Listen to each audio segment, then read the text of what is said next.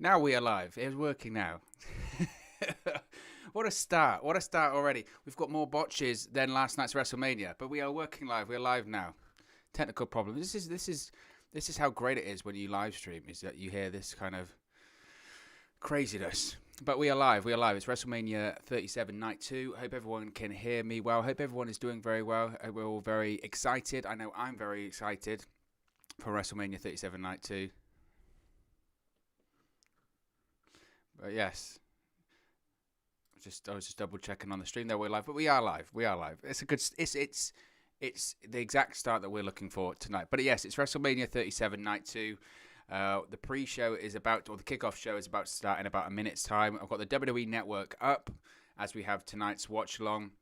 They have the bump on, and I'm going to be totally honest. I mean, I might be wrong in this sense, but never really watched the bump. I never have the time. I've got so many other things that are going on at the time that I never have the time on a Wednesday to watch the bump or anything like that. But looking at the lineup they've got for WWE's own watch along, they've got Mick Foley, Kane, Renee Young, Kathy Kelly, Keith Lee, and Lacey Evans. Not a bad lineup, guys. But you're gonna have more fun here. You're gonna have more fun here with us on tonight's watch along for WrestleMania 37 Night 2. Now, we do have loads of stuff to talk about tonight. Now, as far as I'm aware, again, I haven't been really able to stay totally on top of on social media today, but as far as I'm aware, the weather in Tampa today has been terrible. Has been really, really bad. Obviously, yesterday we had all of those delays. We had all of the delays yesterday after due to the weather. We had the rain delays, we had the lightning alerts, we had all that kind of stuff, and it was a massive problem for WWE, so much so that there was, a 30-minute delay? There was a 30-minute delay before the WrestleMania. So WrestleMania started, you had Vince McMahon on stage, welcomes everyone to WrestleMania, the WWE Universe are back, it's really exciting, and then what happens? Well, obviously we had the rain delay, and we had to wait 30 minutes, and WWE obviously, got caught very cold, pun intended, or not intended.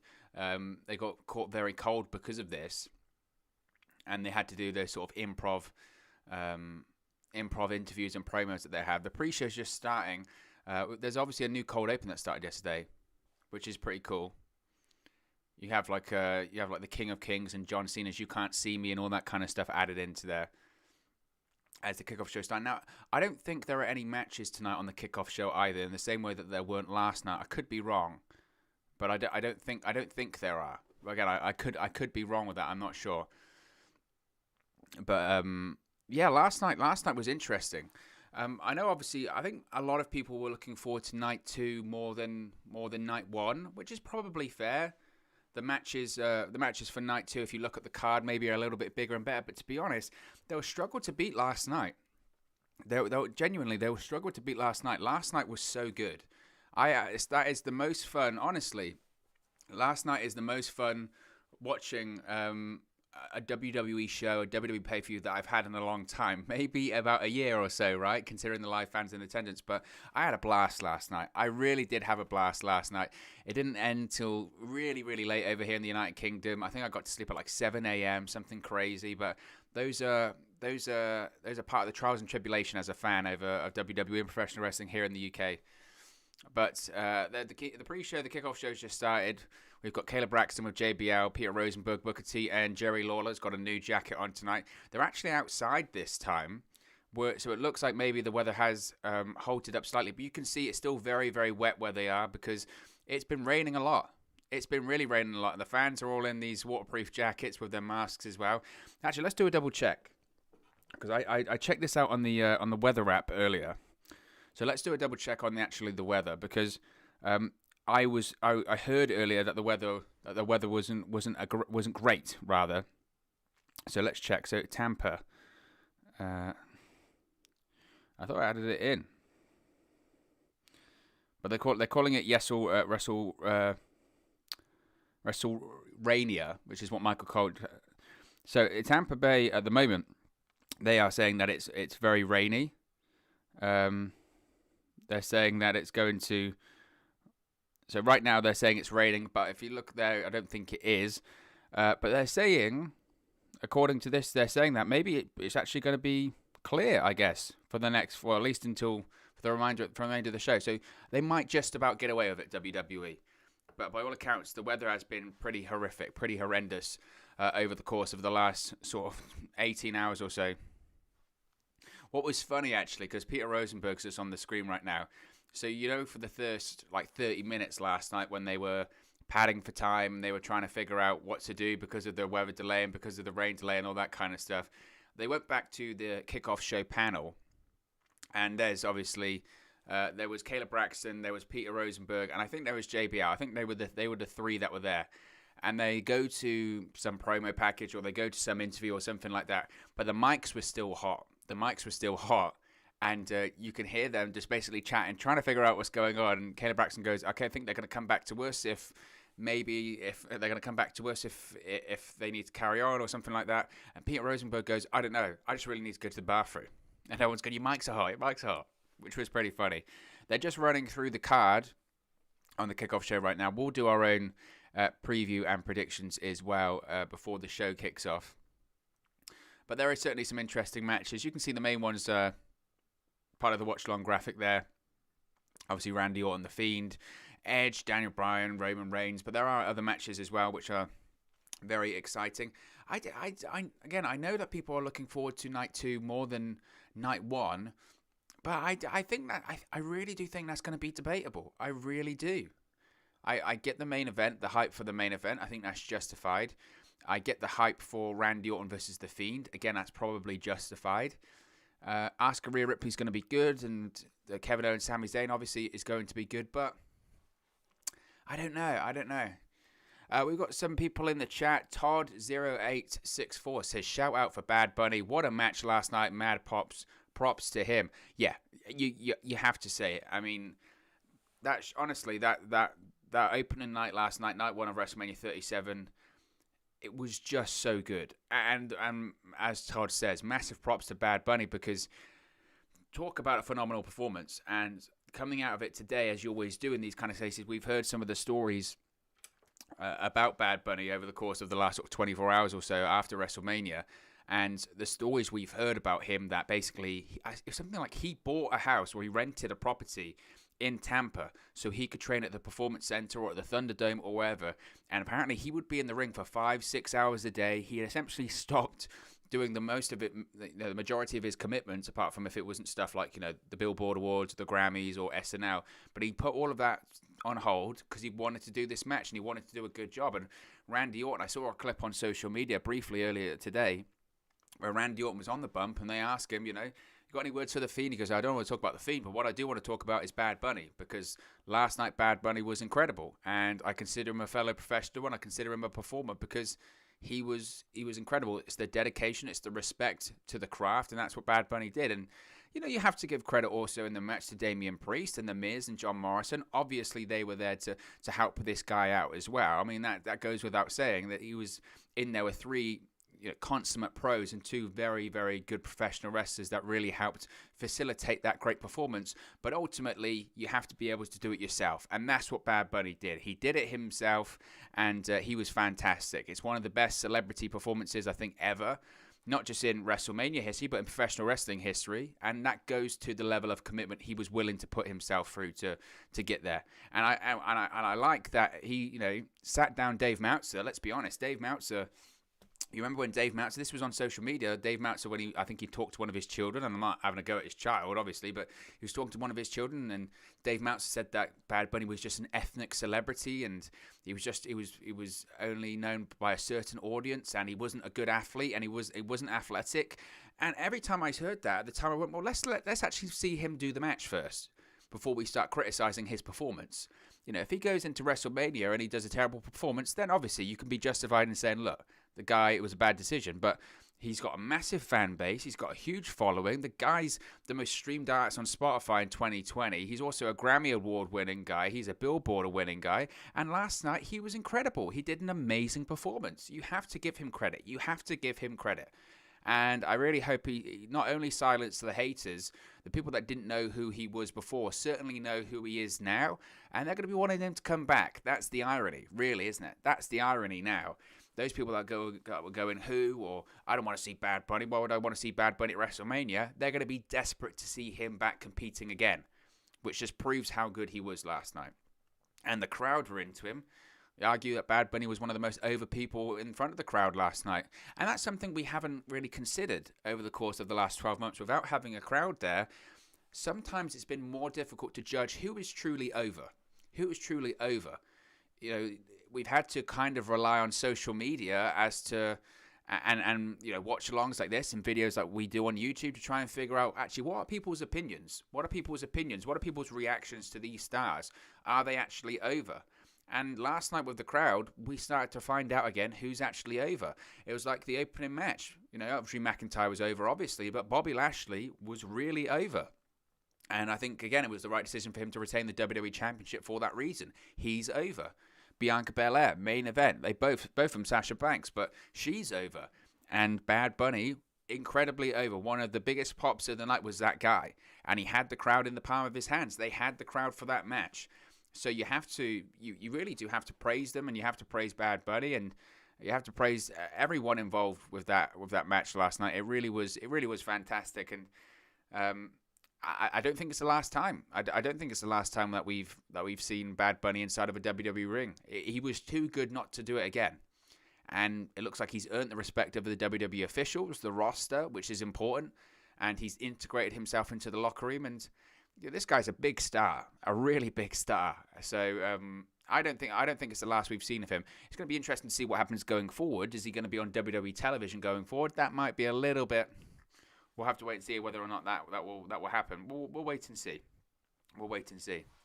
So let's go through some predictions in a second, considering that the kickoff show is currently going on with JBL, Caleb Braxton, Booker T, Jerry Lawler, and Peter Rosenberg. Let's do a bit of predictions of our own. Let's start off with the women's tag team titles. Now, this was a match that, that I'm going to be totally honest, I really don't understand why they're doing this. I really don't. The tag team, the way this happened is that there was tag team turmoil during night one of WrestleMania 37. It involved a variety of tag teams. One of those tag teams was Natalya and Tamina. Natalya and Tamina get the victory. They last eliminated the Riot Squad. It felt odd. It felt really odd that this was the team they had decided to go with to face Nia Jax and Shayna Baszler, because what about this screams a WrestleMania match? What about this is a match, there isn't a stadium big enough for this match because it would sell out any stadium around the world. I mean, what? You know, no disrespect to Natalya and no disrespect to Tamina. I think they both look great. And Tamina recently obviously got herself into a phenomenal shape as well. And they've been around for a while, but there's nothing there. There is nothing there that's really, you know, you're going to care about. There just isn't. I thought that tag team turmoil match was all about Billie Kay and Carmella. The whole story going into that one was Billie Kay and her resume, and I thought she was going to get her WrestleMania moment, and she didn't. So what was the point of all of that television? What was the point of the match? And I mentioned about how great the show was last night and how great the opening night of WrestleMania 37 was. But the low point for me was this match. I mean, the tag team turmoil match was really, really bad. The match was bad, and I saw people saying, "Oh, he got mixed reviews." It wasn't good. There were a lot of botches in there, and I was listening to something earlier, and frankly, I had to turn it off. And they were basically saying, "Oh, I think it wasn't good because it got cut. They might have had time cut because there were delays, so they might have had time cut." And I was listening to that, going, "Are you serious? This was one of the longest matches on the show last night. There was only, I think, 3 matches that were longer than the tag team turmoil match. The tag team turmoil match went nearly 15 minutes. 15 minutes." And that's you know, no disrespect to him, but that was way too long anyway, and it was filled with botches. It wasn't good. It just wasn't good. And again, the outcome, I don't get it.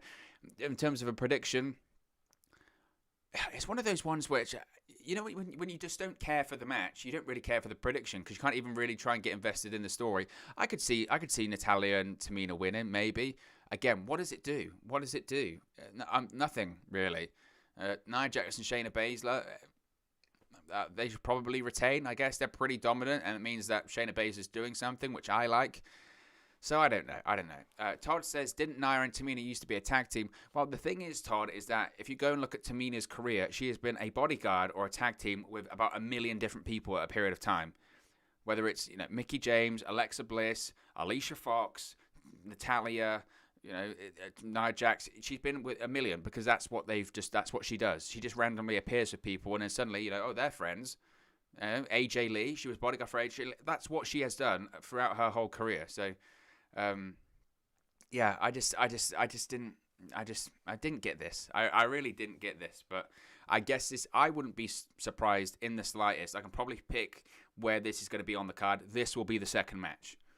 And I don't know if they've announced what the opening match is. I heard something possibly saying it was going to be The Fiend versus Randy Orton. I don't know if that's accurate. But again, if it is, this will be the second match. The reason this will be the second match is because this will be the one that's the crowd are red hot. Obviously, the weather's a bit better, hopefully.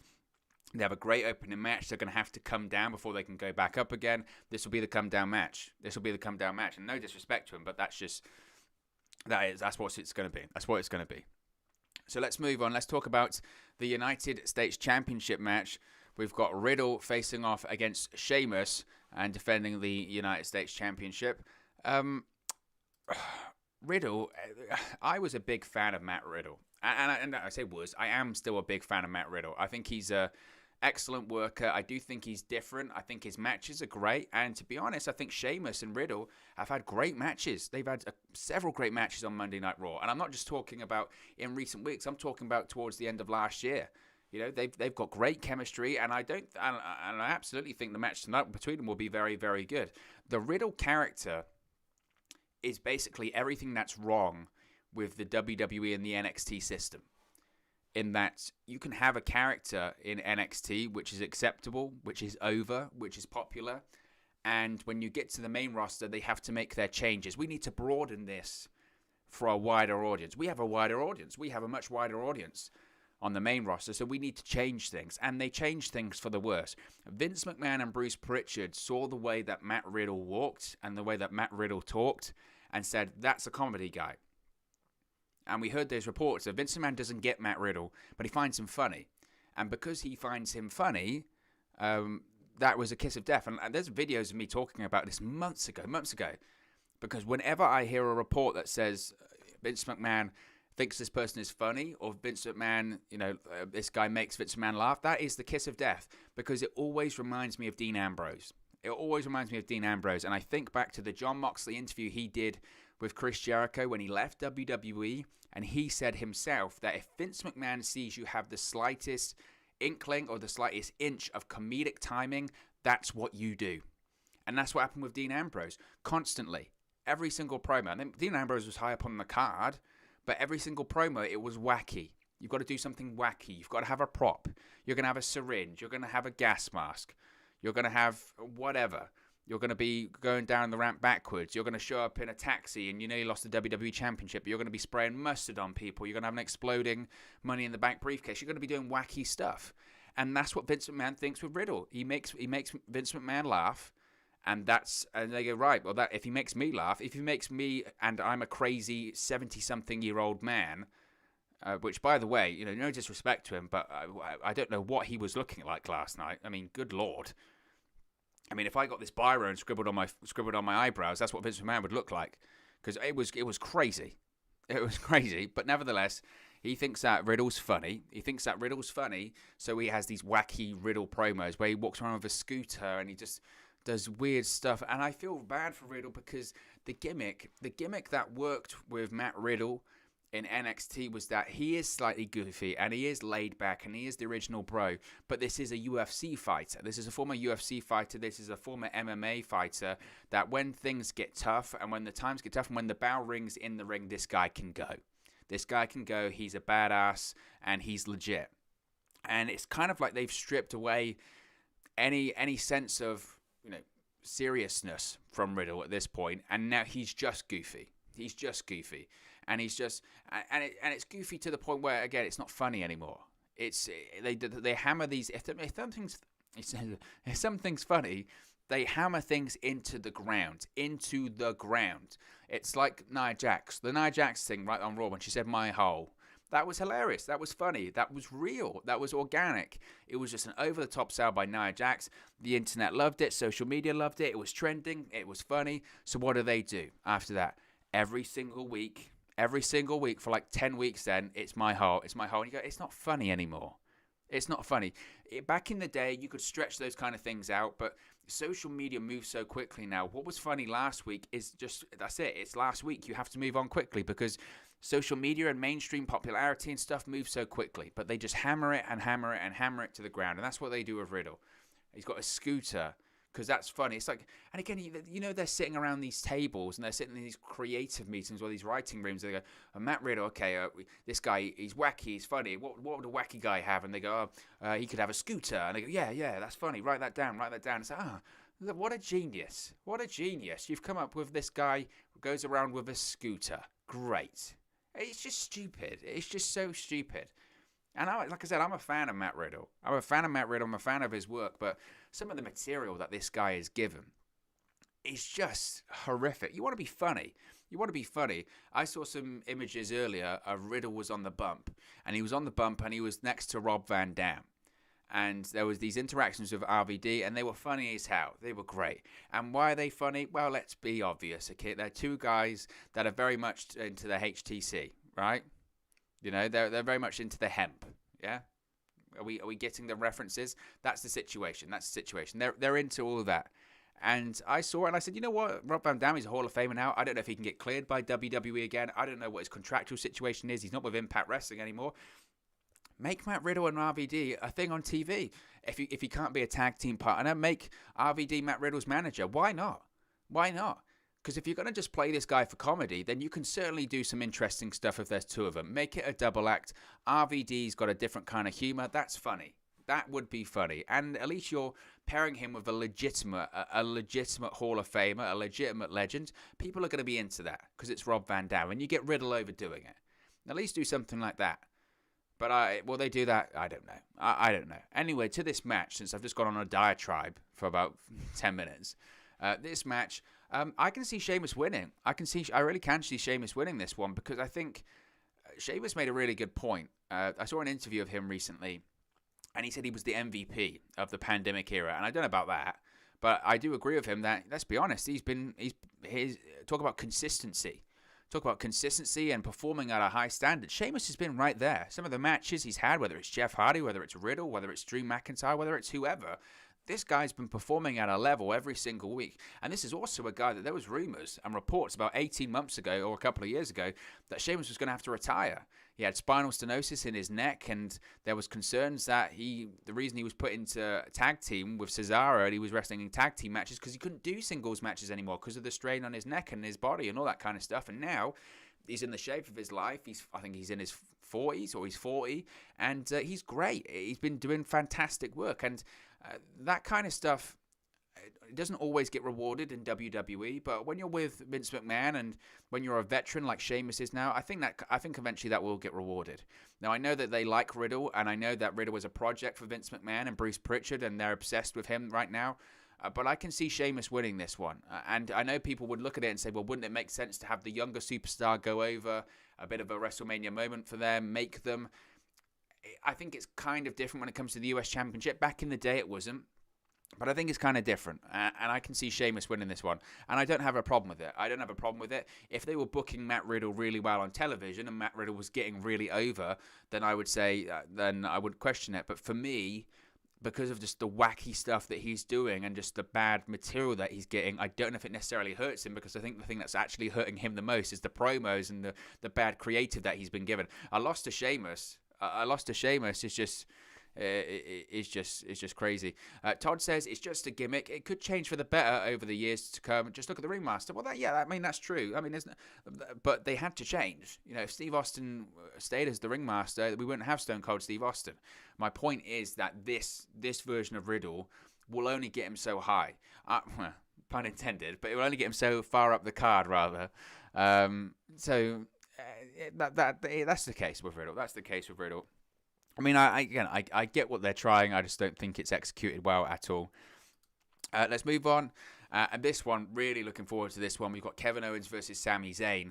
Now, Logan Paul is involved in this match. I thought about putting him on the graphic, and then I just thought, it's not about Logan Paul. It's about Sami Zayn. It's about Kevin Owens. It's about them having a WrestleMania match. These are two guys that have fought forever. They've been, obviously, they're best friends in real life, but they've been tag team partners. They've been rivals. They've had great matches in NXT and in WWE, but they've never competed at WrestleMania. And these are two guys that, yes, Kevin Owens versus Sami Zayn, yes, we've seen it before. Yes, we've seen them have great matches, but the matches have always been great, and it's never been on a WrestleMania stage. And I think when people saw that they were putting this match together, their initial thoughts were, one, it means we're getting a good match, and two, great matches are always great matches, but when they're on the WrestleMania stage, when they're on the stage, it's the grandest stage of them all, that can make a great match into an iconic match. And that could be the case for Sami Zayn and Kevin Owens tonight. Now, what's going to be the involvement with Logan Paul? I don't know. I don't know. I don't know what that will be, to be honest. I could see a situation where maybe, I think Logan Paul, I really hope he doesn't get involved in the outcome of the match. My concern is that he will, but I would prefer the outcome of this match. I would prefer them just to be facing off and have a great match. Now, do I think Logan Paul's appearance, his celebrity appearance, is going to be anywhere near as good as Bad Bunny last night? Absolutely not. Absolutely not. No way. I don't know. To be honest, I don't think Logan Paul's as dedicated to, the profession or WWE or anything like that. I think, but my concern is that he gets involved in the outcome of this match. What that is, I would probably like to see Sami Zayn win, if I'm honest, because I think that his character on WWE television is so entertaining. It really is entertaining. Sami Zayn's character work on WWE television is so great. It is so great. It's so funny, and he's really, look at the development. Talk about the development of someone getting sports entertainment. Sami Zayn's always been a great professional wrestler, whether it's Al Generico on the indie scene and Ring of Honor, whether it's Sami Zayn in NXT or when he first came onto the main roster. He is a great wrestler. He's very, very good at what he does. Unfortunately, in the world of WWE, that will only get you so far. In the mind of Vince McMahon and Bruce Pritchard and those other guys, it is sports entertainment, and you do need to have a character, and you do need to be larger than life, and it does matter what you do on the microphone, and it doesn't matter what you can do in pre-tapes and vignettes and all that kind of stuff. You need to be over the top, and you need to be entertaining. You need to get it, and it's taken a while for Sami Zayn to get there, but man, has he got it. Man, has he got it. He is one of the most entertaining characters on SmackDown every week, and to be honest, and I say those things about Vince McMahon and Bruce Pritchard, and I don't mean it as a knock. Don't get me wrong, because it's the character that sells tickets. It's the character that gets you over. Some of the biggest superstars in history haven't been the best wrestlers. They've been great characters. It's the characters that make you iconic. It's the characters that make you into a legend. And I think that's the same with Sami Zayn. I think his work over the course of, since he returned during the pandemic, I think it's been fantastic. I really do.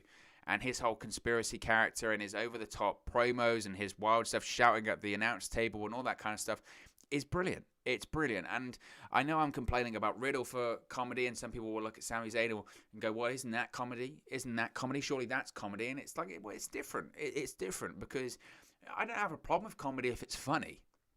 When you're talking about sophomore stuff that isn't funny, that's the difference.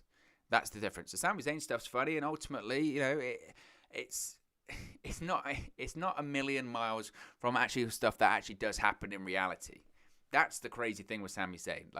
And I don't think people have really spoken about that much recently. Let's be honest. Sami Zayn going on about conspiracies, and the conspiracies aren't there, and they don't make any sense. And you're going, what on earth are you seeing, or what on earth are you doing? That isn't out of the realm of reality at the moment. That's real life, folks.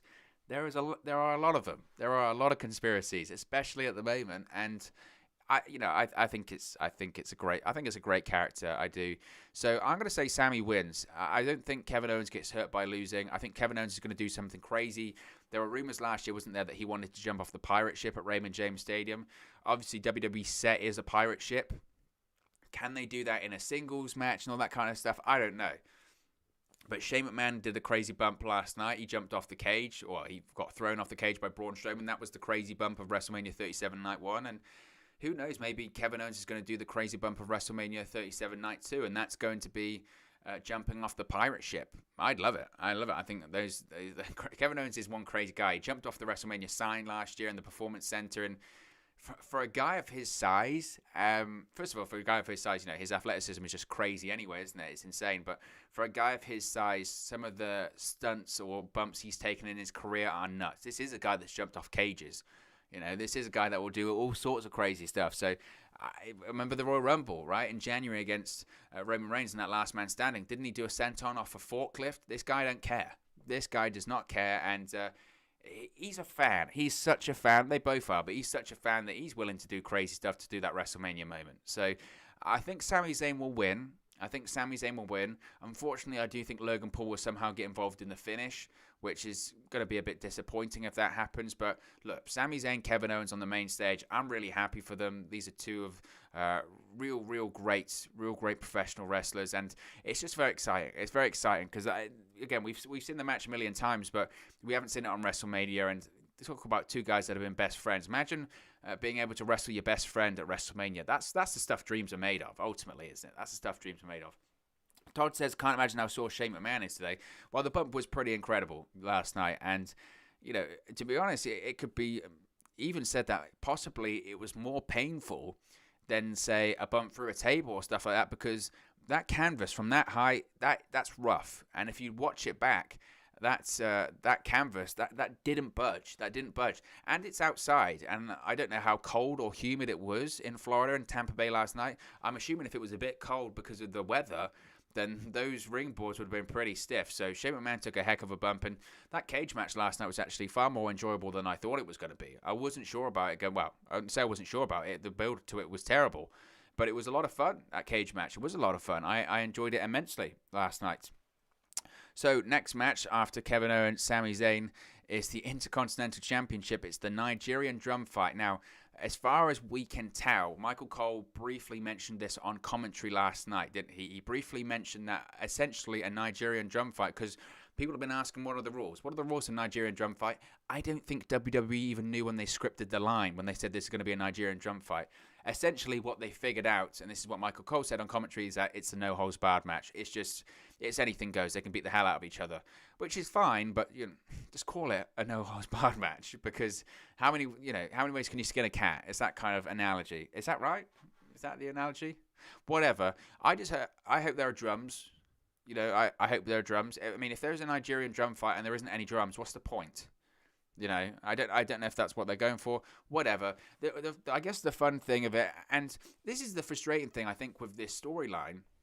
I mean, there's quite a few holes you can pick in this one, but one of the frustrating things is that Big E did a promo on SmackDown on Friday, and the whole promo was about Big E embracing his roots, going back to his hometown. Obviously, Raymond James Stadium is in Tampa Bay, Florida. That's where Big E is from. That's where he went to high school. That's where he went to college. That's where he was an amateur wrestler and all that kind of stuff. That's where he's on the football team.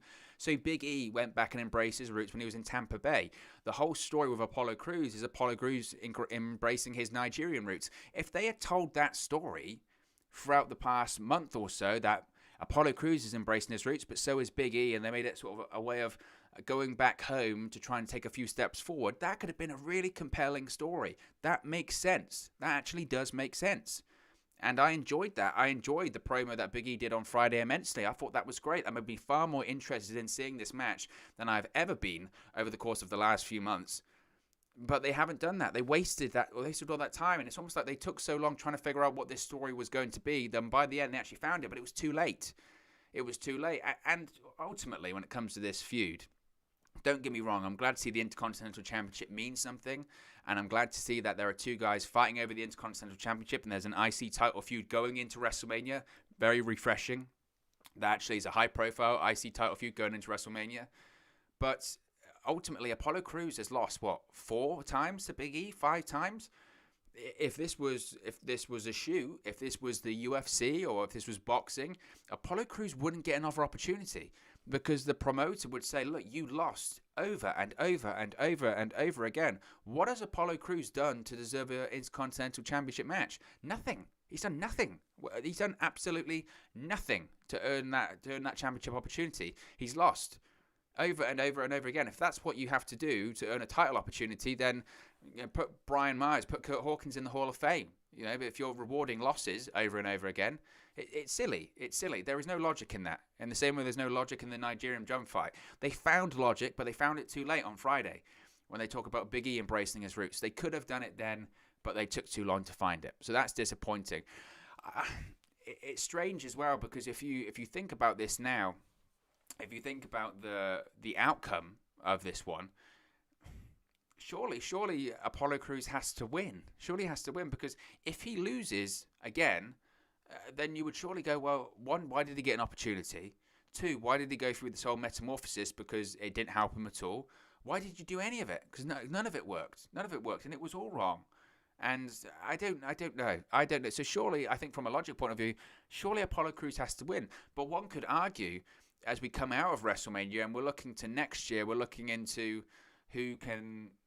We're looking into next year, and we're looking into who could possibly be challenging Roman Reigns, or who could be challenging Roman Reigns later on this year. Who could be challenging Reigns going forward for the Universal Championship on SmackDown? How do we get Big E to the next level? Do you get Big E to the next level by necessarily losing to Apollo Crews, someone that he's lost to 1,000,000 times? That doesn't make a lot of sense. That doesn't make a lot of sense logically. So I think Apollo Crews is going to win, but I think, to be honest, the better move, if I'm going to be really brutally honest, I think the better move is that Big E wins. I think Big E should win. And I want to see Big E fight for the Universal Championship by the end of the year. Now, I don't know if Big E's going to actually be the WWE Universal Champion by the end of the year. I can see a scenario, frankly, and this is kind of infringing on the Universal Championship prediction later on. I can see a scenario where this time next year, Roman Reigns is still the Universal Champion because he still hasn't lost. And I know people will say that's not possible. I think that's more than possible. I really, really do. I really do. So I want to see that Roman Reigns Big E feud. I think Big E is a future WrestleMania main eventer. I think Big E is a future Universal Champion, a future WWE Champion, whatever. And I don't know if we necessarily get there by him losing to Apollo Crews tonight. But again, if he beats Apollo Crews, why are you even having the match? Because Apollo Crews, all he's done is loss. It's just a strange WWE booking philosophy when it comes to wins and losses. It's 50-50 booking and the rematch culture. You know, if you're not doing 50-50 booking, because this feud hasn't been 50-50, it's just been rematch culture. It's been the way of, I got an opportunity at the Intercontinental Championship by beating someone up. That's how they've done it. It's very odd. It's very odd. Sometimes if you want to dive deep into the WWE booking philosophy, you'll go insane. You'll go insane very, very quickly. So let's move on. Let's talk about The Fiend and Randy Orton. Now, this is very interesting. I did a match preview talking about this earlier today. And I am excited for this one, as many people are, because let's be honest, the Fiend character, I think, is arguably one of the most compelling characters on WWE television right now. It's up there with Roman Reigns. I think Roman Reigns is arguably the most compelling character on WWE television right now, the best character on WWE television right now. But The Fiend is, if you want to say Roman Reigns is the best on SmackDown, The Fiend's the best on Raw. Now, I know that it divides a lot of people, and I know a lot of people aren't a massive fan of The Fiend. I know some people don't like the supernatural element of The Fiend, the supernatural nature of The Fiend. I get it. It's not for everyone. But I think that comes down to philosophy, and I think that comes down to preference. What I do think is ironic is those same people that say, I can't stand the supernatural stuff in this, or I can't stand that this rivalry has had Randy Orton and Alexa Bliss oozing the black stuff out their mouth, and the Fiend was burnt alive and now he's come back. Yet they're the same people. They're the same people that are fans of The Undertaker. And they talk to this day, they reminisce about when The Undertaker had casket matches against Yokozuna and he floated up at the Royal Rumble, or when he had all of these comebacks, or in Survivor Series in 2006 when he came out the burning casket with Randy Orton, or all of the rivalry he had with Kane and Paul Bearer and burning down the funeral home and all that kind of stuff. And you sort of go, look, how supernatural is that? You've got Kane and The Undertaker setting people on fire, throwing lightning bolts out of their hands. That's acceptable. But The Fiend coming back after being burnt alive, no, that's too far. Where are your limits? Where are your limits? It doesn't make any sense. It doesn't make any sense when people complain about that. So I don't have a problem at all with anything, with anything when it comes to the supernatural stuff. As long as it's not too just dumb.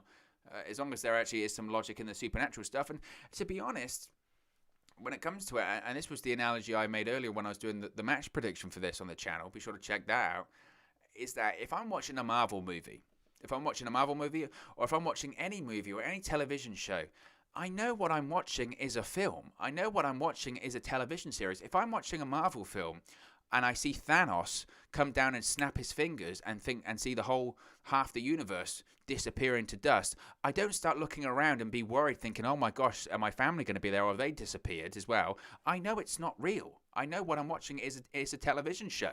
I get it. And it's the same for The Fiend. I know it's not real. I know I'm watching a television show. You know, isn't that the point? Isn't that the point? You have to realize you're watching a television show. You're watching something that is meant to entertain you. And sometimes that's the problem. I don't watch The Walking Dead and start looking outside being worried because I think zombies are going to be there, because it doesn't work like that. That's not how television works. So people that get angry with the supernatural stuff and the supernatural elements of The Fiend or Alexa Bliss, it's television. And if you don't like it, that's fine. There's other stuff on the show for you to like. So when it comes to this match with Randy Orton tonight, again, there were rumors that it was going to start the show. I don't have the sound on for the kickoff show, so I don't know that to be accurate or not. If it does open the show, I hope it's dark, to be honest, because the reason there had been a lot of speculation this was going to be cinematic, and it's not. It's just your standard singles match.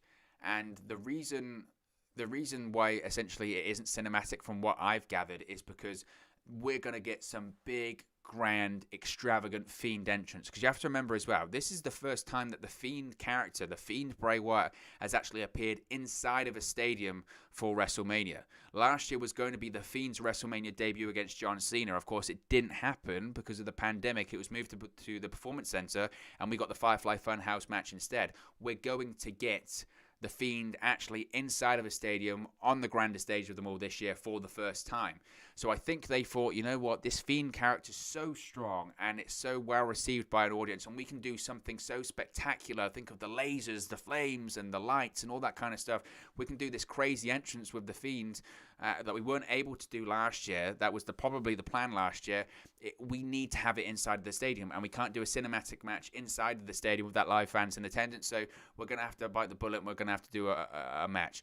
I wouldn't be surprised, and if I was booking this myself, I wouldn't be surprised if we see a match whereby they come out, Randy Orton hits an RKO. You think, oh gosh, is this over? Randy Orton, in fact, I'd take it another level. I'd have the bell ring, I'd have Randy Orton bang RKO, I'd have Randy Orton kick him in the head, do the punt kick, because no one gets up from that, and then I'd have the Fiend just pop right back up. Sister Abigail, mandible claw, whatever you want, just destroy him. And then, again, I don't know how they could do this, but the Fiend can't stay looking like that forever. Right? The Fiend can't stay looking like that forever. I understand the story is that he was burnt alive and he's charred up and all that kind of stuff, but he can't stay like that, looking like that forever. He will go back to, I guess, the original version of the Fiend or a hybrid version of both or something like that. So I don't know how they get him back to that point, but that's not a bad thing. The fact I can't predict that's great. As a fan, as a viewer, I want to be hooked in. I want to have those cliffhangers. I want to have chapters at the end of the book where I'm like, I don't know where they're going with this. I don't know where the Fiend character is going after Randy Orton. That's great. That is fantastic. Who's to say the Fiend doesn't face Bobby Lashley?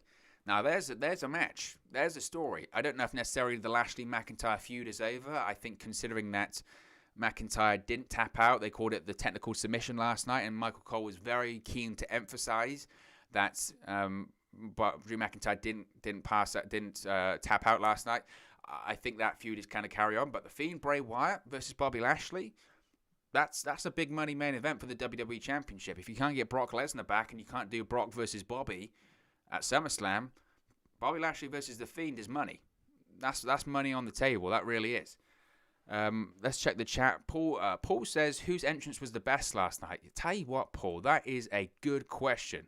You guys can let me know in the live chat what you think was the best entrance last night. Who had the best entrance? I tell you what, and it wasn't a really extravagant entrance. It wasn't like, your WrestleMania entrance or anything like that.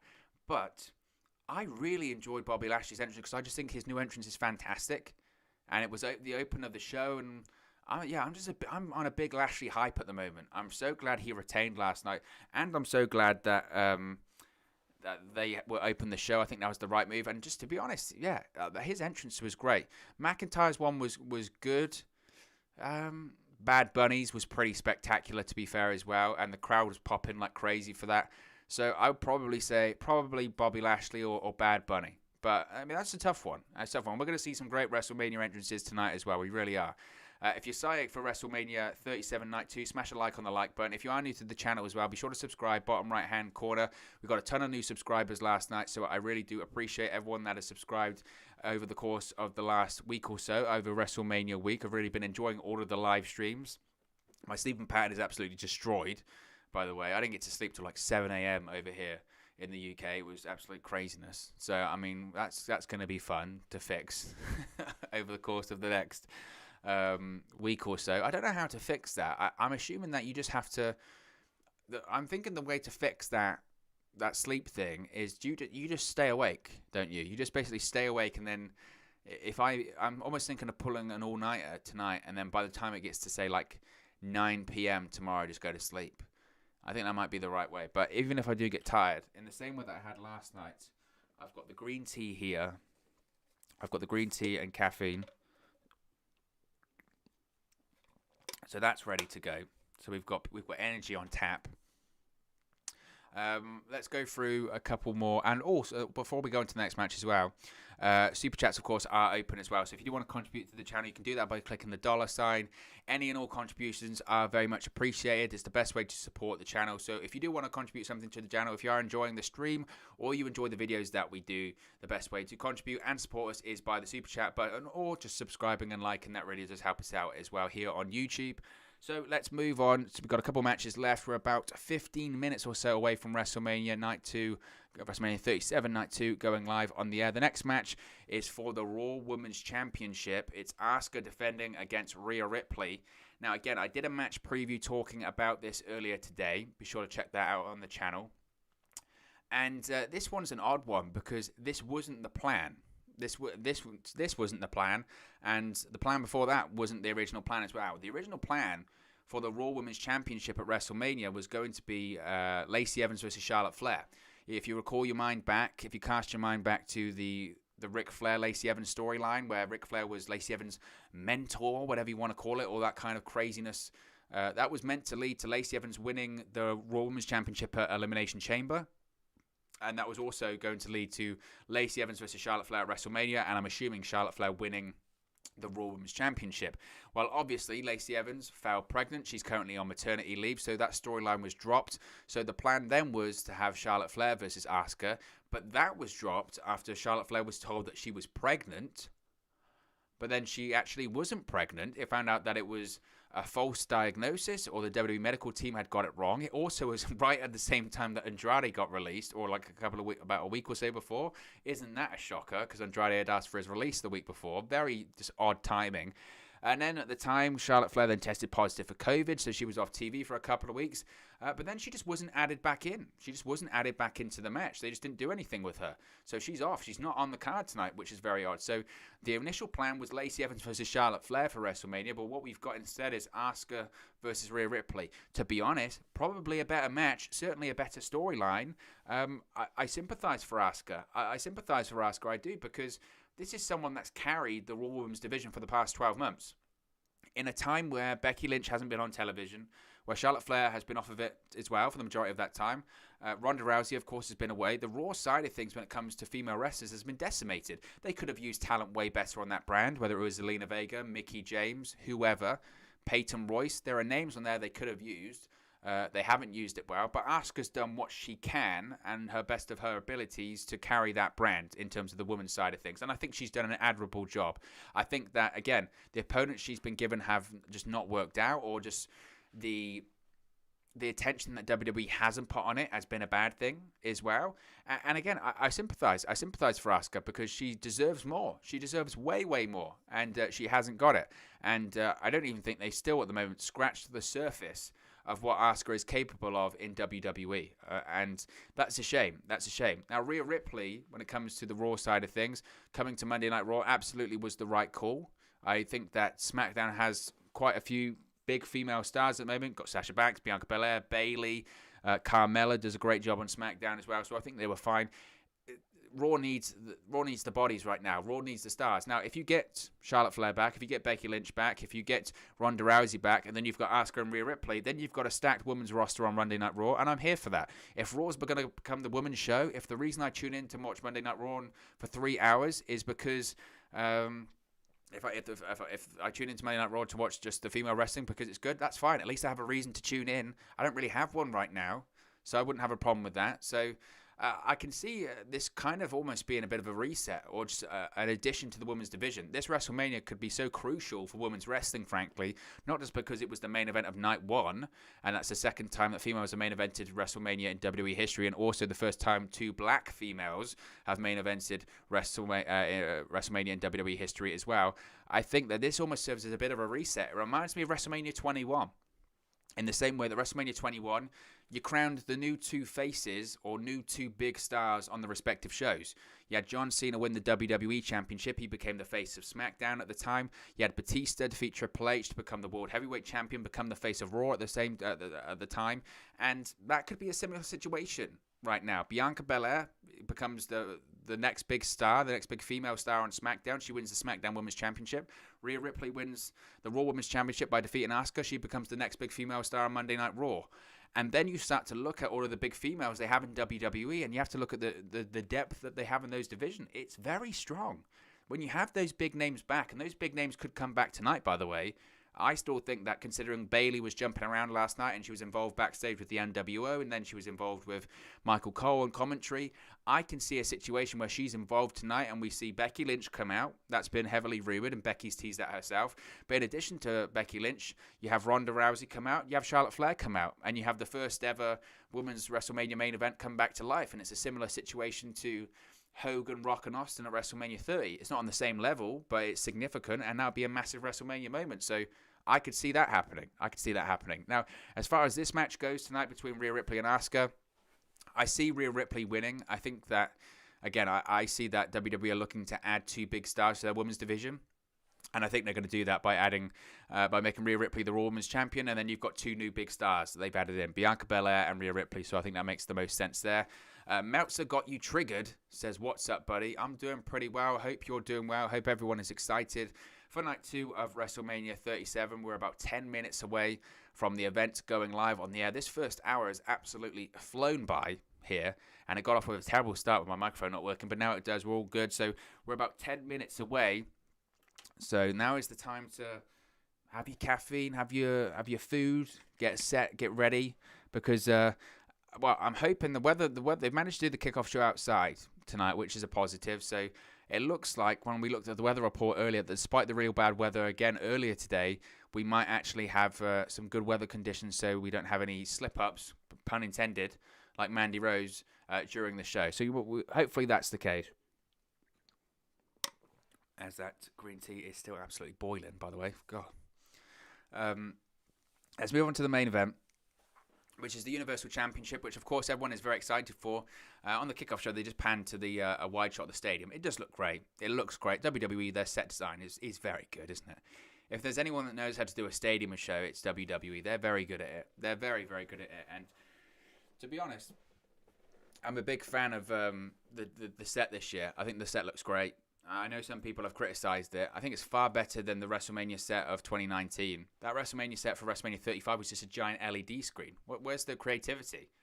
Where's the creativity there? Some people just have a massive problem with WWE, but some people have a massive problem with that this year it's got the same kind of pirate theme as last year. And people will say, he did a pirate theme last year. Well, it was meant to be at Raymond James Stadium last year. And that's the whole thing. It's the Buccaneers. And I know that it wasn't in the end. It was moved to the Performance Center, but you can't. That's the gimmick. In the same way that people don't get angry. So next year the show's in Texas. Next year WrestleMania's in Texas, AT&T Stadium, and obviously that logo, if you've seen it, is the Lone Star State. So it's got a big star on there. It's essentially the same kind of logo that it was for WrestleMania 25. You don't see the same people going, "It's just the same before." Because it's Texas. That's the gimmick. That's the logos. And it's not the exact same logo as last year. It's similar, I'll give you that. But, yeah, you just have to kind of, get over it. Basically, you have to kind of get over it. So, that was tangent. But main event, Universal Championship on the line, Roman Reigns, Edge, and Daniel Bryan. Who do I think is going to win this one? Who do you think is going to win this one? You can let me know in the live chat your thoughts. I think there is definitely a rationale for all three of these guys to win, right? There's a rationale that all three of these guys could win. I think that the most likely order of these people winning, so who do I think has the least chance of winning? I think that's Daniel Bryan.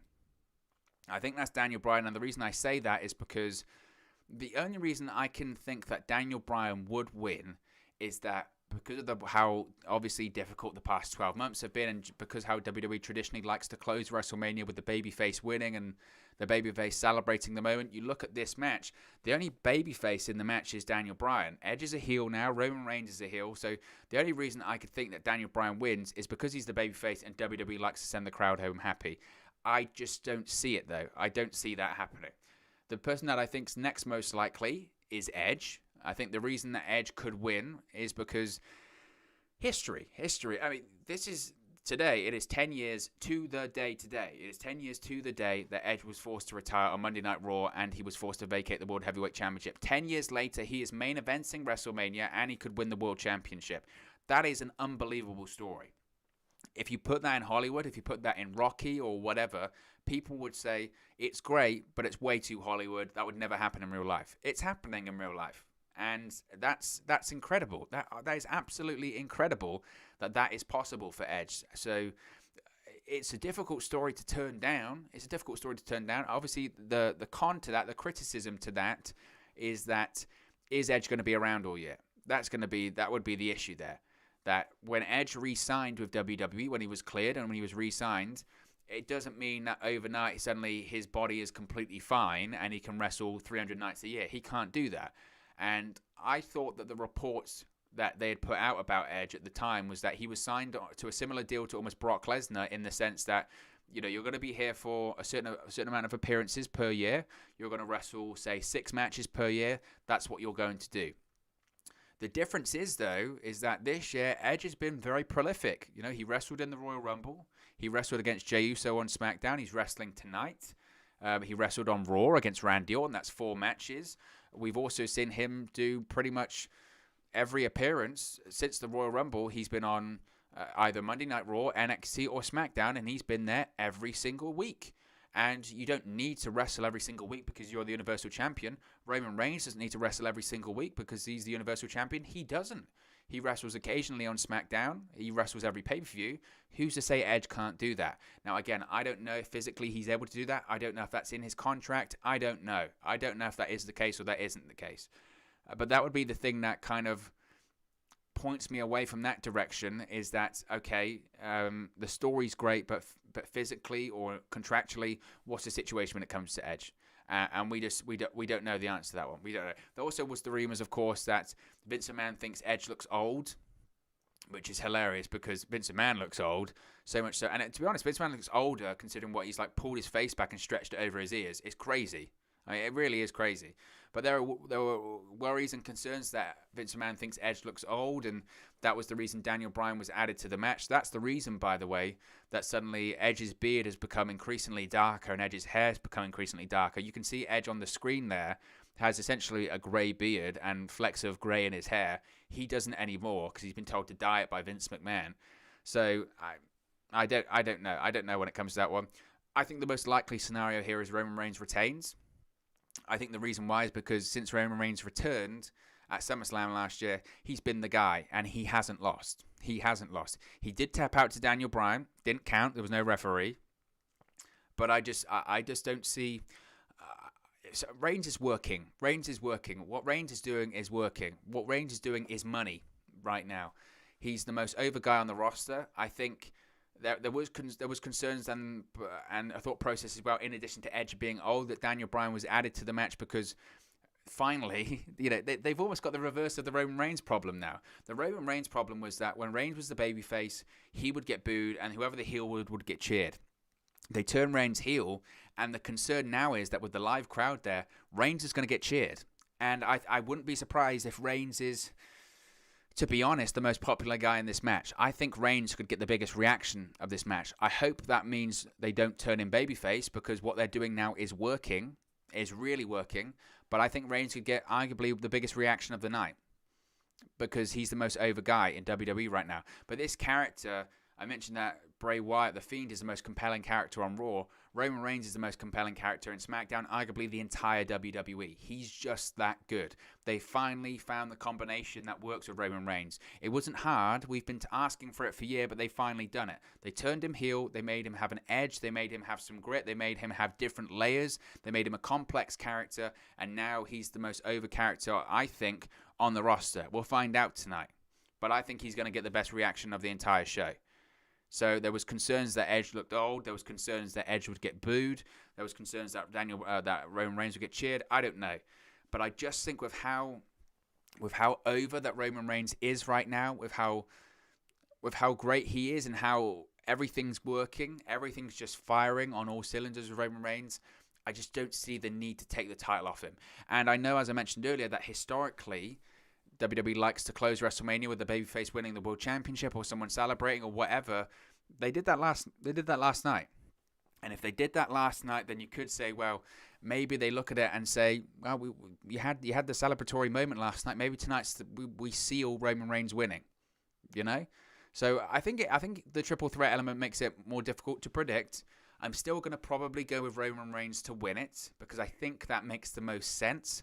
But all outcomes, I wouldn't necessarily be totally shocked. I think, if anything, the one I would almost be the most shocked with might be Edge, even though I think it's the second most likely. Just because it would be a sign that Edge is going to be sticking around for a bit longer. He is going to be wrestling more matches this year, and he is going to be appearing on television at least for the next month or so. I mean, he can win it, and then he can drop it to Roman Reigns in a singles match at, say, Money in the Bank. I would still like to see a scenario whereby with Money in the Bank, we have the guy that won it the first time ever, Edge, win it again. Because the Money in the Bank concept the last couple of years, they've brutalized it. It's not paid off. I mean, look at the Miz and Otis and all that kind of stuff. So there's a real lot of moving parts coming out of WrestleMania, which is very interesting. So we're about 90 seconds away from WrestleMania 37 Night 2 going on the air. I tell you what, the last hour has absolutely flown by. Absolutely flown by. I very much enjoyed it, and I'm very excited. If you're excited for WrestleMania 37 Night 1, smash a like on the like button. Be sure to subscribe, bottom right-hand corner. Who do we think is going to leave WrestleMania 37 as the Universal Champion?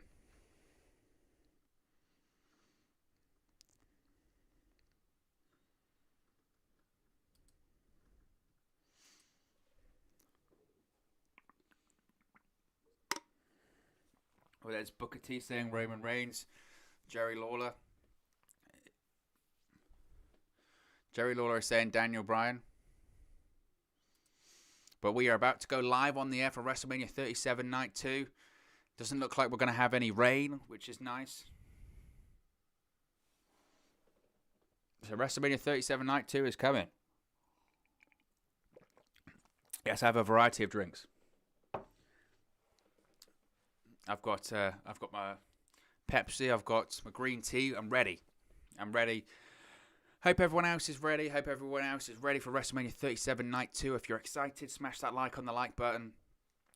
Make sure to subscribe, bottom right-hand corner as well. Let's do a quick check before we go properly live on the air for WrestleMania Night 2. See how many subscribers we're on. See if we can do a bit of a target. As we see the new Then, Now, and Forever logo that was debuted last night. So we're on 3127. Let's just go for 3130. So if you're new to the channel, if there's 3 people here that haven't subscribed, if you subscribe, we've already hit our target. Then we can just sit back and enjoy WrestleMania, not have to worry about it all. There we go. Then, Now, and Forever. The show is opening once again. I think we are going to have some performers.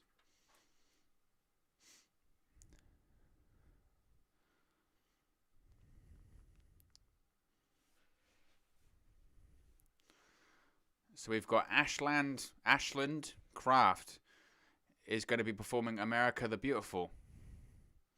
Apparently she's a country singer. We had America the Beautiful last night and it was pretty emotional actually. Rhea Ripley was crying. We can actually have a comparison as to who does the better version. Because I thought last night's version was actually very good. You would have thought at least one of the nights they'd do the national anthem as opposed to America the Beautiful as well.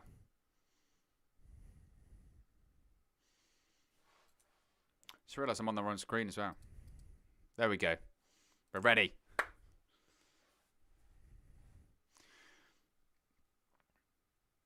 It looks like... Oh, that's last night. I was going to say... they showed the clips of the WWE roster back out on the stairs. I was like, they're back out again. And they're in the same gear that they were last night. That's commitment.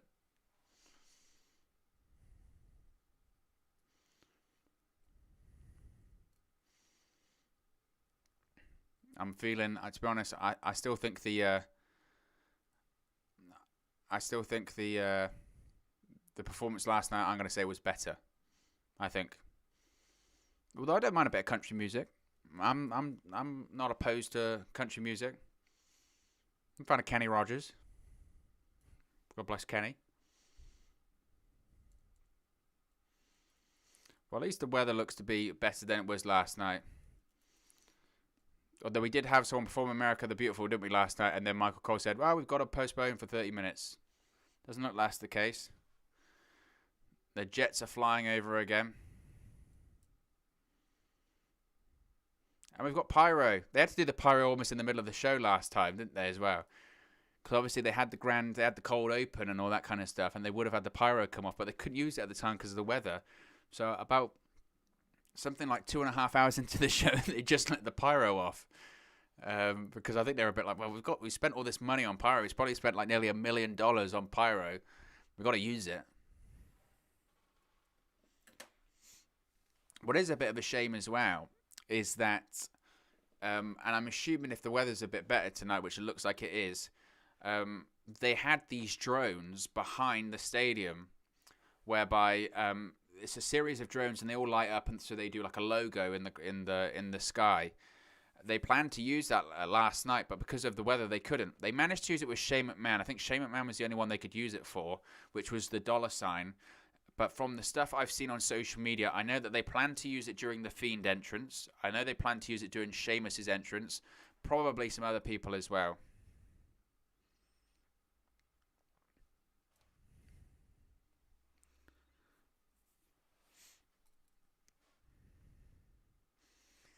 No, it's going to be interesting. Are they just going to do the same cold open that they did last night? Because the last night cold open had the sort of... Yeah, it's the same cold open as last night, isn't it? They did the whole history of history stuff, didn't they? And then it gets comedic, and you see like Drew McIntyre wrestling with an octopus or something, don't you? That's what they did last night. It was weird. You see like... Yeah, it's the same thing. There's Raymond Reigns on a pirate ship with a sword. The big octopus, yeah. Drew McIntyre there.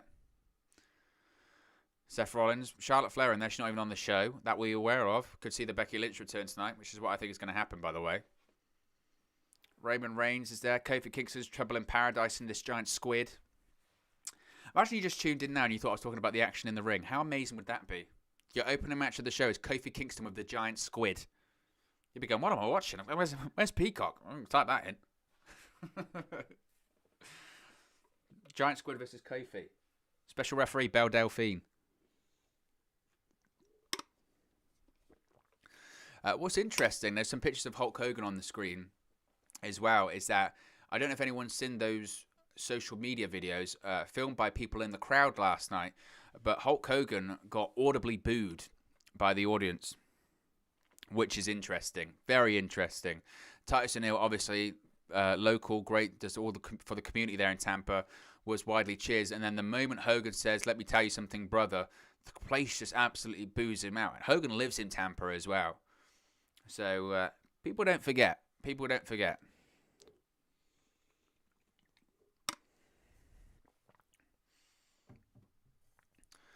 But apparently there were plans for Hogan to host last year. That was the plan.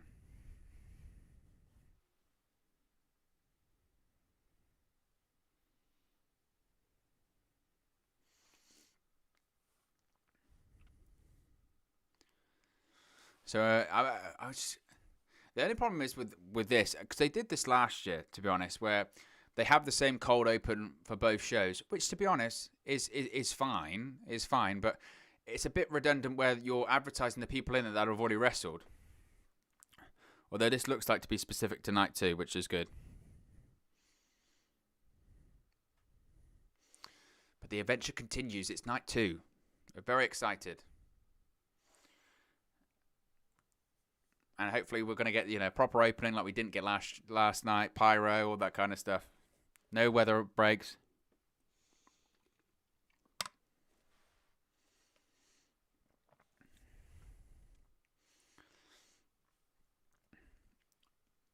Hopefully Michael Cole doesn't botch the ending like he did last night. Bianca Belair, Sasha Banks kicked out. No, she didn't. She won. I know. That was funny. I didn't hear it at the time, so I had to go back and watch it afterwards. And Michael Cole just go, and a kick out. Oh, wait, she won. It's like, well done, Mike. Yeah, we got Pyro. Nice. We got a Pyro entrance, WrestleMania Pyro entrance. Set looks awesome. I don't care. If people say that set isn't good, they're out of their minds. Set looks great. They got the 3D stuff.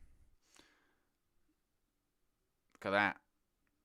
Got fire. They got the lasers. They got the lights. This is WrestleMania, guys. This is the WrestleMania we come to expect. We've got fireworks going off in the background. You can barely see anything because it's just smoke everywhere. There's people in the crowd. I thought it was a mandate to wear a mask when you're in the crowd because some people just aren't. By the way.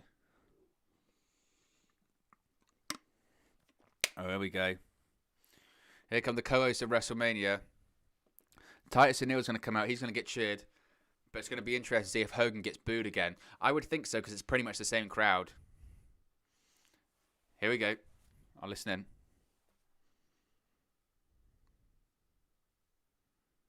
Hogan got booed. Hogan definitely got booed. 100% Hogan got booed. They basically, as soon as they started hearing the boos, they cut it off. Right, Titus O'Neil and Hulk Hogan have come out in... Well, they've actually gone to someone in the crowd that had a Hogan for Life thing. Titus O'Neil and Hulk Hogan are dressed as pirates. Embracing the whole Buccaneer stuff. So Titus O'Neil and Hogan have got the pirate gimmick going. Paul Burchill would be fuming with this. I want to see Paul Burchill slide down from a rope.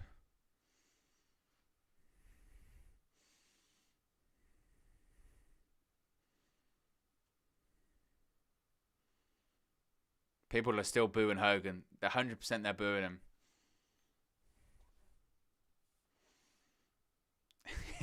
It's almost...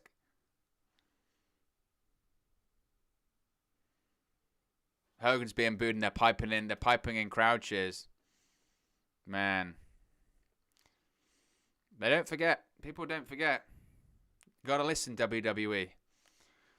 You might have Vince McMahon, and some people might have forgiven him. It's very obvious those in the crowd have not.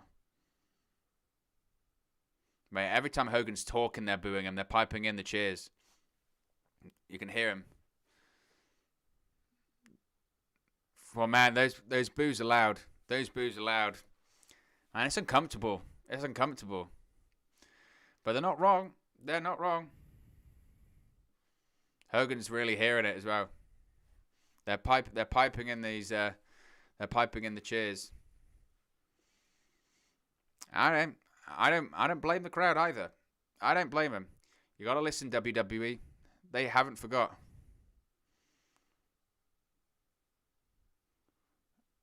It looks like well, I thought sounded like they cut the. I felt like they might have cut that segment short.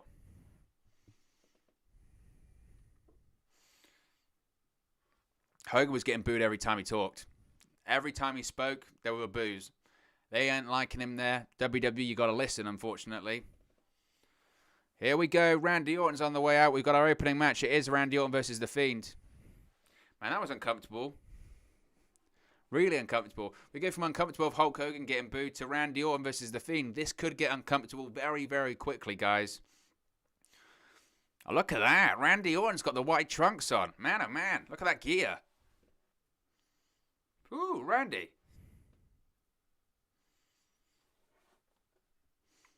I'm not sure if Hogan's going to be on WrestleMania tonight as well. Randy Orton with the white gear, though. Look at that. I can't remember the last time Randy Orton wore some gear like that. That's old school Randy Orton. That's Randy Orton Evolution days. I don't know if I ever remember Randy Orton wearing white gear. I remember him wearing sort of, blue gear or stuff like that during his Evolution days. But, man, the white gear, new ring attire, Randy Orton. There's some serious evolution to Randy there. Pun intended. I love it. Randy Orton just phone slipping over. Randy Orton gave it that, saying that the crowd, listening to the crowd, he feels it in his veins. And then, to be honest, the last 12 months, who's been as good as Randy Orton? Not many people. That guy, the promos he was doing with Edge, the feud he did with Drew McIntyre, now the work he's doing with Bray Wyatt. Randy Orton making sure he keeps his foot in as well. Randy Orton's drying his feet, it looks like.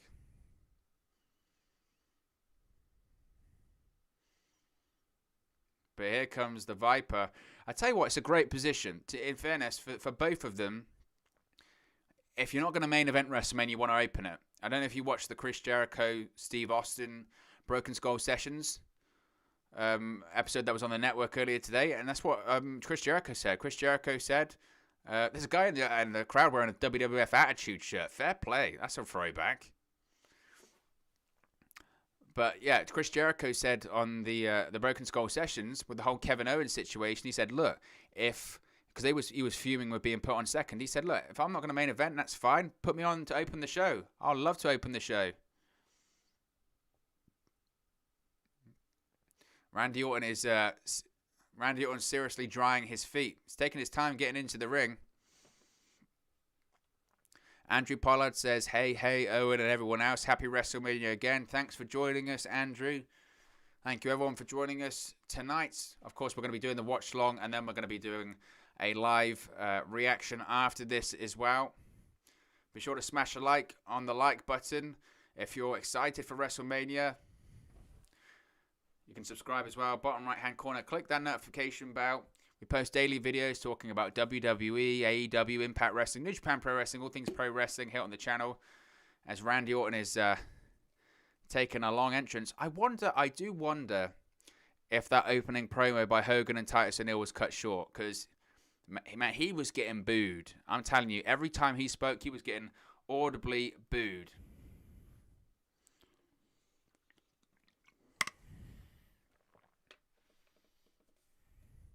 There's the pyro behind Randy Orton. You can tell he's loving it. He's drinking this all in. He's going full Jericho. Drink it in, man.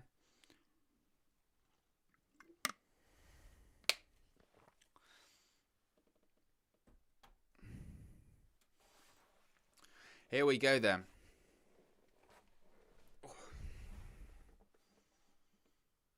We're going to a video package for Randy Orton and The Fiend as we speak right now.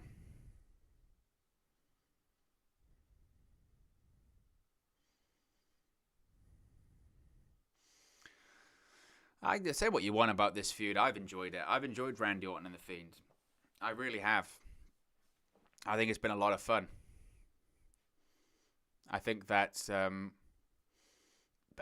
think the reason people have had their criticisms of it is because it's been such a long distance of time that they've tried to tell the story over, and some people have short attention spans, and some people just don't like the supernatural stuff, and that's fine. That is totally fine. I like it. Although I saw the same people, and this is how crazy it is. I mean, so they're showing the on the video package now. You know when Alexa Bliss was on Raw and she was in the whole pentagram thing? And people, I'm not even joking, this is how crazy it is. There were people on social media that were complaining when she was in the pentagram going, how could you do that? How could you have Alexa Bliss in the pentagram? What, are you trying to worship the devil? Are you? I was like, come on. Get over his TV show. You didn't say that in Marvel. You don't have Mephisto show up. You wouldn't go, oh, what are you, devil, glorifying it? You get over it. I mean, the Fiend got burnt alive and he came back. You know, he looks like a crisp. That's the whole point. I'm still in shock of... we've seen a new version of The Fiend. New version of The Fiend as well, obviously, with the fire. We've seen a new version of Randy Orton so far tonight. A white version. A white gear version. As we see this burnt version of Bray Wyatt. I'm interested to see how Bray Wyatt can work in this gear. Because a couple of times he's looked a bit rigid. Like, it doesn't look like he can turn his head. When he turns, he kind of goes like this. Like that.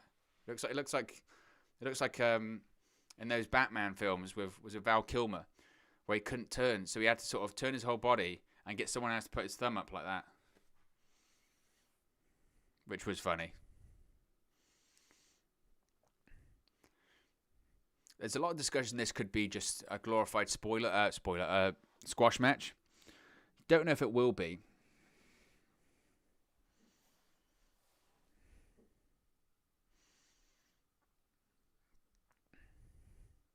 What's crazy is that WrestleMania started 18 minutes ago and we still have not have the match. It always annoys me when they do this for shows like this. Like, we should be, I want to have the match by now. I want to be in the match by now. But what do we get instead? We got the cold open that lasted ages. And we had Hulk Hogan get booed out of the stadium. And the thing is, and this is going to be the point of contention when it comes to the Hogan getting booed, is I know people are going, oh, there he is. There's the Fiend. What kind of entrance is this? Oh, my cow. He's sort of standing in something. He looks like he's underground. Looks like there's fire. He's in some kind of... there's some kind of video effects. He's going to morph back into... He's back. He's morphed back into the Fiend. The regular Fiend is back. Man, oh man, that was pretty cool. That was very cool. So that's how he's back. You can see the drones. So that's how they did it. I spoke about that in the preview video about how we're going to get back to the Fiend. So that version, the crisp version of the Fiend, was in this tunnel and he was walking, and he just kind of metamorphosed back into the original Fiend. So the original Fiend is back. As Alexa Bliss's music's playing. Oh man, Alexa Bliss, she's got a different look as well. She's got face paint on. It's the Firefly Funhouse theme, but Alexa Bliss has got the dress, but she's got some face paint on that looks crazy. But the regular Fiend has been resurrected. We're waiting for the entrance. We know that the crisp, charred version of the Fiend has been transformed back into its original features.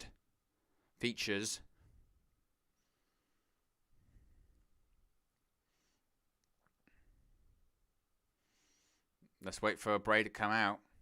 I mean, we're 20 minutes into the show and we still haven't... Randy Orton shouting, come on. Yeah, I agree. Oh my God. There's a giant Jack in the Box, and I think the Fiend's going to be inside there. This is brilliant. So that giant Jack in the Box that Alexa Bliss has been playing with on television, there's a giant one at ringside, and as you know, anyone that comes out of the box is over. Alexa Bliss looks great as well. Anyone that comes out of a box is over. You know what they say?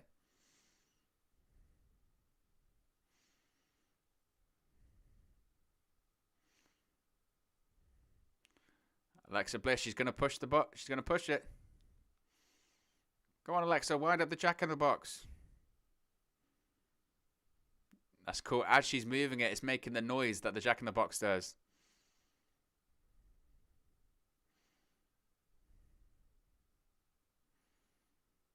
What's going to come out? That's going to be the Fiend. Oh, the box is popping up. There's a pentagram in there. And out comes the Fiend. He's rising up from the ashes. There he is. That version of the Fiend is back. He has been resurrected. So such a badass entrance, man. He looks great. Looks like he's got a little bit of a different ring attire as well. Bray looks like he might have lost some weight as well. What an entrance. That is so badass. He does look like he's got a slightly different mask. It does look fresher and newer. Same design. But he has been resurrected. That's such a good entrance. That's so cool. Bray Wyatt's laughing. He's posing to the crowd. The crowd are going nuts. Talk about a guy that's over. Randy Orton's reacting. He doesn't know what's going on.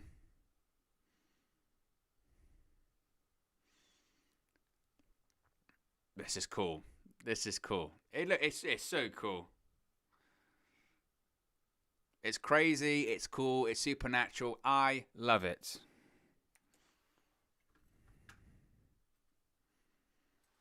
The Fiend is back. He jumped off the top of the box and he's back. The Fiend has been resurrected. He has returned. Oh, we got the red light of doom. Let's get rid of the red light stuff though. I'm not having that. Just snap the neck around the Orton. So the Fiend has been resurrected. It definitely looks like he's got a different version. He just did a yeah for Brody Lee as well. Love that. Love that. Does look like he's got a bit of a different version of the mask. Same design and all that kind of stuff. It looks a bit more lightweight though. That he can maybe breathe better in. That it looks a lot fresher.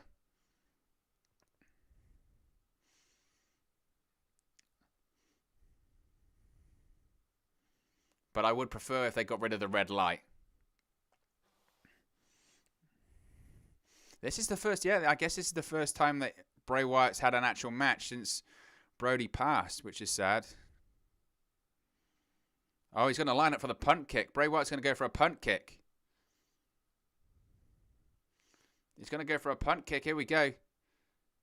Oh, Randy Orton rolls out. Oh, can we get rid of the red light? No one wants the red light back. I'm glad to see the Fiend back and all that kind of stuff, but you can't really see the new gear. You can't really see the mask that well with the red light. Oh, Randy Orton just dropped the Fiend. Oh, he dropped the Fiend on the announce table. The Fiend's bounced back up. Mandible Claw. Mandible Claw's locked in. If you're enjoying the Fiend's return, smash a like on the like button. Be sure to subscribe, bottom right-hand corner. I tell you what, I loved that Brody Lee, Luke Harper tribute, though. When he just screamed, yeah. That's awesome.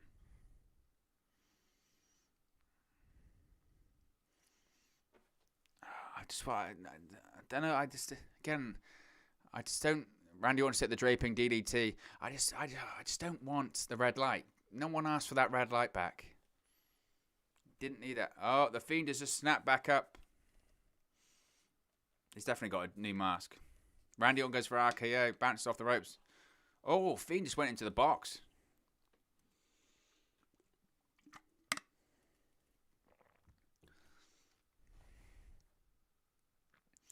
Pulling on the hair of Bray Wyatt. Bray's definitely lost some weight. He looks to be a lot leaner, a lot slimmer. Looks great. Oh, and another DDT by Randy Orton to the Fiend.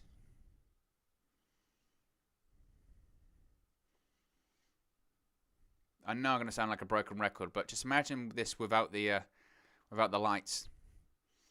Because again, it makes it difficult. I understand that they try to do it creepy, but no one needs it.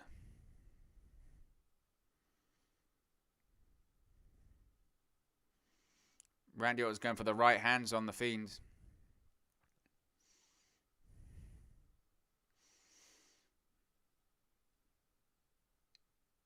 He's going for he went for a Brody Lee, did another Brody tribute, and a clothesline by Bray Wyatt. Hits the ropes. Oh, crossbody by Bray Wyatt.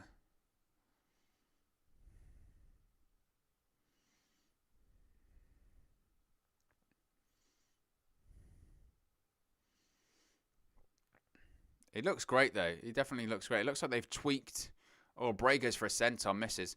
It looks like they've tweaked some elements of maybe stuff that made it difficult for Wyatt to work in that costume or outfit before. But what I will say is it does feel like the red light has kind of quietened the crowd, because I don't know if it's more difficult to see or just the crowd just doesn't react to it. It takes them out of it. I think it's the red light. Randy Orton, it's another draping DDT. It's the third time.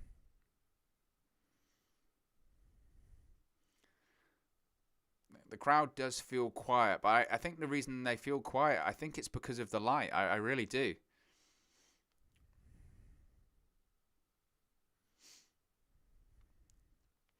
Randy's going to set up for an RKO, though. Who's to say that Bray Wyatt was the only thing inside of the box? That's worth pointing out. Goes for an RKO or mandible claw. It's counted into the mandible claw. Mandible claw by Bray Wyatt.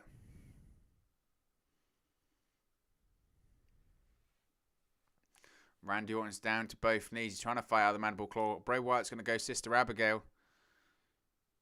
I think he's going to hit it. Oh, wow. Fire. Well, Alexa Bliss is on the box. What the hell is going on? Alexa Bliss there's black stuff falling all over Alexa Bliss. What the hell's going on? Fired a shot from the ring post, and then suddenly Alexa Bliss has got black stuff flying around on her. What the hell's going on? Crowd are chanting, holy shit, I don't blame them. RKO. What the hell's happening? Did she turn on him? 1, 2, 3. Randy Orton won. The hell was that? Randy Orton won. Alexa Bliss has got stuff shooting all over her. What the hell's going on? She's been attacked by a squid. Did Alexa Bliss just turn on the Fiend? What the hell happened? I think she turned on him.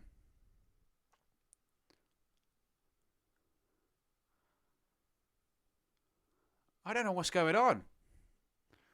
What the hell is going on?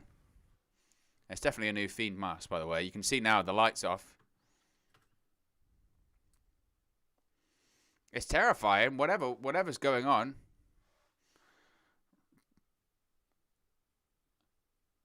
This looks crazy. Bray Wyatt just spat out the mask. I don't know what's happening. What does this mean? Well, the lights are going out. They're just staring at each other. Well, the lights have gone off. What's going to happen now? They come back on, I bet they'll be gone. What is going on?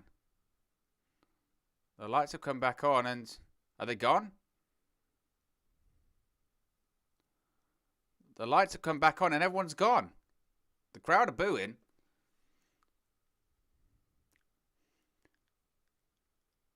What was that? What the hell happened? Man. I tell you what, though. I will give them credit. I will give them credit for it. Because, to be honest, I'll give them credit for it because it made you go, what the hell? And I'm interested. I'm interested to see where they go next. I know people are going to get pissy about it. I know people are going to be angry about it. I'm sure people on social media are moaning about this and complaining about, the way that ended. But I think it's interesting. I think that's interesting. Let's see what the reaction is. Because I know people will be angry about it. I know people will say, what was it?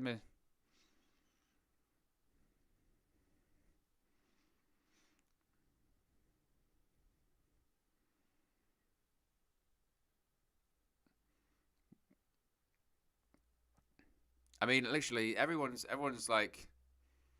still going on about it and all that kind of stuff. I don't know. I don't have a massive problem with it. I go. Everyone else is going to be.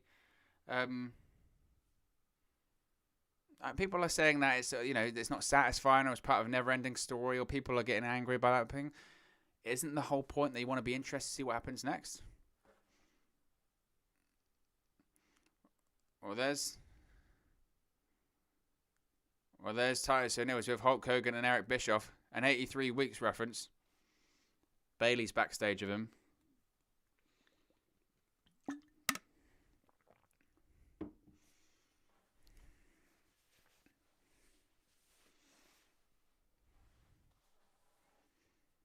But Titus is there with Hogan and Bayley. Bayley saying hello to Eric Bischoff. A few 83 weeks podcast plugs.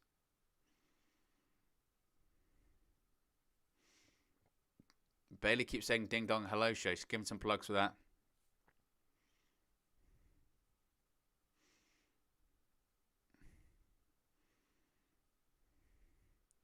Eric's putting over the main event of last night's show.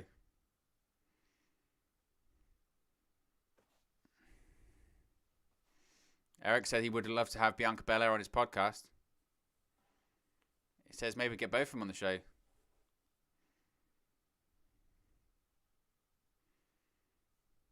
Bayley said she's the consistent role model.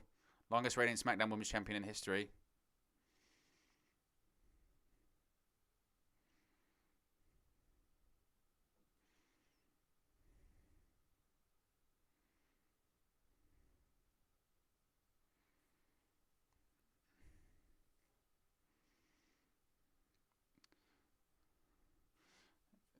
Hulk Hogan and Eric Bischoff, they talk about leaving and getting the boat. 83 weeks.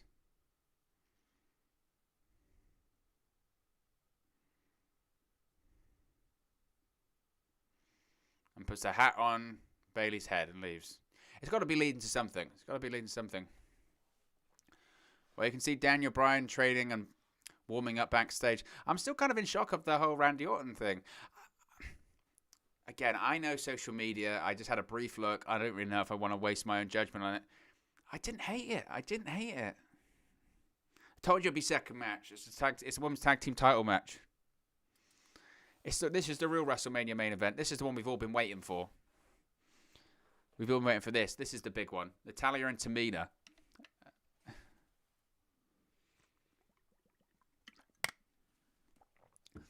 Bear in mind, Natalya and Tamina have had they've appeared on both nights of WrestleMania. Think of the people that haven't. Think of the fact that Charlotte Flair and Bayley aren't in matches, but Tamina and Natalya have been on both matches. Been on both shows, rather. How mad is that?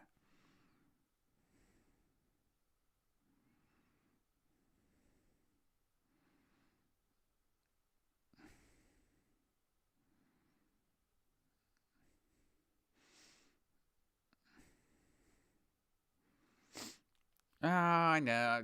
I'm looking at social media, and I know people are getting frustrated about the Fiend and Randy Orton stuff.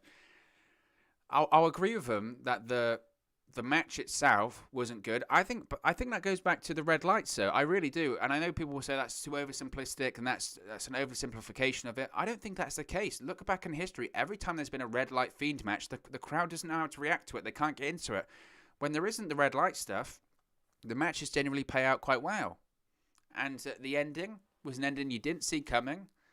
And it was, I didn't have a massive problem with it. The match itself wasn't great. But I don't know. It's part of a story.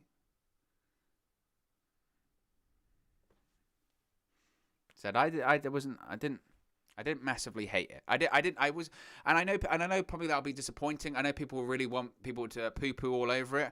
The match itself, don't get me wrong. I thought the match of Randy Orton versus The Fiend, that wasn't great. I do think that's because of the red light. I really do think that's because of the red light. I think that every time The Fiend has that red light in his matches, the crowd don't get into it because either they can't see it or they can't react to it or they're not sure how to react to it. It makes them feel uncomfortable. I don't know. But the red light stuff doesn't work.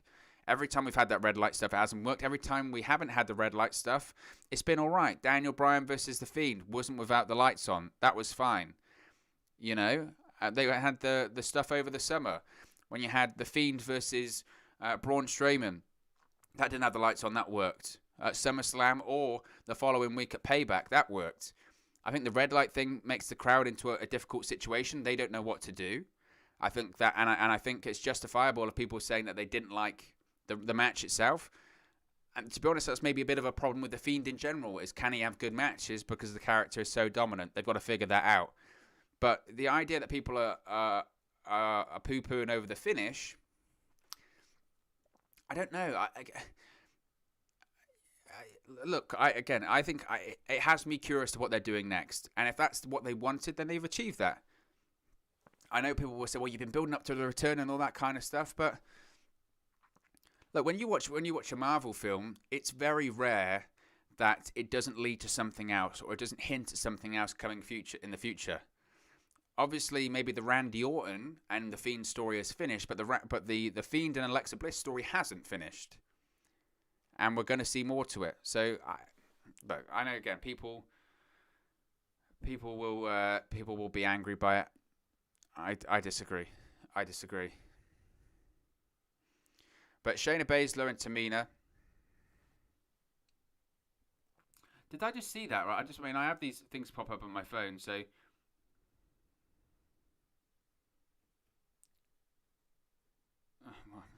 Yes, I saw Dave Meltzer do a tweet. He's trying to be smarky. It's like, the women's tag team title match is next. It'll be the best match on the show so far, guaranteed. Okay, if you weren't a fan of the first match, it's all right.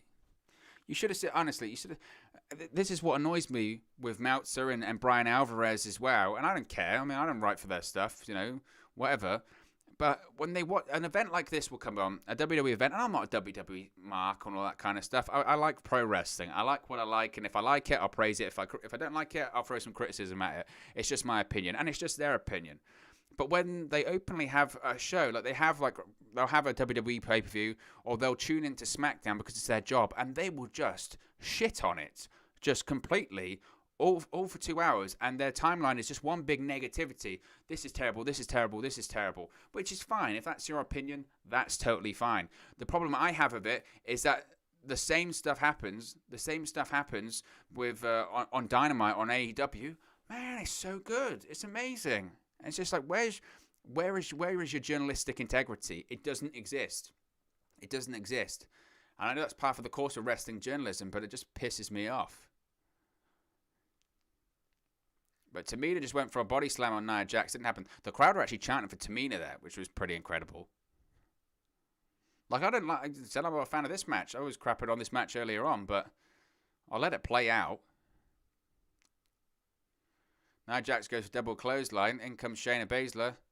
Oh my God, back body drop on Nia Jax. That was impressive. Shayna goes for a kick to Natalya. Kind of gets it. Tamina and Natalya. Let's go for a front suplex. Oof, lands on Nia Jax.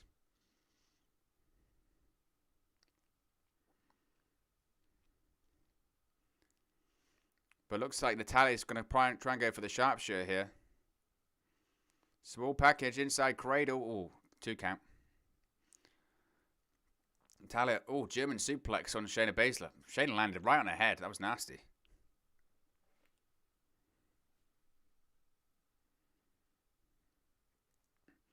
And Natalya just kicked to the face of Shayna Baszler.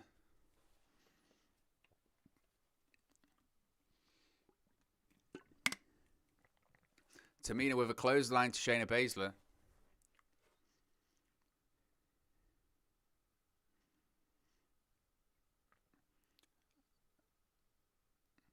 And Natalya is now going to go for a slingshot. Into a super kick by Tamina onto the nose. Natalya goes into the cover, and Shayna kicks out. Well, they're checking to see if Shayna's all right, because I think she took a kick. They had to double check if she was all right. Shayna Baszler's on spaghetti legs, it looks like. Goes for a body slam. Baszler rolls through, though. Now Baszler some kicks, and oh my God. Shayna Baszler might have just broke Natalya's jaw. I'm telling you, she just need Natalya so hard in the jaw. We're going to see this again. Oh my God.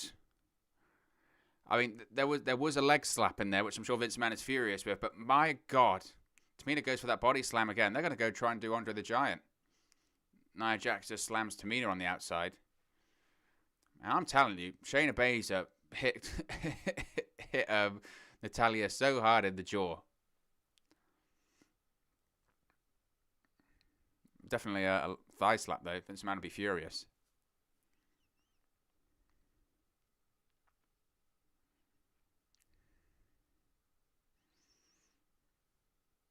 I'm trying to see if Natalya's still got all of her teeth.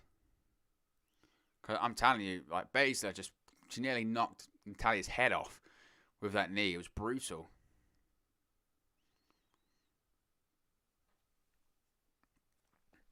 I tell you what I do like, though, about WrestleMania. It's everyone's WrestleMania gear. Everyone gets special gear made for WrestleMania. And they have special looks, whether it's, makeup, whether it's face paint, whether it's whatever. Well, Shayna Baszler just looked like she snapped the ankle of Natalya. That was nasty. But in comes Nia Jax. Oof. it's just like, it does make you cringe. I mean, it's nasty. Nia Jax getting some serious heat from the crowd. If anyone can get heat, it's Nia Jax. Not necessarily good heat, more of the, you broke this person's nose, you gave them a concussion, you broke their arm, you injured people. But it's heat. I guess it's heat, right? That's what they'll probably say about Hogan. They'll have Hogan turn heel. So look at the heat the guy's got. Look at the heat. Let's turn it into a gimmick, brother. Look at the heat he has. He's getting booed out of the building. He's most over heel in WWE. Book him for the title, WrestleMania 37. 38.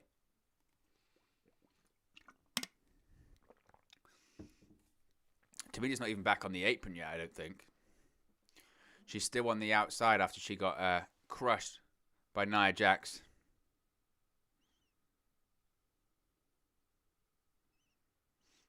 It sounds like we had a bit of a CM Punk chant there for a second. And that stuff is back. That stuff is back. That thing that people like, this is the thing. People love crowds and they wanted them back so much. And then you're going to have boring matches and people are going to start chanting CM Punk or We Are Awesome or that again. And people are going to say, oh, I hate crowds. Crowds are rubbish. Because remember, that was a period of time, wasn't there? There was a period of time, like, over the course of the last 5 years, where sometimes the WrestleMania crowd, as great as they could be after WrestleMania, would become insufferable, wouldn't they? They became insufferable because they just hijacked the show. And people would say, oh, I hate crowds. We love crowds, they're back, but we hate them. Oh, Nia Jax just goes into the shoulder first, into the ring post.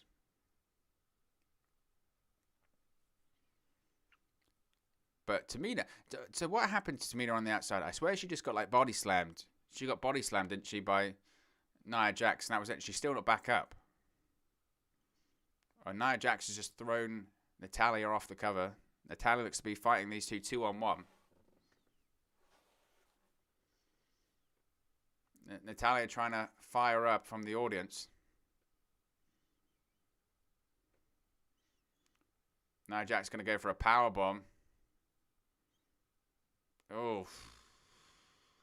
I tell you what, Natalya has taken some serious bumps in this.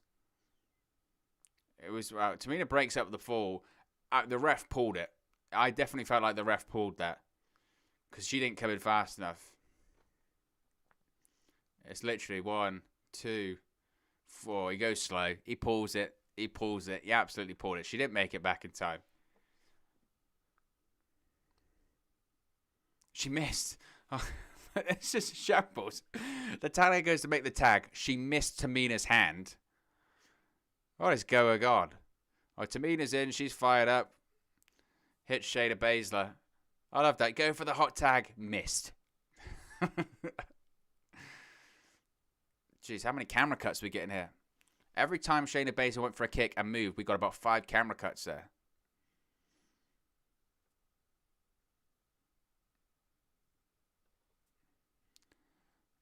Shayna Baszler's going to... Oh, man. Shayna Baszler was going after Tamina's ankle. She shoved it to the mat. Looked like Shayna had a bit of whiplash there. Oh, Tamina's going to go for the Kirifuda clutch. Well, Tamina powered out because Tamina's Superman. Samoan dropped by Tamina. Oh, and Shayna kicks out.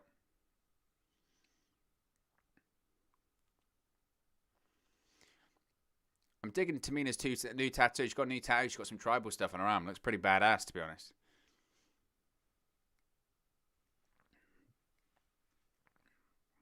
But Tamina's looking to go to... thinking what she's going to do next, I guess.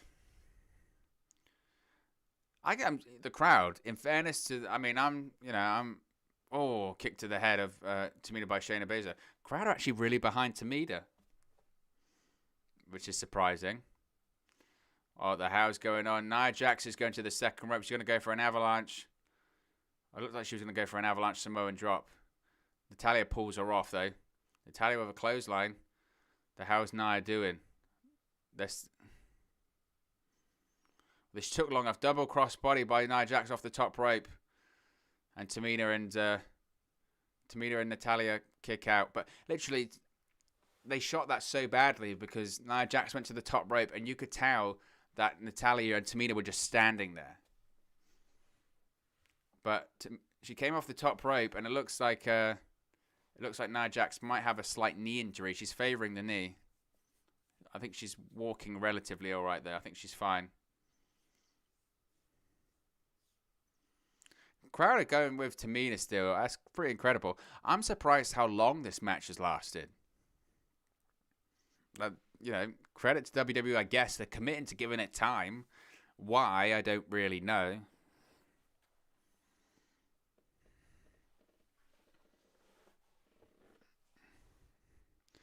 Nia Jax slapping. Oh my god. Nia Jax is screaming at Tamina, and she just screamed at her, "You ain't shit," right to her face. They had to bleep it. She says, "Because I'm King Kong, bitch." Nia Jax has gone on a foul mouth rant. My god. She's swearing. Nia Jax is going for it. Jeez. What? Tamina kind of slammed Nia Jax. 2. Oh, kicked out. 2 count. Nia Jax went for a slam. Tamina went for a slam on Nia Jax. Didn't really get her up. Kind of got her up. And they went for the referee went for the pin. And I mean, that was the Kurt Angle close. Crowd are still going Tamina. And the crowd are into it. You got to give them credit. They get time. I'll tell you what, it was a near 4.5.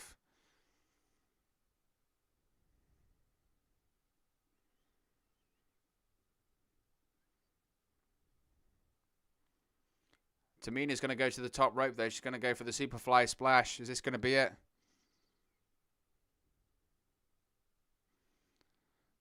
She's going to go for it. Superfly Splash, and she missed. She probably took about 5 minutes getting there. My God. But she went for Superfly Splash. She missed. Jax rolled out the way. Again, I'm surprised how long they're given the time for. It's not bad, though. I give them credit. I mean, I was, bashing the match before, and it was all right, I suppose. Still going on, of course. If you're enjoying WrestleMania so far, smash a like on the like button. Natalya was talking to the referee for a second there. If you are new to the channel, be sure to subscribe, bottom right-hand corner. In comes Natalya. She went to blast Shayna. Shayna ducked. Nia Jax lifted her up. There's a tag into Shayna Baszler. Baszler's in. Baszler goes back out. Remember that Shayna is the legal competitor, so Natalya's going to lock in the sharpshooter. I would think that Shayna Baszler is going to factor into this, considering she's the legal competitor. Natalya is going to try and lock in the sharpshooter on Nia Jax, it looks like. Yeah, that's the point. Where's Reginald? He's not on. He's not in.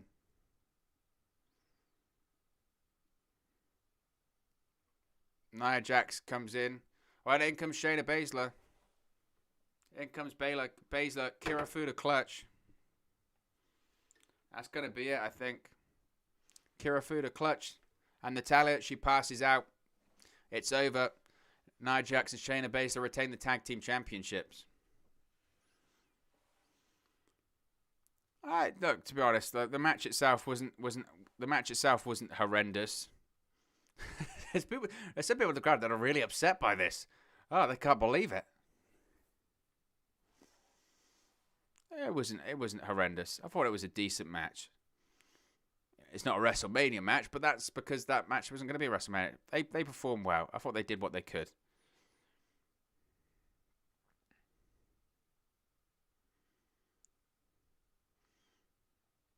It was all right. It was all right. I give him credit. I don't know why it got that much time. I mean, that it went on probably like 5 minutes longer than I would have given that much time to. But that's what happens, I suppose. What did you guys think of that, though? Let us know in the live chat. If you're enjoying WrestleMania, smash a like on the like button.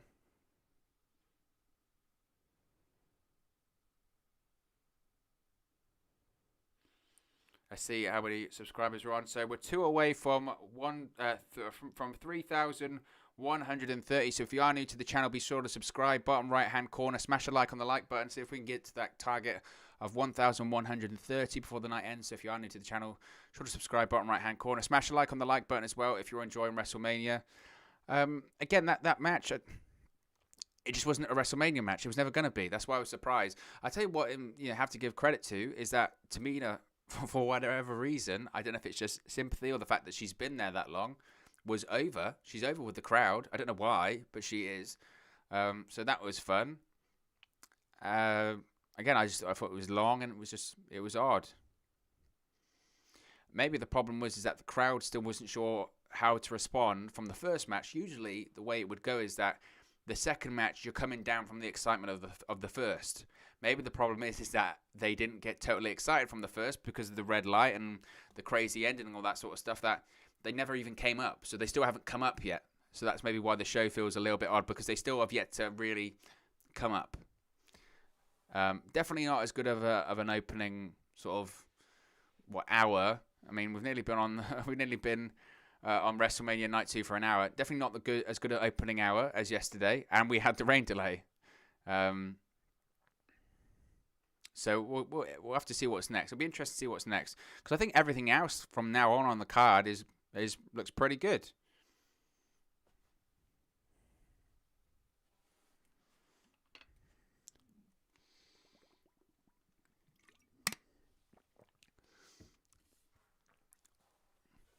So coming up next, it's going to be Sami Zayn versus Kevin Owens. This is going to be a lot of fun. I'm excited for this one. Sami Zayn, Kevin Owens. Unfortunately, it means we're going to might have some Logan Paul, but this is going to be fun.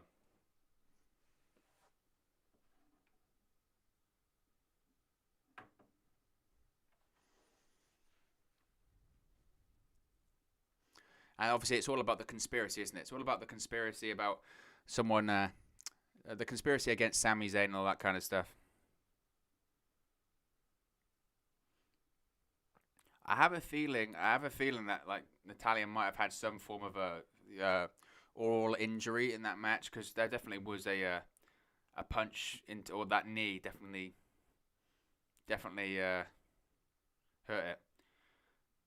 Everyone's saying that Sami Zayn and Kevin Owens are going to rescue the show.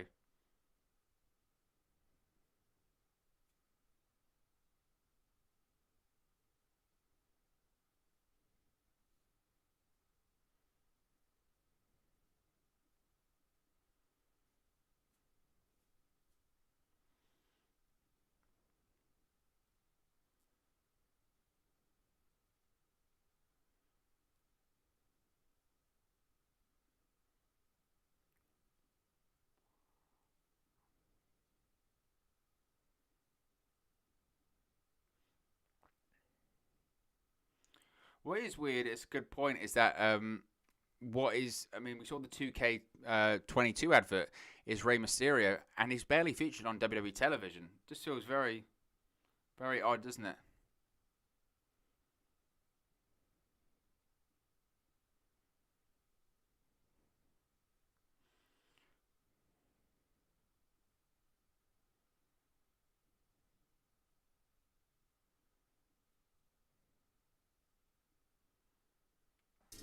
Oh, bollocks. Yeah, it's just I know people are very confused as to what's going on with that opening couple of matches.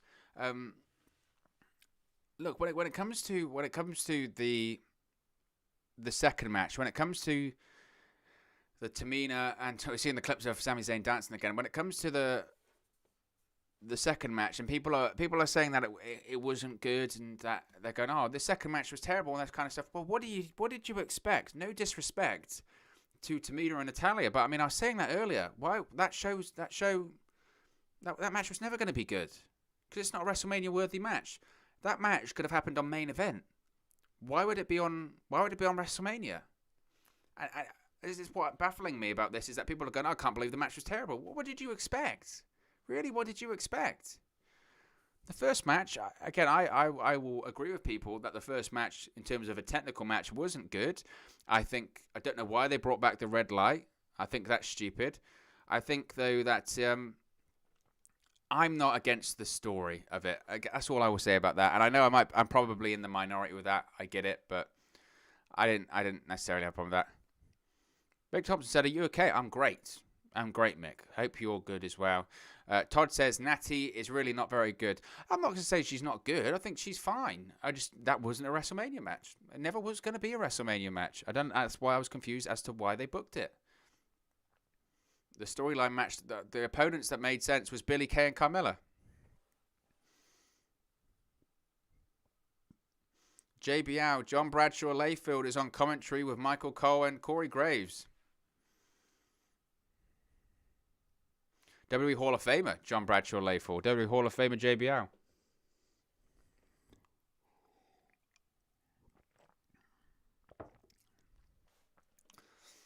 But here comes Sami Zayn. The conspiracy of Sami Zayn.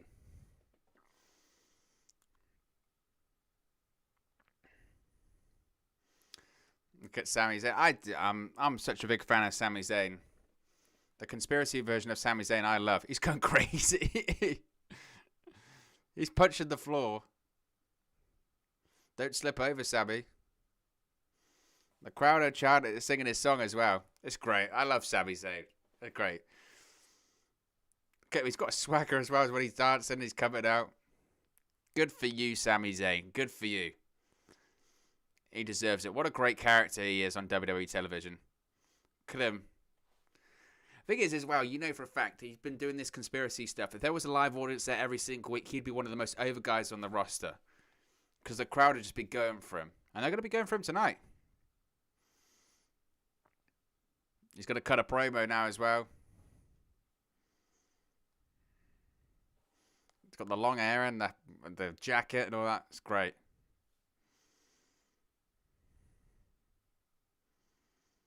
He's going to bring out Logan Paul. He's going to get booed to hell. Going to be up there with Hogan. He's going to bring out the special guest of honor. Crowd are already booing. Crowd are all booing.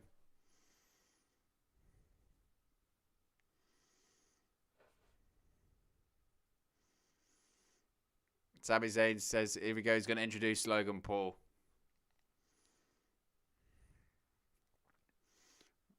And there comes Logan Paul. Sami Zayn's going to start dancing again. And there he is. There's Logan Paul. Sami Zayn's doing the dancing again. I think the crowd are definitely booing. They're piping in cheers. He's definitely getting booed.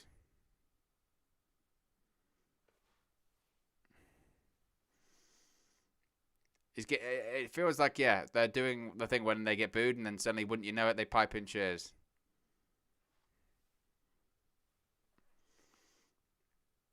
Sami Zayn gives him a big hug and has raised his arm. Getting booed. I don't blame him. The Paul family. You're kidding me. Here comes Kevin Owens. Great pop for KO. There's a KO logo wrapped in barbed wire. It's very Mick Foley reminiscent. Kevin Owens coming out. He's all fired up as well.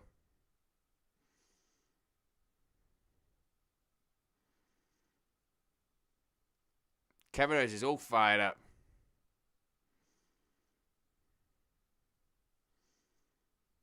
Just make sure you don't slip, KO. This is going to be a great match, isn't it? This is going to be awesome.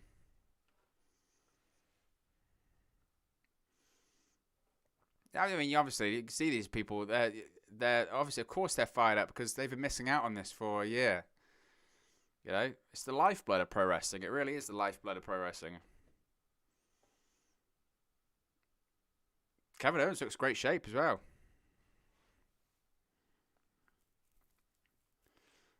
My concern is Logan Paul, just don't get involved in the finish, please. Kevin Owens is all fired up. He's obviously been told, go out there, get the crowd hyped up after the first couple of matches.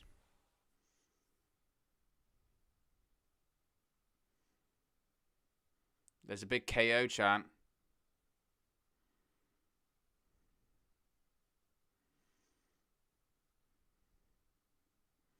There's a Kevin Owens chant going as well. I mean, Kevin Owens, he's over. In comes Sami Zayn. Oh, pop-up powerbomb. Oh, my God. Pop-up powerbomb just started off. That was quick. Jeez.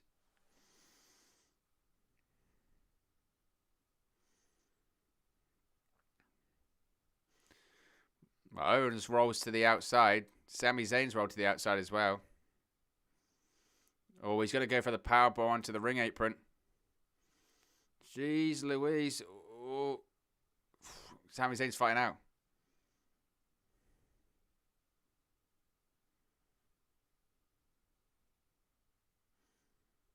Oh, chop to the chest by Kevin Owens to Sami Zayn.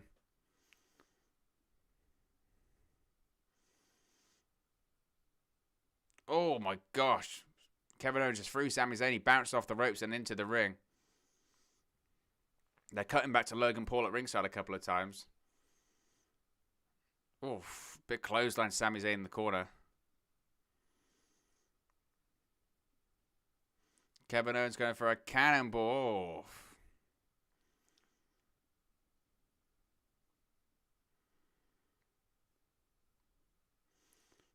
Owens going up top. He's going to go for the Swanton Bomb. And Sami Zayn rolls out the way. Be sure to subscribe, bottom right hand corner. Smash a like on the like button too. Or Sam again gets a foot up.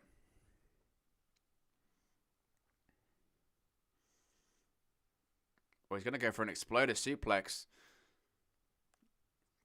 And he went for a half and half suplex on the apron. Oh my God. He just suplexed Kevin Owens onto the apron. That was nasty. Neck first onto the apron. I think Kevin Owens is alright, I think. That looked nasty. I've never seen anything like that. Sami Zayn. Oh, it's almost a version of a brain buster onto the apron. Jesus. The crowd are chanting Logan sucks.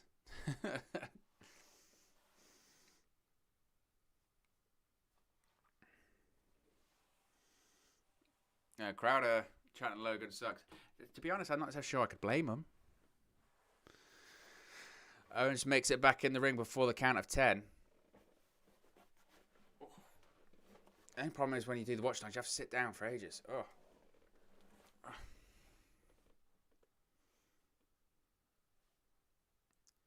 But Zayn looks to be in control now.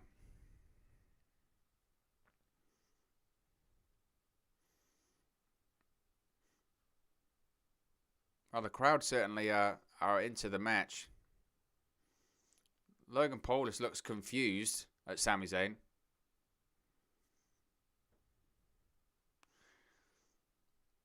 I mean, look, the crowd are going to boo Logan Paul. The crowd are booing Logan Paul. Embrace it. Use him as a heel. Oh, Michinoku driver. It wasn't a Blue Thunder bomb, Michael Cole. It was a Michinoku driver.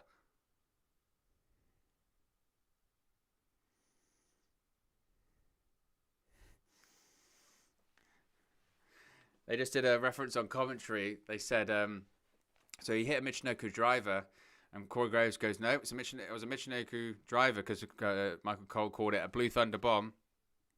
And Corey Graves says, I'm going to save you from the internet.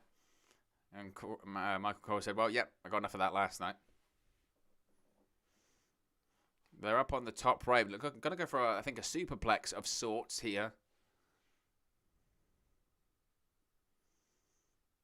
Sami Zayn trying to block.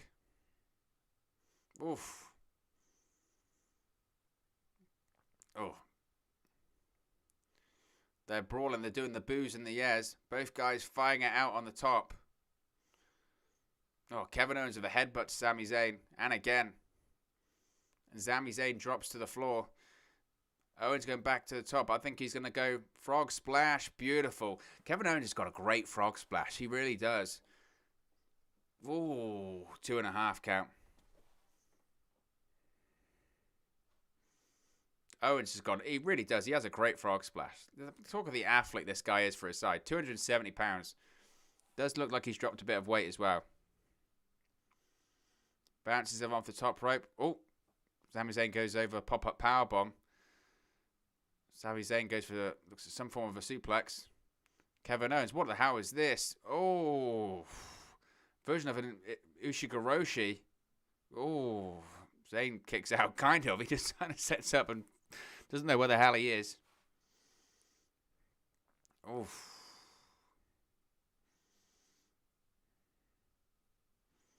Sami Zayn at this point is just one walking ball of hair. He's got long hair, big beard, got hair all over his back. He looks deranged. KO's going to go for a powerbomb, it looks like. Oh, if he hits the package power driver, I would love it. Or went for a version of the package powerbomb. Exploder suplex into the corner. Nice.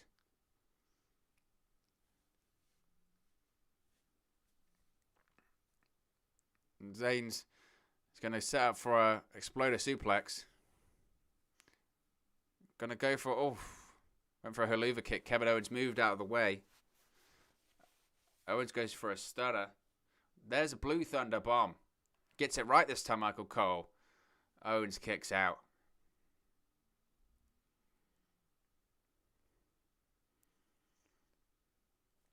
Goes for another exploder suplex into the corner.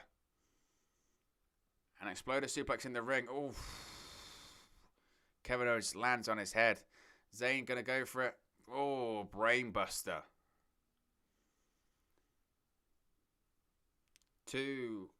Oh, Owens kicks out, kind of. I mean, I definitely noticed that some of the referees are pulling the covers at the moment. They're definitely pulling the covers. That's the second time that I've noticed them pull the count. Because they, I don't know, didn't get their shoulder up quick enough or whatever.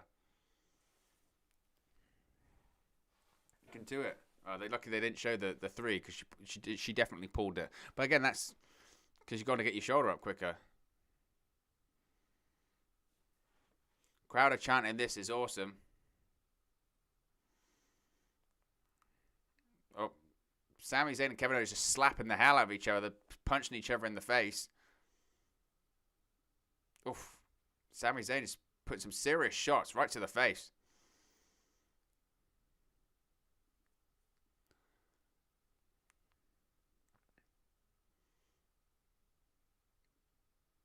Sami Zayn puts Kevin Owens to the top rope. Oof. Headbutt to the face. Sami's now up to the second rope. Or is he going to try to go to the top rope? Kevin Owens. Oh, beautiful suplex from the top by Kevin Owens. Man, oh man.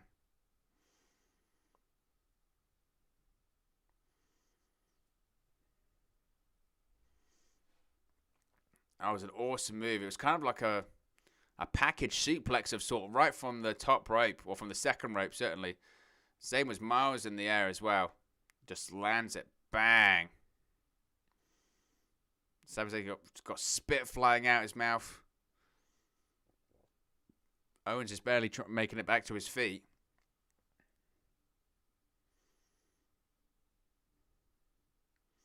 Oh, clothesline by Kevin Owens. Going to go for it again. Woof, another clothesline. Oh, Sami Zayn, haluva kick. Is that going to be it?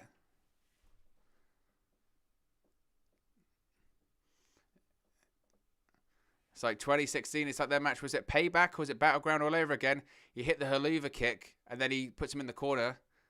And then and then he does another one and he got the victory. They're going to go for it again. It's the same spot. Super kick by Kevin Owens. That's a great throwback. I love that. Oh, and another one.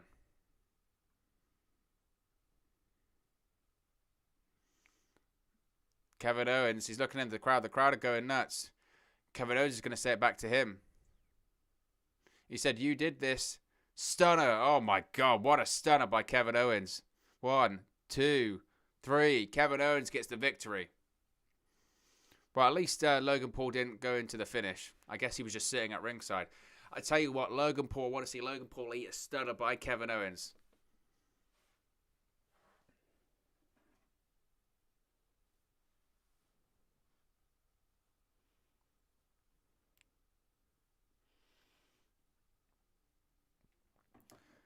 I mean, it was a nice reference to it was a nice reference to their past match, I think. Because it's a nice homage. Says you did this to yourself. I think would maybe have liked to have seen a little bit more sort of drama. It kind of felt like a little bit paint by numbers when it comes to Kevin Owens, but I think they've just got such a high threshold for it. I want to see Logan Paul eat a stunner. I don't know if he will. If they just finish this and Logan Paul was just sitting at ringside for no reason, then that would be ridiculous. I don't think that's the case. I think Logan Paul's going to eat a stunner or a haluva kick or something. He's got to, right? That's the whole point of having him there. If his whole point of being there, just sit at ringside, was stupid. And if they stun him, if he gets stunned, the crowd will love it. Crowd will love it.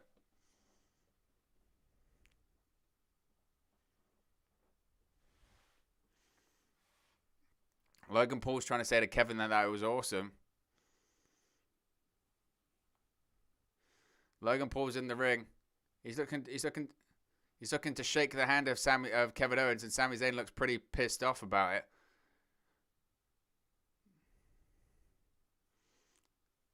Sami Zayn is pointing his finger.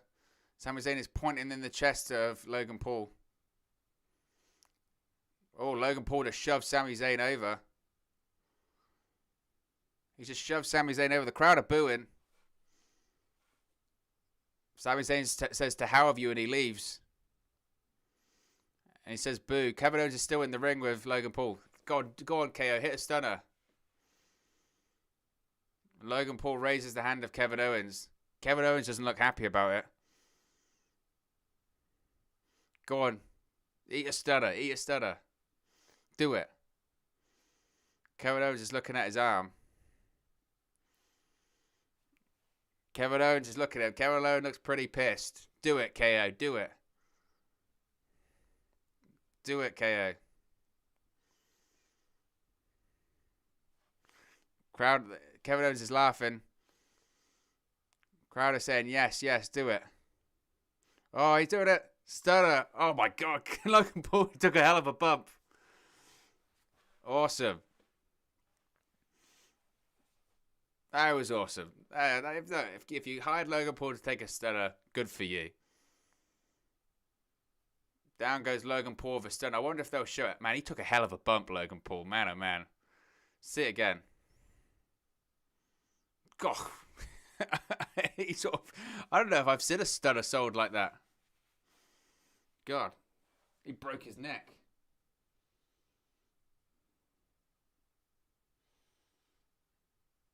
I mean, he took a stunner. He ate a stunner.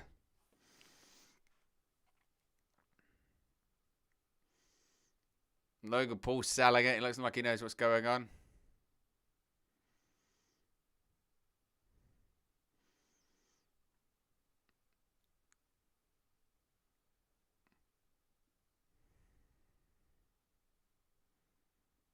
Well, there's Riddle backstage. He's on his stupid scooter.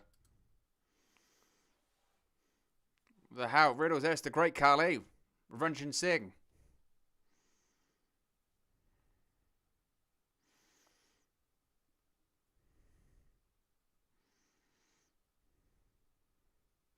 Riddle says congratulations to great Khali to being inducted into the Hall of Fame.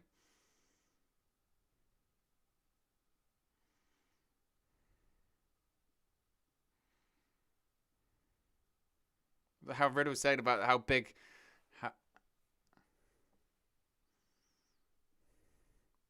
Riddle was saying that Khali should open up a giant store. So he could open giant toilets and giant scooters.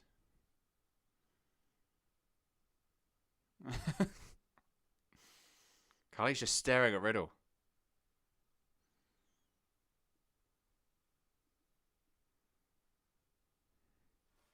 It's RVD. RVD's with Riddle.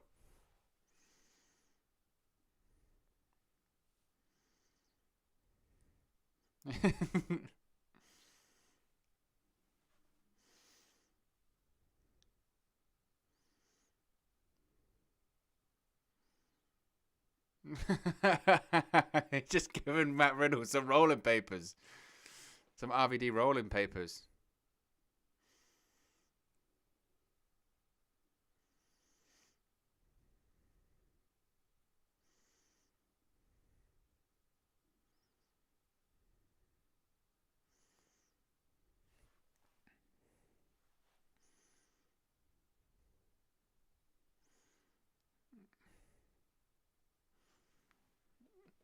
I can't believe RVD just gave Riddle rolling papers. That's great. That's awesome.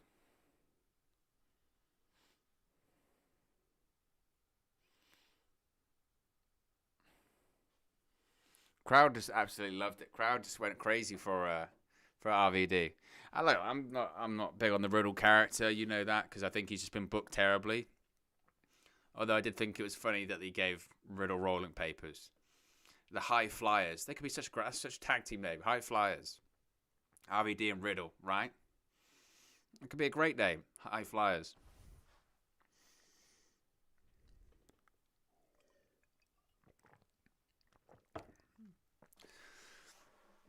We're seeing this Old Spice advert again that they showed last night, and it's terrible. It's that guy from NXT, and I can't remember his name. It's the guy that plays air guitar. He's in a mask.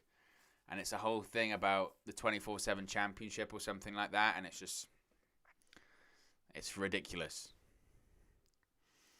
So what have we had so far? A bit of a reset, of course. We've had the Fiend versus Randy Orton, which the match itself wasn't good. The outcome of it was odd. I didn't hate it. Again, I'm one for the story, so I didn't necessarily hate that. We then had the Women's Tag Team Championship match, which was as bad as you thought it was going to be. You know, so what do you expect? We then just had Sami Zayn versus Kevin Owens, which was a good match. I don't know if it was necessarily the level of past Kevin Owens Sami Zayn match. It was good. You would expect it to be good. You got the reaction of Kevin Owens hitting the stunner on Logan Paul. In fairness to Logan Paul, ate a stunner, and it was a great sell for the stunner, so credit him there. But here comes Sheamus, so we've got the US Championship coming next. But so far, it's interesting. It's so far because I said this on the preview. I said it earlier on in the stream that I know a lot of people were looking forward to night 2 more than night 1. I felt it was going to be really difficult for them to overcome night 1 because night 1 was just so good last night. Now, obviously, you've got the main event, the Universal Championship, that people will obviously be saying that's going to probably be the thing that people are talking about. But, you know, let's look at the matches so far. What have we had? We had the Women's Tag Titles. This is the US title. We've had Zayn and Owens. We've still got the Intercontinental title to come. What have we got to come? We've got US title, Intercontinental title. We've got Asuka versus Ripley. And we got the Universal Championship. But I'm looking at what can really steal the show, or what can really redeem this. This match is going to be fun, but it's not going to be. I don't know if it's going to be better than Rollins versus Cesaro or something like that. I think they're going to struggle to beat night 1, but I said that at the start. You can see on Raw a couple of weeks ago where Sheamus attacked Riddle with the scooter. I mean, I've got to say, Riddle is just this Riddle character is just he's not a babyface at all because he's just annoying. It's just annoying. I mean, you sympathise with Sheamus, if anything, or you relate to Sheamus because you like to see Sheamus beat up someone that's annoying. That's Riddle. But anyway, here comes the United States champion. Here comes Riddle. And out comes Riddle on his big scooter.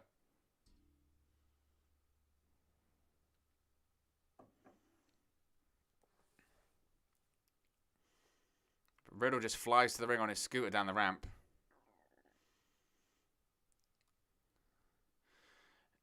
It makes you wonder, doesn't it? To be honest, you know, I thought the rolling papers segment was pretty damn funny though. God, what even is that? What even is that? Riddle jumps in and kicks off his flip flops, and birds fly into the camera. What? Sheamus has the same look that everyone else has when they have Riddle say these weird promos, stupid promos, where you just sit there like that. That's what you do. That's what you do because it's stupid and not good stupid. You know, sometimes the stuff's stupid and you go, "Well, it's so stupid, it's kind of funny," and all that kind of stuff. It doesn't happen like that with Riddle. He's barely a babyface because he's just annoying. Like, I want to see Sheamus beat the shit out of him. Why wouldn't you? You're annoying.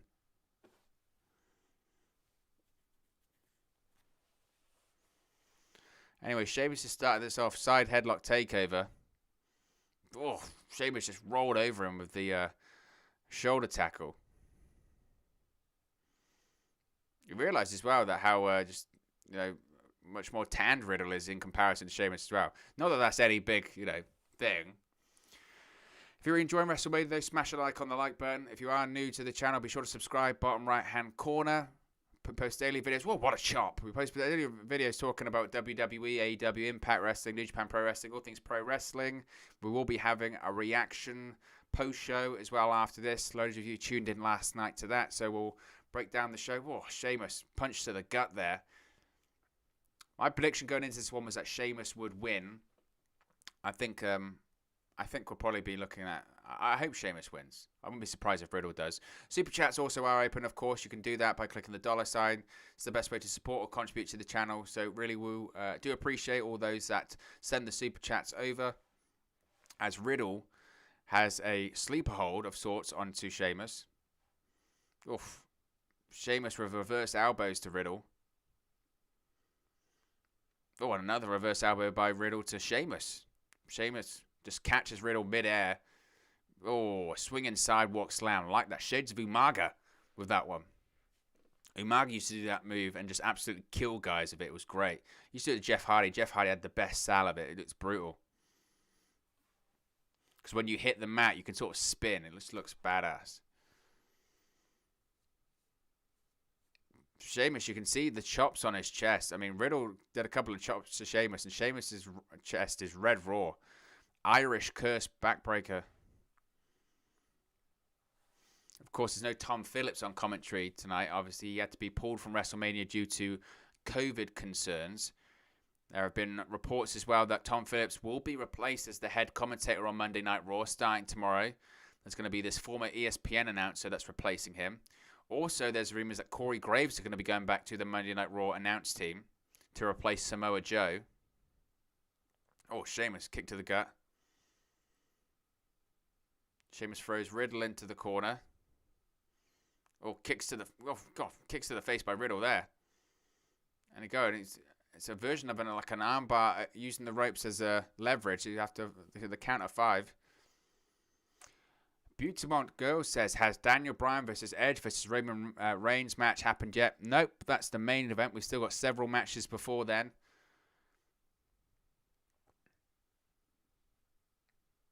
Ten beats of the Baron by Sheamus.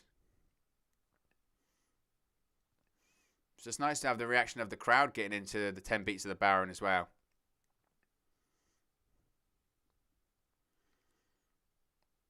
Wouts across the chest, building on Riddle. Sheamus with a suplex. Nice. Floats into the cover. Riddle kicks out.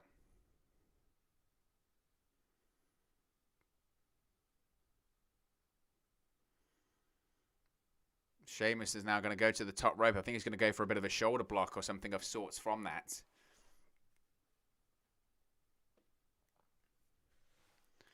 Oh, Riddle climbs all the way to the top. That was nice. Belly to belly. Oh, my God. Belly to belly floated over. It was almost like a floating blow. Floating bro. Not floating blow. Different program. Yeah, it was like a standing belly to belly off the top. But he went with him. But Riddle just sort of... Oh, man, it looks like it must have hurt. He landed right on his knees. Riddle trying to make his way back up to his feet. Got spit dangling from his face. Riddle just floats over. Man. Oof. Riddle just shots to the gut. Rolls through. Oh. Riddle's back up on his feet. Punch to the corner. He's going to go back in another one. Beautiful T-bone suplex by Riddle. He's going to go for a Broton. Hits it. Sheamus now is on the back foot now. Riddle's firing up. Riddle's going to go for a suplex. Oh. No, botched it. Couldn't get up. Oh. Bro hammer. Version of a jackhammer. I can't believe it. He uses the move to mock Goldberg and he botched it. He botched the jackhammer. Riddle looks pissed as well.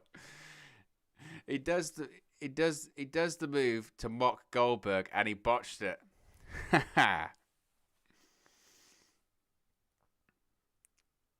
What's gonna go? He was going for the bro Derek. Sheamus has rolled through. Well, they're going to go for a tombstone. Sheamus with a kick gets kicked in the face by Riddle. Oh, floats over the top rope. Riddle hangs on though. A kick to Sheamus's head. Riddle's going to roll through. Oh my God, knee to the face. 1, 2. Oh, kicks out. That was close. Michael Cole nearly botched the commentary again, by the way. Oh, Alabama slam by Sheamus. 2. Oh, Riddle kicks out. Riddle's a couple of really close falls. I mean, talk about getting your shoulder up at the last minute. He rolls through Riddle and just gets caught with a knee. Bang. Oof. Real close fall. And they do the Alabama slam. Again, he gets really close.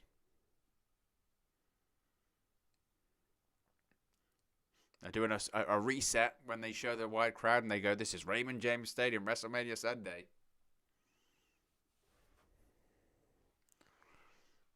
Alabama slam, shades of Hardcore Holly. I'm sure he's watching that with a smile somewhere. Oh, Sheamus has got Riddle up for white noise. It's on the apron though. Oh, Sheamus, just gets a German suplex on the apron by Riddle. It was awkward, definitely. Sheamus is still on the outside. Count of 7. Riddle's floating over. So break it up. Oh, Riddle kick to the chest. Riddle. Oh, floating bro. God. Floating bro by Riddle. Springboard floating bro to the outside. You see it. Middle rope floating bro. Sheamus just takes it with his shoulder. It's got to hurt. Riddle's going up top. Now he's going to go for the floating bro again. Hits it. Floating bro. That should be it. 2. Ooh, 2 count. It's a great match. Riddle looks shocked. Looks like a fish. Riddle's going. He's got reverse armbar in it, looks like. See, this is the version of Riddle you want to see. Because he can go in the ring. His matches are great. He's a badass. He's an MMA fighter. He's a former UFC fighter. He's got a dumb gimmick. He's running around a stupid scooter and birds are flying whenever he flips his flip-flops off. Just stupid. Sheamus is into the cover. Oh, it gets transitioned into a choke. Locked in. So it's like a sleeper. Sheamus is trying to reach to the bottom rope. He's not far off. He's close. Or he reaches it. Oh, Sheamus goes straight on Riddle. They're beating the hell out of each other. They really are. It's physical. Looks very physical. But honestly, at points it looks like they're a bit pissed off of each other. It looks like they're a little bit, Sheamus has got Riddle up for white noise. Going to the top.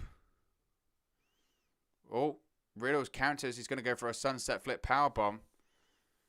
Falls through. Sheamus is now going to go to the top rope. Riddle's going to try and go back up to the top. He meets Sheamus on the top rope. Or they're both on the top. What are they planning? Careful. Sheamus, he's got Riddle on the top. No way. He's not going to do a white noise off the top rope. Oh, he botched it. He fell.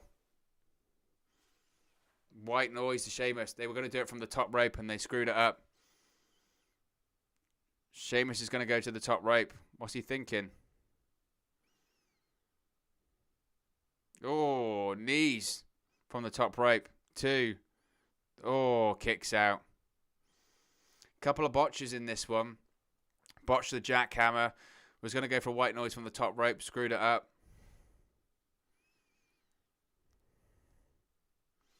So instead he had to adjust, hit the knee from the top rope. Certainly some botches though.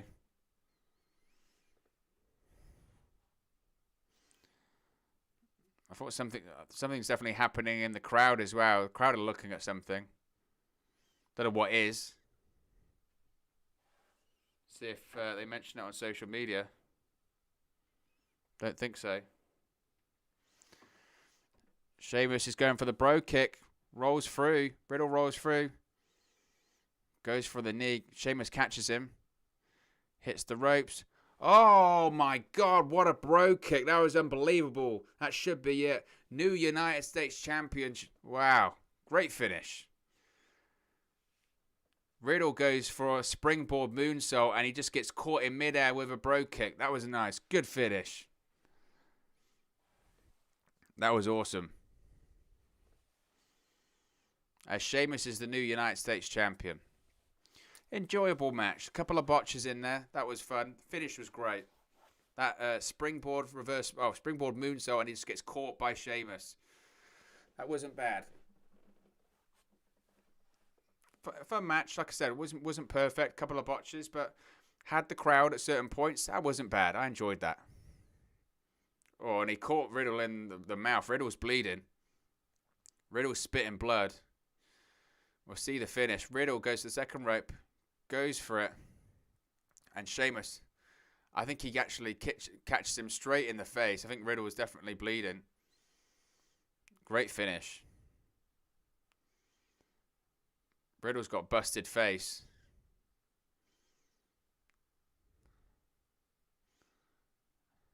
Sheamus is laughing in his face.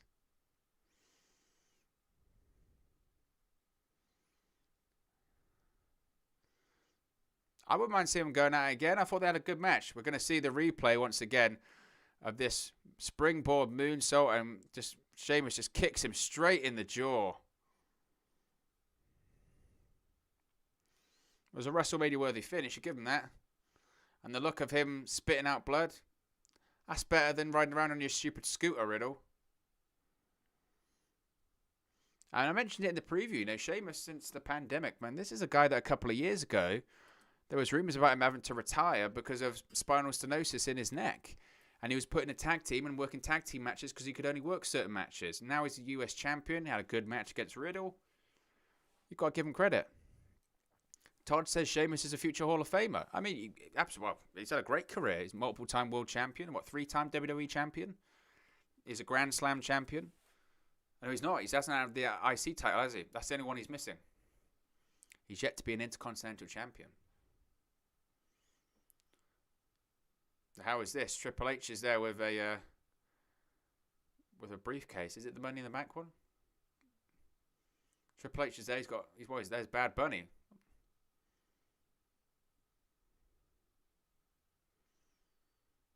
Triple H says you did amazing at WrestleMania, but now it's time to do what you do. He's just given this briefcase to Bad Bunny. He says thanks. What's going on? Bad Bunny's on top of the semi-truck. What's inside it? Oh, it's a microphone. I guess, has Bad Bunny got an album coming out? Is that the deal?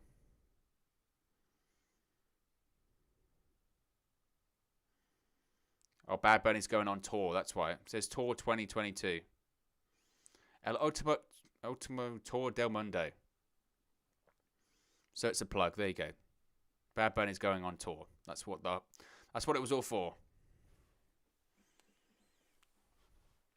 In 2022. I mean, we would hopefully assume that, you know, tours and stuff like that are going to be back up and running by that point. I would hope so. How great was Bad Bunny, though, yesterday? He really was fantastic.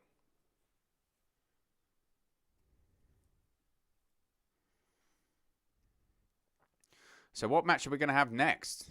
I reckon it's probably going to be in the Intercontinental title. I think maybe. Michael Cole and Corey Graves are on commentary. So looking at what we've got left. So we've got the Intercontinental title. We've got Asuka, Rhea, Ripley, and we've got the Universal Championship. So yeah, Intercontinental title. Only a couple of matches left.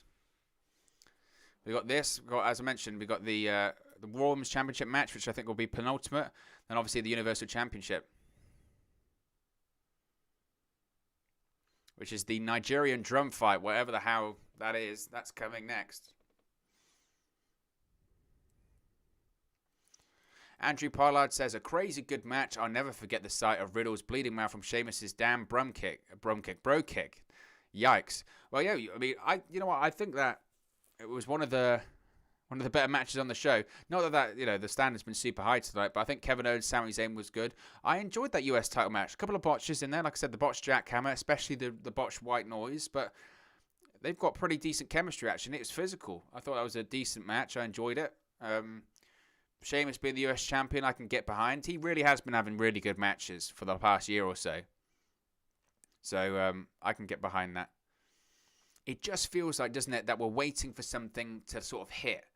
It's waiting. We're waiting for something big tonight, and we haven't really had it yet.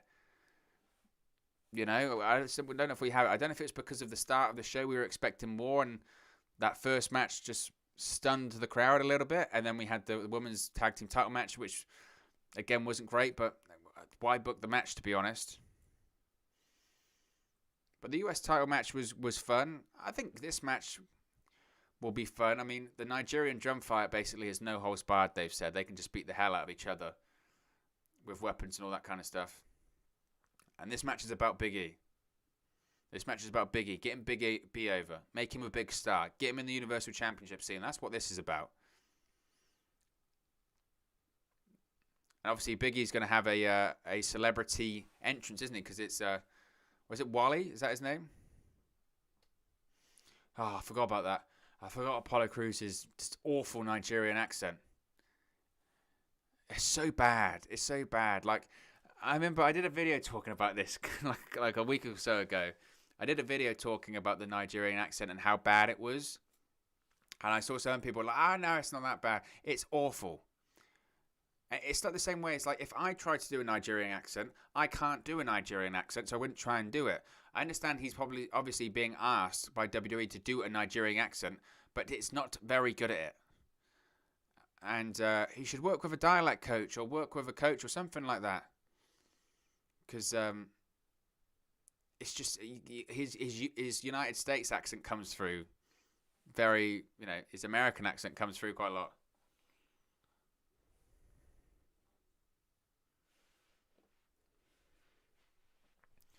But it's the Nigerian drum fight. No countouts, no disqualifications. Anything goes. Ways to win is pinfall or submission. It's just no holds barred. Todd says maybe we're not done with the Fiend tonight. Didn't they say this? Didn't they say someone was going to burn tonight?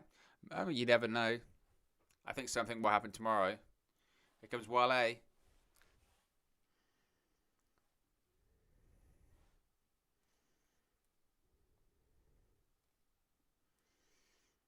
But here comes Big E. Big E's over. This guy's got to be in the Universal Championship scene by the end of the year.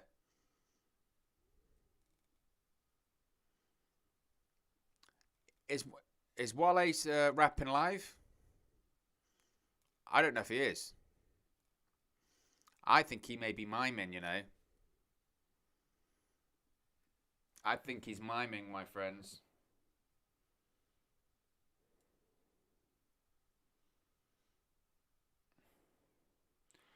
I think, is he singing live? What do you guys think? You can let me know in the live chat. Do you think he's singing live? I don't know if he is.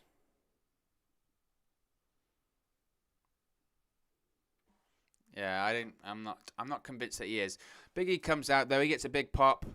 He's pumped up as he should be. Big moment for the guy in his hometown. Well, you can tell that he's miming because the song carried on playing even when he wasn't having the microphone up to his face. So he obviously isn't singing live. He definitely isn't. He definitely isn't singing live. It's not very good.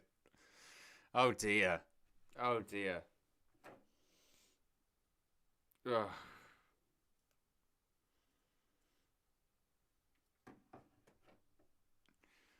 I mean, don't get me wrong. Jacob Garrity says he is singing live. I don't think he is. Because he carried on rapping and the microphone wasn't even up to his mouth.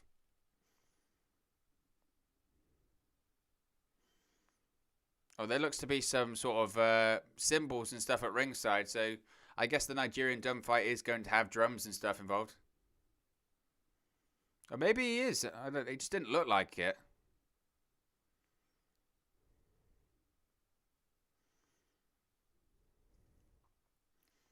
Because you've got to remember, when Miz and Morrison did their live stuff last night, it was terrible. So I don't know if they just got freaked out by that. But here comes Apollo Crews. He gets booed by the crowd.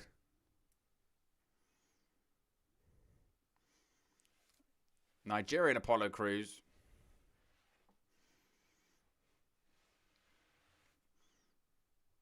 What you got to say is that his gear is pretty badass, isn't it? With those tights. Looks great. And you look, Apollo Crews is in great shape. There's no doubt about that as well.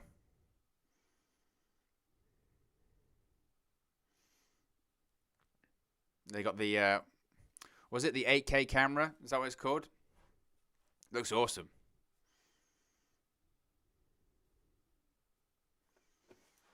But yeah, big fan of that. Big fan of.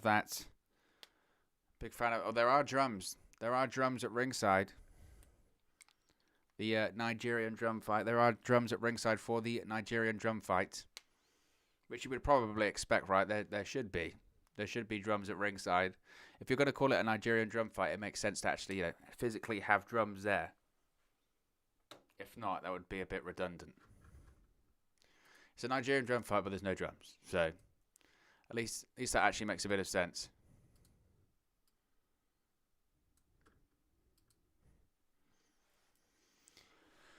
Jacob Garrity says, who do you want to win? Well, I think Big E should win, because I think Big E should be in the Universal Championship picture by the end of the year. Todd says, ever watch SWE Fury? Heard Sabu is going to wrestle Bloodhunter in a couple of weeks on their pay-per-view. I don't, the amount of wrestling that's on at the moment, I don't have the time. I mean, there's wrestling on every single day of the week now. Well, they're both going straight to the outside, going after weapons. Apollo Crews has got a kendo stick, and so does Big E. So both guys going straight for the kendo sticks as weapons. Oh, God, they're trading shots with it. They're just teeing off on each other with these kendo sticks. We've got a duel, whatever you want to call it. Oh my God, Big E just laying in those shots with the kendo stick. Oh, still not as bad as the shot of Bianca Belair's hair on Sasha Banks last night. That was nasty. Oh. Apollo Crews just driven into the drums.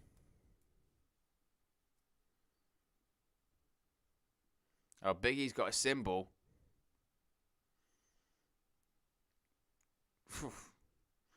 The symbol got cut off though by Apollo Crews, who's now attacking Big E with the kendo stick himself.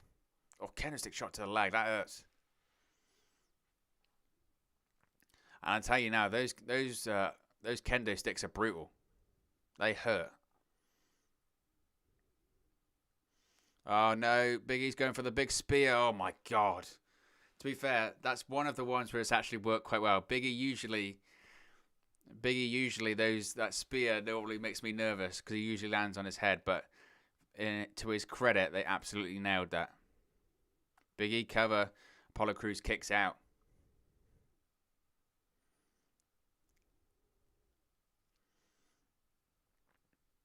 Crowd are into Big E. They're saying, let's go Big E.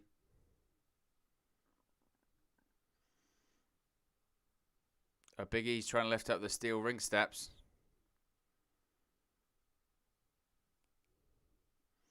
What's he going for? Is he going for the heavier steps? What's he? Yeah, he's going for the larger steel ring steps. Is he going to throw it into the ring?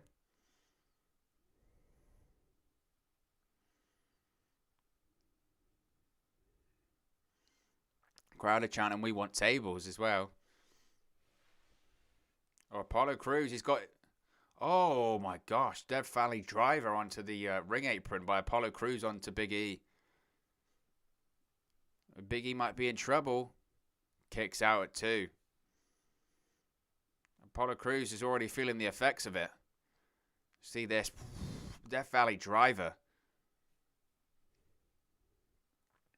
Now Crews just these big right hands to a Big E. Crews going straight after the steps once again. I think he's got some serious ideas for those steel ring steps.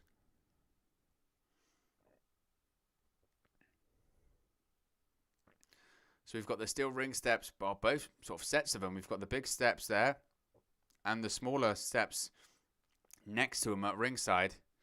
There's definitely a big spot planned.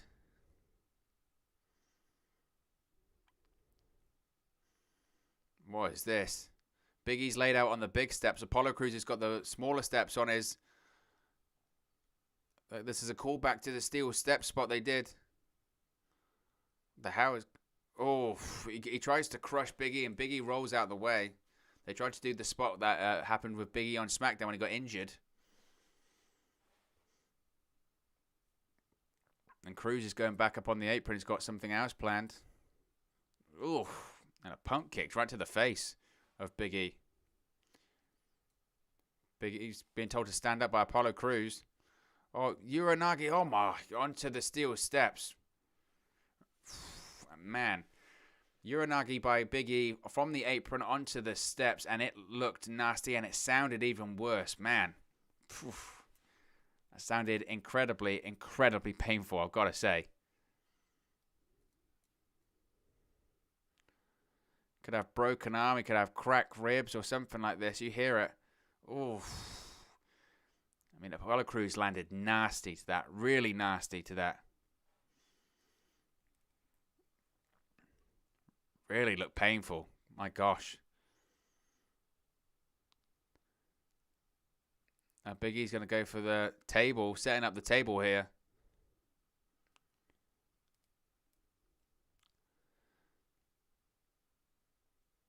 Now Big E sliding in the table into the ring. So what he's got planned here.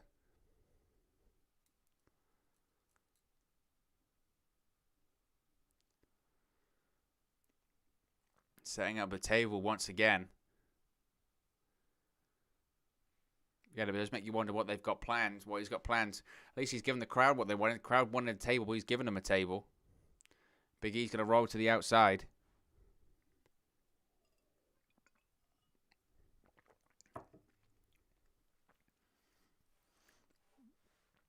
So what are they going to do now? Oh, big jumping kick to the head by Apollo Crews. Oh, kendo sticks to the back. Oh, he's just laying out Big E with these. Oh, the kendo stick is splintering everywhere. It's going crazy. That's it, Apollo. Show that fire. Don't normally get to see that from Apollo Crews.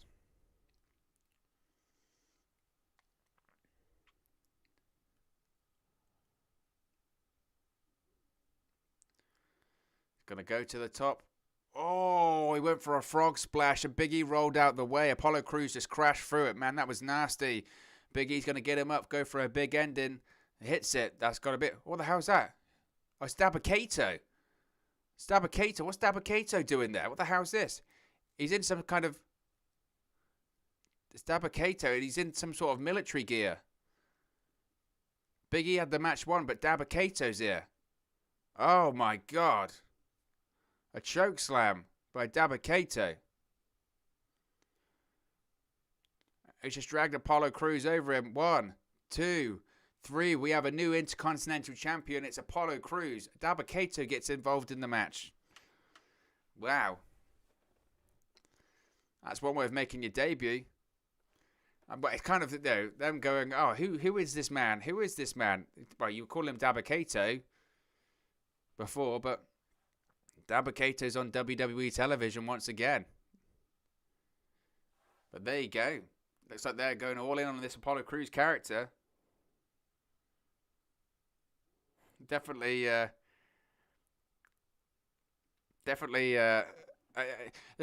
don't mind it, but what annoys me is Michael Cole going the whole... By the way, Apollo Crews took an unbelievable bump through the table. But him going, who is this guy? I've never seen this guy in my life. Yeah, it was Dabakato. They don't know who he is. Who is this guy? He's a colossal superstar. He's wearing a ridiculous, like a general's jacket or something ridiculous. This is very 1980s, you know. This is Bruce Pritchard and Vince McMahon fingerprints all over it. It really is. This is very 1980s. Pyro's going off. It's very odd. It's very odd. It's very Bruce Pritchard, Vince McMahon. What do we have with Apollo Crews? We're bringing the Nigerian general. Right. And it makes you I don't know about that. I don't know about that. I mean, look, I don't have a problem with Dabba-Kato or anything like that, but I mean, it's Babatunde and it was Dabba-Kato. But we have a new Intercontinental champion and it's Apollo Crews. What do we think of that one? Todd says, what nice dark beer you drink. It's not beer, it's Pepsi. I'm like CM Punk. Got Pepsi Max, just don't have the tattoo. We're seeing highlights of WrestleMania Night 1. Which, so far, I think goes without saying that Night 1 was the better night. Absolutely. Night 1 was fantastic. I mean, every match last night, apart from the tag team turmoil, just nailed it. They just absolutely nailed it. Whereas tonight, I mean, let's have a look at the matches because we've only got 2 matches left. Women's tag team titles, obviously, no. The Fiend Randy Orton match, yeah, didn't do it for me. Well, I know that's not fair. Because I'm not going to be a hypocrite here. Didn't like the match of the Fiend Randy Orton. The ending, I don't have a problem with, as I said, because I'm fine for stories. I know people are they wanted to do something a bit more definitive. I don't know. Kevin Owens Sami Zayn was a fine match. Kevin Owens Sami Zayn was a fine match. It's the best match they've had against each other. No, I don't know if it got enough time with that. I think it was a difficult position because I think the crowd was kind of confused as to what had really, what was going on with all of that. US title, actually thought that was a really solid match. Enjoyed that. Loved the finish of the springboard into the bro kick. That was great. Intercontinental title, the match was all right. The match was okay. The Dabba-Kato thing, well, again, Michael Cole, they've obviously been told don't address like you know him. Like we've never seen him before, which just feels a bit redundant because we know who he is. We know who he is. We've seen him on Raw Underground and all that kind of stuff. So to imply we don't know who he is and just, people will forget feels a bit dumb. And just, I guess, right, because Apollo Crews has got Nigerian roots, so obviously his accomplice must be a Nigerian general. I mean, this again, it's got Vince McMahon and Bruce Pritchard's fingerprints all over it. It's so late 1980s, that's what I mean. It's just so 1980s. That gimmick of Apollo Crews becoming a Nigerian and then having a Nigerian general as a bodyguard just has like, you'll face him against Hulk Hogan at WrestleMania 7. You know what I mean? It's got that vibe to it. And don't get me wrong, I'm glad to see Apollo Crews getting a push. It feels stupid. It just feels very stupid and not modern at all. And I understand sometimes what's old is new, but not in this case. Not in this case, I don't think. But we're seeing the replays of WrestleMania Night 1 and just being reminded by how good it was, But it goes without saying that Night 1 was by far the better night so far. I mean, we could see Asuka and Rhea Ripley and then the main event absolutely steal it, but I think even if we had 2 real great matches here, it still wouldn't line up to Night 1, which pretty much every night just absolutely nailed it. And that's really it, to be honest. Andrew Pollard says pissed off, but Apollo did great.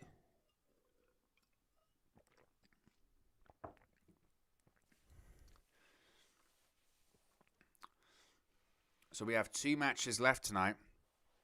What's interesting is we have 2 matches left tonight, and we have about an hour left. So you could argue that probably we're looking at, including entrances, 2 half-an-hour matches, maybe. Kato White says, do you think TNA 2013 to 2015 was the best roster? Well, I mean, it's a good... Probably not the 2015 or that kind of stuff. I would agree with you. I would probably say about 2010. Look at the roster of Impact TNA around 2010. And look at a lot of those guys are either in the Hall of Fame or they're on WWE television right now. Whether it's AJ Styles, Sting, Bobby Roode, James Storm, AJ Styles. The list could go on and on. Kazarian, Christopher Daniels, Kurt Angle, and even the higher profile people like your Kevin Nash's, like your Scott Steiner, like any of those guys. It can go on and on. They had such a good roster at that point. Bully Ray, the Dudley Boys, the Motor City Machine Guns. That roster is very strong. Samoa Joe. I could go on and on. Gail Kim, Awesome Kong, Taylor Wilde. They had a really strong roster at the time. But we're seeing another advert for WrestleMania 38 next year. What's interesting is it's just saying April 2022. Initially, we did have a date for it, and they haven't now, which makes me think we might be moving to a 2-day format next year.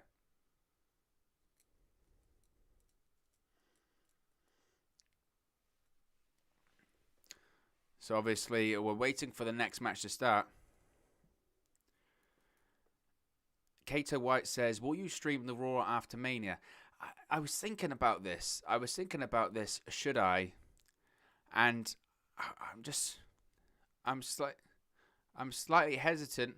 What's going on? Why is there the ship suddenly a ghost pirate ship? Abyss, yeah, that's right. I was thinking about streaming the Raw after Mania. Usually lots of crazy stuff happens in it. I just don't know if that's going to be the case. This year. I mean, usually for a brief period of time on the channel, I did watch longs for Raws and SmackDowns, but sometimes they were just so difficult to watch, and it was just redundant to do it. And you would finish it and be like, I don't really accomplish anything from that. So I don't know. I might do a poll maybe tomorrow on the community tab and say, is that what people want? If it was a few years ago, I'd have said absolutely, because I felt like stuff actually happened on the Raw after WrestleMania. Whereas I just don't feel like that's the case anymore. I have a real bad feeling that if I watched Raw tomorrow live, I could get to the end of it and go, you know what? Nothing happened. That would be my concern. But if you guys think I should, you can let me know in the live chat. Kato White says, will fans be back tomorrow on Monday? No. WWE are going to be in the Thunderdome until August at the least. So I think we're probably looking at a situation where live fans return maybe after SummerSlam into the autumn. So just because the fans are back for WrestleMania doesn't mean the fans are coming back to WWE television any time soon.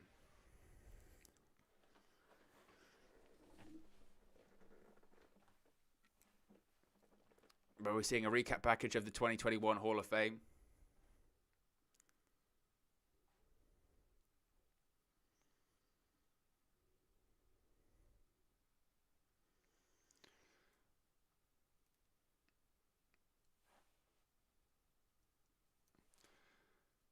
As was it Rich Herring got the Warrior Award? I think he had I think he's been working for WWE for like 50 years or something crazy.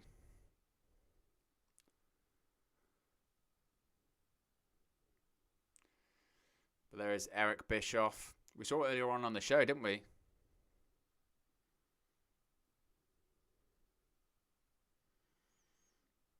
And there is Kane as well.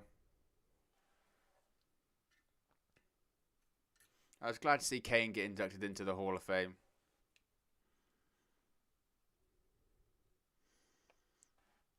It's cool that they're using the old Kane music as well.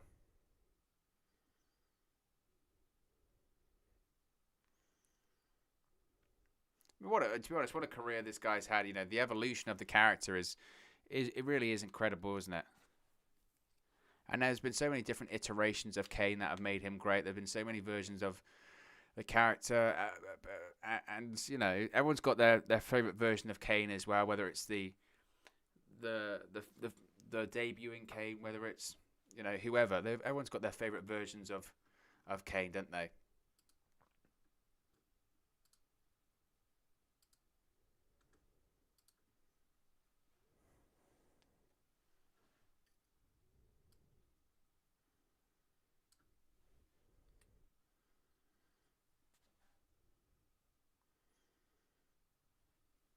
But they're introducing the Hall of Fame class of 2001.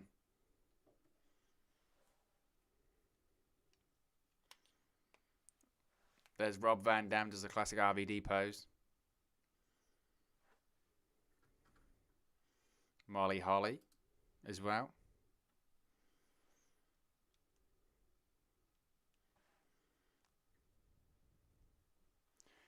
The Great Khali. I was waiting for the great trademark Great Khali, Raw. We didn't get it. Ozzy Osbourne.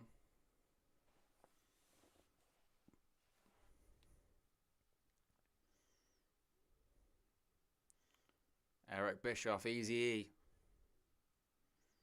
It's a great jacket as well. And get ready for Kane. There's Rich Herring as well.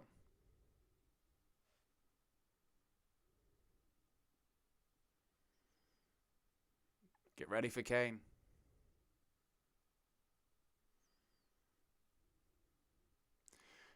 Kane's absolutely a pick to headline the Hall of Fame, isn't he? And there he is in his jacket.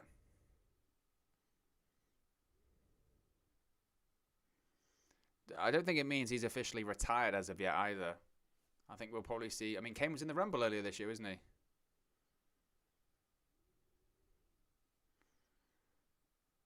Okay, he's going to do the big thing. Yeah, there's the fire comes up.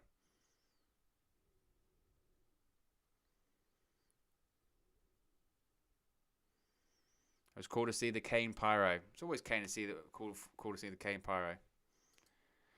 The way they used to do it back in the day as well, they used to have the Kane Pyro when it used to explode. I used to love it when Jim Ross and Jerry Lawler, they were sitting on Raw on the set when it was right at the top, and they would just nearly have a heart attack every time the pyro went off. It was crazy.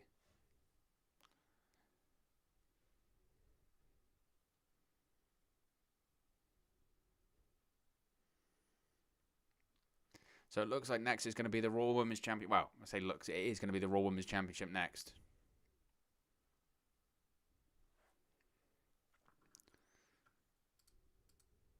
So there you go. The Raw Women's Championship is on the line next. Asuka defending the Raw Women's Championship against Rhea Ripley. The Nightmare herself. I think my prediction for this one was Rhea Ripley. But what a year Asuka's had, really. What a year she's had. Dominated. So we're going to see a promo package for this match before it starts off. If you are enjoying WrestleMania 37, smash a like on the like button. Be sure to subscribe, bottom right hand corner. We'll do a quick subscriber check as well.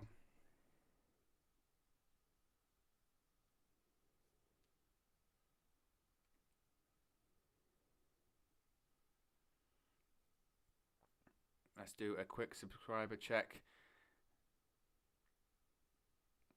Well, we hit the target of 3,130, so I appreciate everyone that has subscribed. Let's see if we can hit 3,140. But really appreciate everyone that has subscribed. Be sure to smash a like on the like button too. Really does help us out here on YouTube. Go up the rankings, get to people's recommendation feeds if they've never seen any of our videos previously.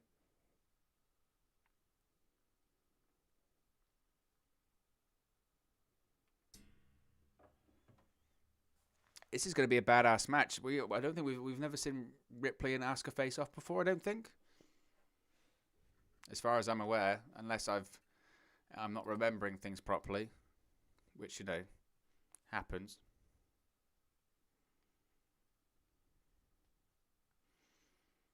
So this match is going to be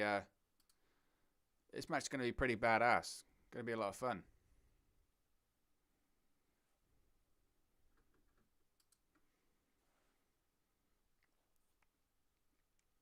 And obviously Rhea Ripley turned, if you will, on Asuka this past week on Raw, didn't she, when they were teaming up? Can these two coexist? God, don't you hate that? It's just the worst.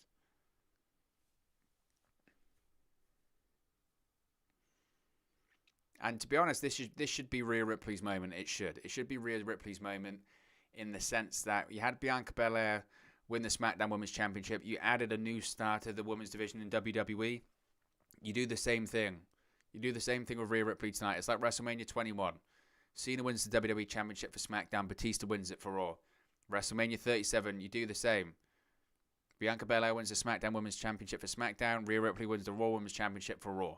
Then you've added 2 new female stars to the impressive core that is the WWE Women's Division. Obviously, you've got the 4 horsewomen. You've got Asuka. Then you've got maybe a Rhea Ripley. Then you've got a Ronda Rousey if she returns. And suddenly you've got maybe an Io Shirai who can then come in. Then you've got an unbelievably impressive female roster, which is what it should be. WWE has the best women's division in the world. There's no doubt about it. You can criticize them for a variety of things, but they really do have a great list of female stars.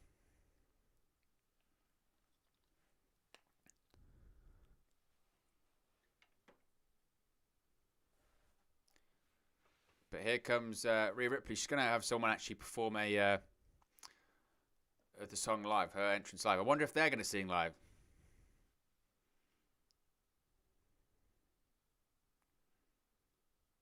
Will she be singing it live? Here we go.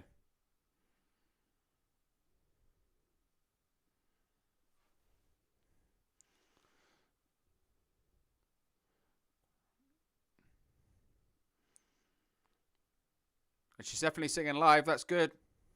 Credit her for that.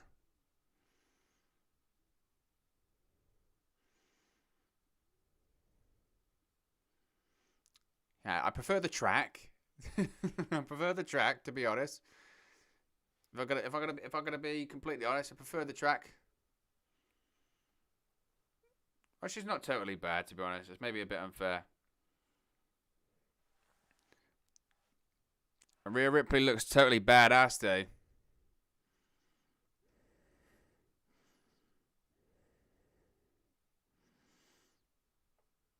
Here comes Ripley.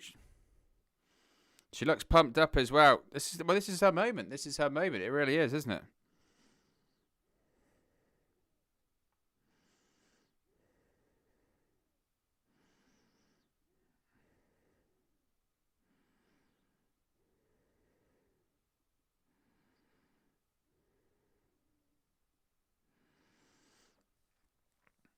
But Rhea Ripley, she's back up on the. It's a great entrance. It really is a great entrance. You got to give her credit for that.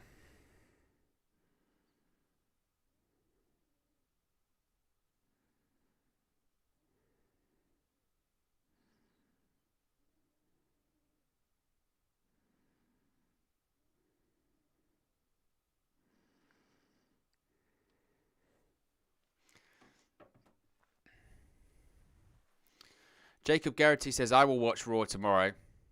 Todd says, I like both. Can't pick who I want to win. Just want a great match. Well, to be fair, whoever's singing this, she's getting better. She started off a bit dodgy, but she's getting better. And Rhea Ripley just looks like she's having a great time.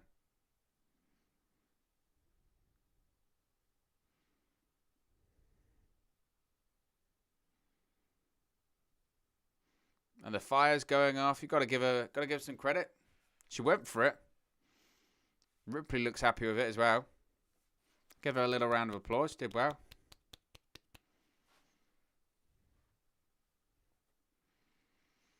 But now they go back to the announce table because they've got a pad until Asuka can make her entrance.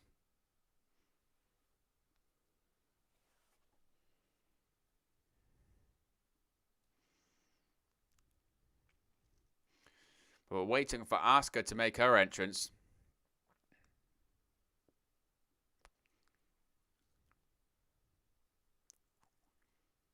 Well, here comes Asuka.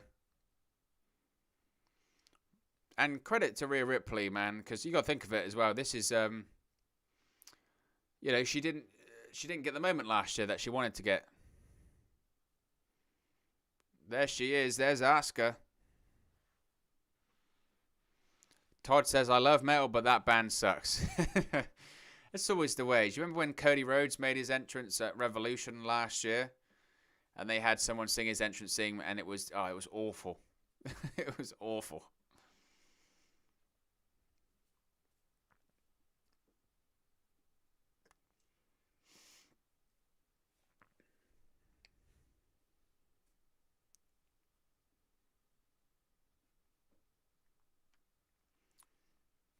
But Asuka's making her way to the ring.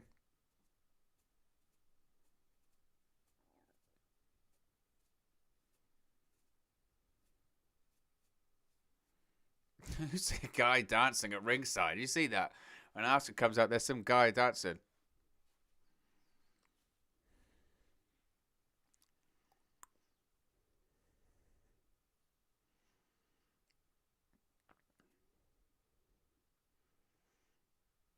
It's a cool mask for Asuka, though.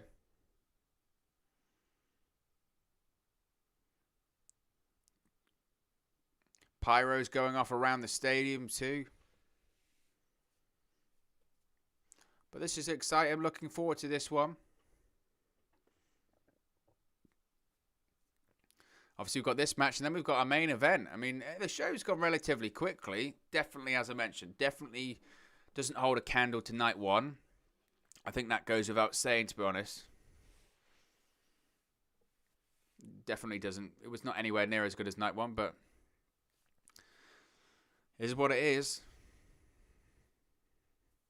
And I mean, talk about, following last night. Last night, following it anyway was tough. And now they've got to follow this women's main event last night. See what Rhea Ripley and Asuka can do. I think they've got potential to steal the show. You've got to say Rhea Ripley as well. She's got such a great look as well, doesn't she? She's so unique.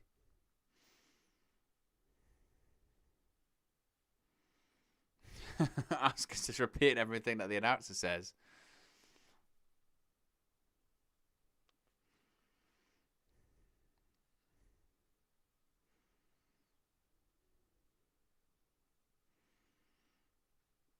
Holds up the Raw Women's Championship, does the referee, and we are nearly going to get underway.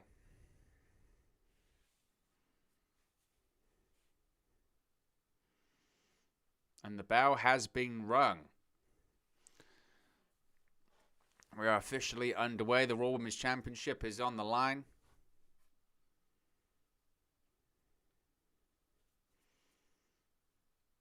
This is going to be fun. Asuka hits the ropes and a drop kick to Rhea Ripley to start things off. This looks like it annoyed Ripley. Oof. Kick to the midsection. Hits the ropes. Oh, roll through. And, Ripley kicks out even before a counter on. Backslide. Ripley rolls through again. No count. Oh, drop kick.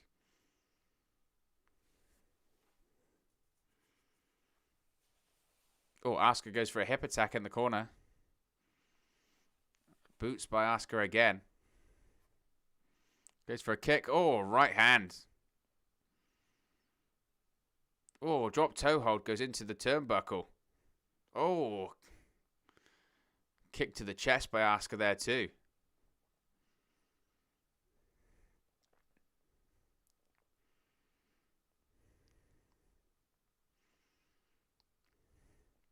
We've got dueling chants of let's go Rhea and let's go Asuka. Oh, Rhea nearly goes under. Now Rhea trying to go into the ring. Oh. Knee to the head by Asuka.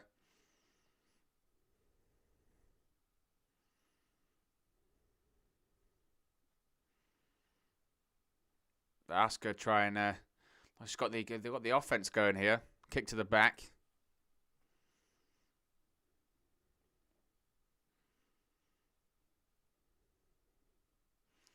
Asuka hits the ropes. Oh, misses. Oh, kick to the stomach by Rhea Ripley.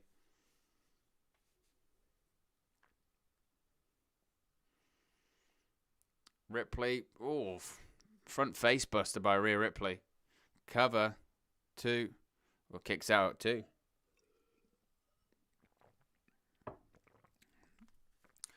See, kicks to the back.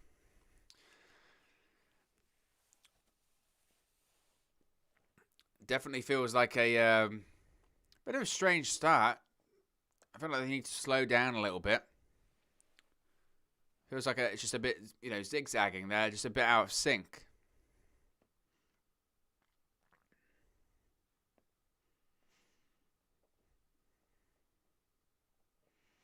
There definitely seems to be contrasting views in the crowd about wearing the mask or not wearing a mask. Some people are, some people aren't. Some people have got the mask pulled down, some people don't have it on at all.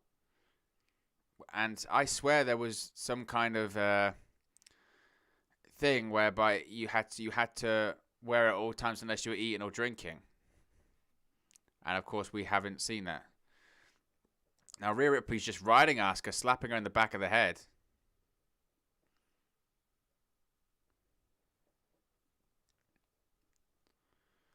Now she's got in a body scissors, Ripley does now. Asuka's trying to roll back and get a pinfall. Referee just didn't do a cover, whatever isn't. Oh, drop kick by Rhea Ripley. Certainly, again, an odd match. I guess there was discussion about was Ripley properly a heel after after turning on Asuka on Raw on Monday, and I guess she definitely is a heel, which is odd because we haven't really seen her like that. I mean, maybe in her really early days in NXT UK, but when she was in NXT, she was always babyface. And now she's come to the main roster and she's completely different, which is odd.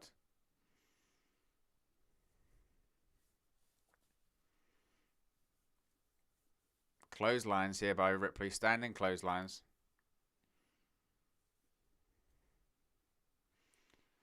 Goes for a ripcord, or kick to the...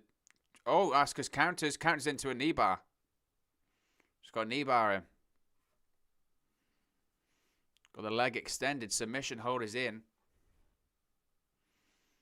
It is locked in for good. It's in the middle of the ring as well. She's nowhere near the ropes. Oh, rolls up, stacks her up. Oh, Ripley rolls through. Look at the power. Nice. Turns it into a German suplex. A great counter. 2. Oh, kicks out. Well, referee decided just to sort of stop the count and go for the chain that had fallen onto the floor instead. Rhea Ripley's trying to sort of feel the ankle. Rhea Ripley's got all sorts of chains on her outfit. I always just think Shawn Michaels used to say, just don't bother with him. I remember once Shawn Michaels... Because, of course, HBK, when it comes out, does the pose and the little prayer, and then the pyro comes off. I remember HBK did it once, and all of these chains he had on fell through the grate on Monday Night Raw, and he was stuck to the ring apron, so stuck to the ring ramp, probably. He couldn't get up. He was just stuck there.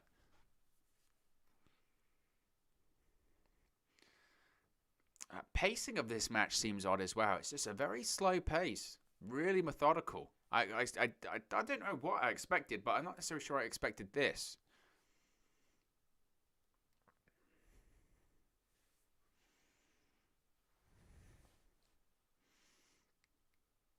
Ripley's put Asuka on the top rope here.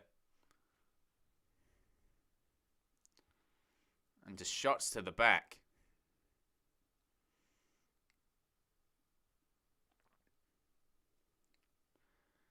It's going to go for a backdrop. Oh, she's fighting back. Asuka's fighting back. Continuously fighting back. Oof. Real reverse elbow by Rhea Ripley there. Now Asuka's going to the top rope. Oh, missile drop kick.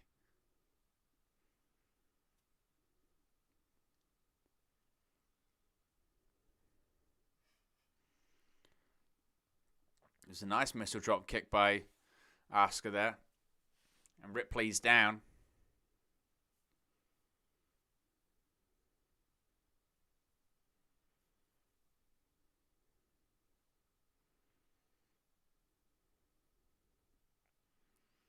Why do they keep resetting? They always keep doing that. Michael Cole just randomly goes these resets. Oh, German suplex by Asuka.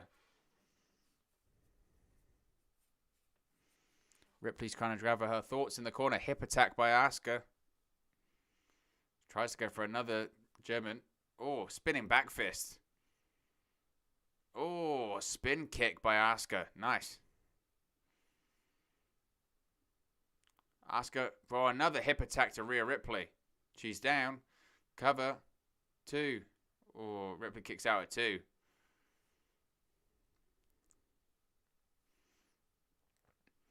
Todd says Asuka's gear looks cool tonight. If you are new to the channel, be sure to subscribe. Bottom right hand corner. See if we can get to 1,140 tonight. I think there's like 8 subscribers to go or something like that. So if you are new to the channel, be sure to subscribe. Smash a like on the like button as well if you're enjoying WrestleMania 37 Night 2.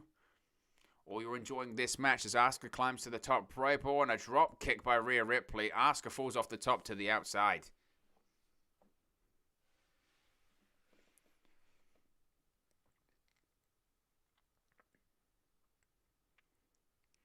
You see this, bang, drop kick, just falls straight down right to the outside. Match has picked up a little bit of pace over the course of the last few minutes, I must say. Asuka, oh, reverse elbow there. Asuka goes for a kick, oh, holds on. Oh, reverse Alabama slam, smashes on the apron, I like that spot.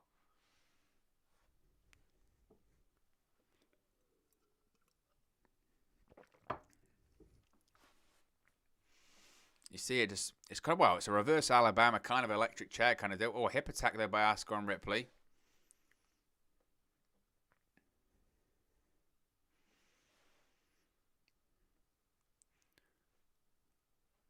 Now Asuka's going for something. What are they planning here? They're going to plan something off the apron?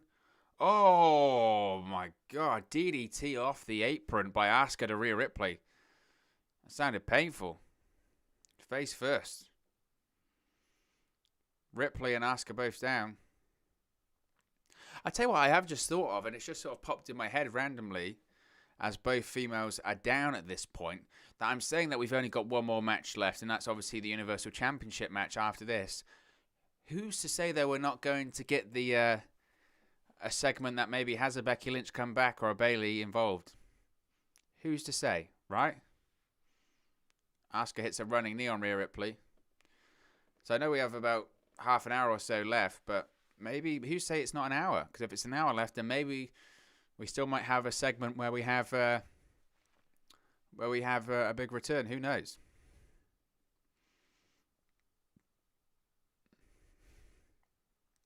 Asuka grabs the hair of Rhea Ripley. And some kicks just to the face. Just brutal kicks to the face. Asuka's going to hit the ropes. Hits the ropes. Goes for a running knee. Oh, it's caught. It's caught. It's caught by Ripley. And Ripley just sees big stomps on Asuka. Crowd definitely seems quiet for this one. Crowd definitely does seem quiet. Oh. Submission is in. Submission is in for Rhea Ripley. Looks like a scorpion. Asuka's trying to reach the bottom rope. Oh, rolls through. Asuka now is going to go for an armbar.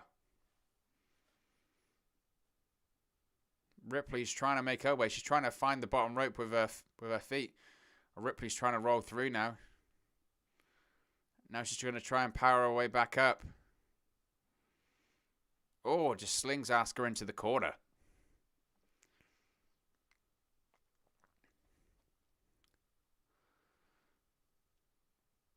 This has been physical. It's been physical. I think they've picked up the pace a bit. I mean, you've got to give them credit for that.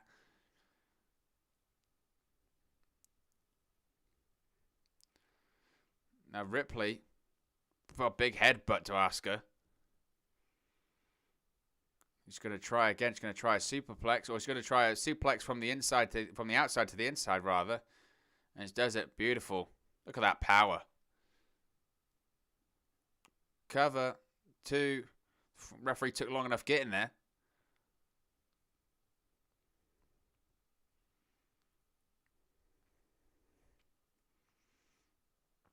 You see the replay. This Suplex from the outside to the in. Oof.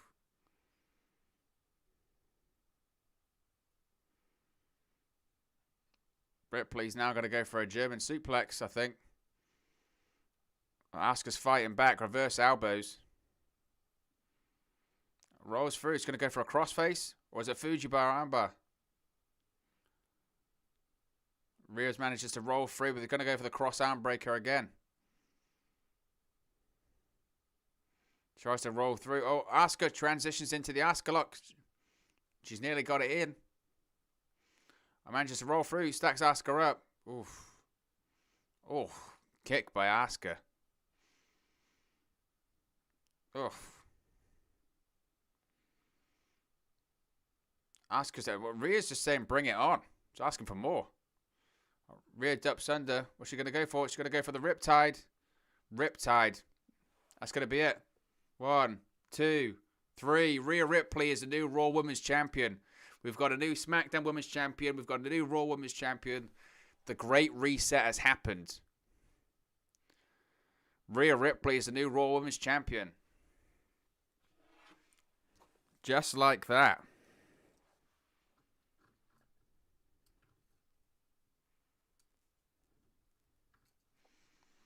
It's a statement. Rhea Ripley, new Raw Women's Champion.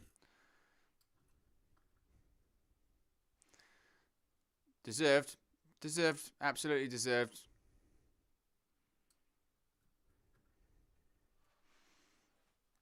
But you've made a new star. You made a new star. Absolutely. You've made Bianca Belair and you've made Rhea Ripley.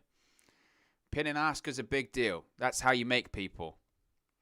Absolutely the right decision. Finish kind of came about out of nowhere, and the match itself was okay. I think at points it was clunky. I don't know if they've touched before, if they've really worked together before. It did kind of feel like that there were points in it that felt a little bit clunky, but I thought they did well. I thought as it progressed and it picked up pace, it was good. But Rhea Ripley, new Raw Women's Champion. Not bad. You've debuted on Monday Night Raw only a couple of months ago. Already the Raw Women's Champion. It's a moment. It's certainly a moment, isn't it? There you go. New Raw Women's Champion, Rhea Ripley.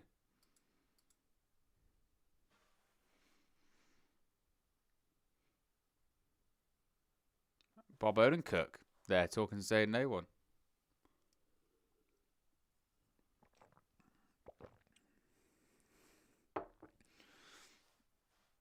I've heard that this Nobody film's actually pretty good with Bob Odenkirk. I don't know if it's any good or not. You can tell me.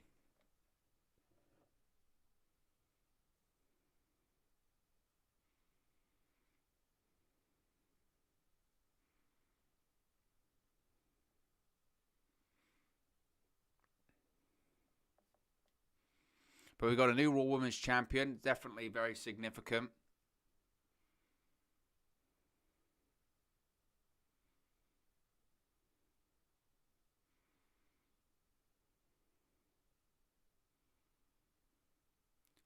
But there's an advert for NXT moving to Tuesday nights, of course, which is significant.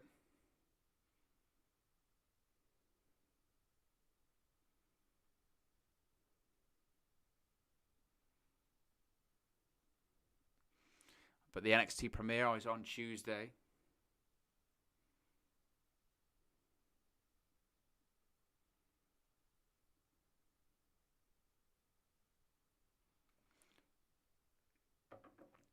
They're showing a replay from earlier on tonight with the Fiend versus Randy Orton.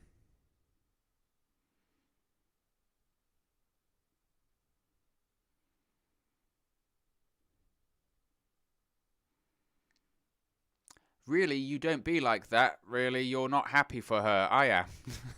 All right, mate. No, I'm happy with Rhea Ripley. She's Raw Women's Champion. Good for her. She's different. She made a new star. The entrance for the Fiend was awesome. The Jack in the Box, that was great. New look as well. I mean, it's the same version of the Fiend, but it's a new mask. And it's a new mask, and it's definitely a bit of weight loss as well. He's got a different gear on as well. I enjoyed it, but it was the red light. The red light was a problem. The red light was a massive problem. Are they trying to fill time or something? Because they're showing the replay of pretty much the entire Randy Orton Fiend match, unless they've got a big angle planned. You saw the could see the mandible claw of the Fiend on Randy Orton. And then that's when the flames came up from the things. Oof. It was certainly odd. It was crazy.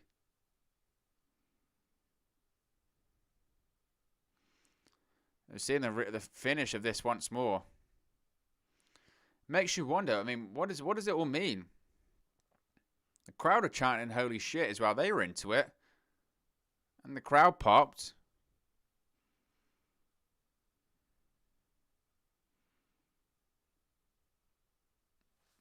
You know, I'm with everyone that says the match wasn't great because it wasn't, and I get that people were annoyed that they disappeared at the end. I get that, but I think it's the story. I think you have to think about the story. I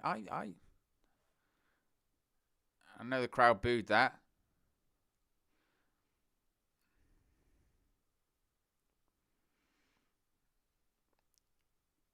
Oh, Hogan's back out and they're piping in cheers again because he's getting booed to shit. Booed to how, I must say.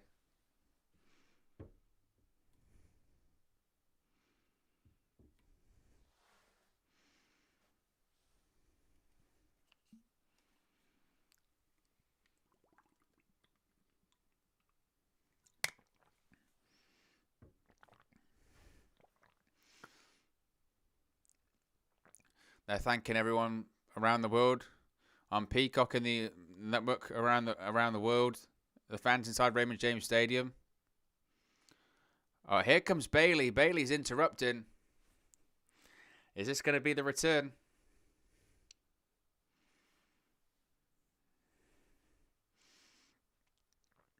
This could be the return, I think. Bayley says Bayley's interrupted them. She says, "You kidding me?"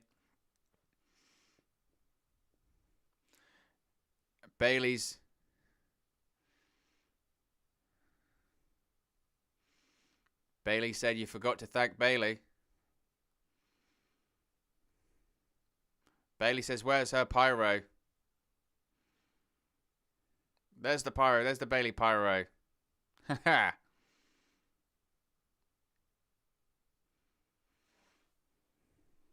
Is Becky Lynch going to return? Are we going to have a return? What's going on? Bayley said that she's been hosting WrestleMania.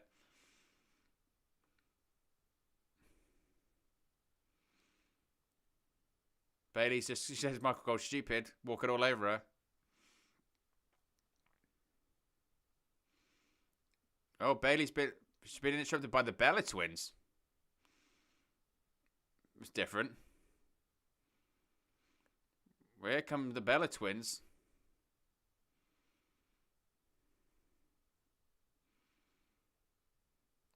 What are the Bella twins doing out here?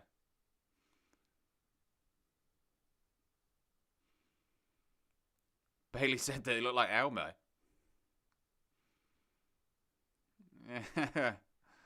Bayley said John Cena's not here tonight. Oh, Bayley just got a forearm from the Bella twins. Oh, a knee to the face by Brie Bella. And Nikki Bella they've just thrown Bayley down the entrance ramp. Ugh. So the Bella twins just got attacked by Bayley. So no Becky Lynch. No Becky Lynch.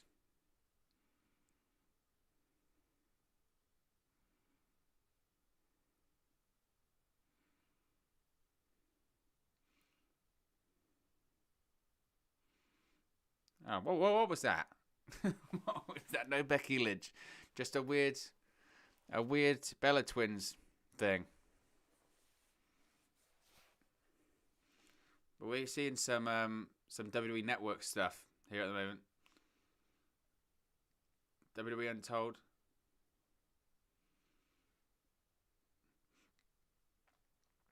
Oh, they're going to do a WWE Untold of the Nexus. That's cool.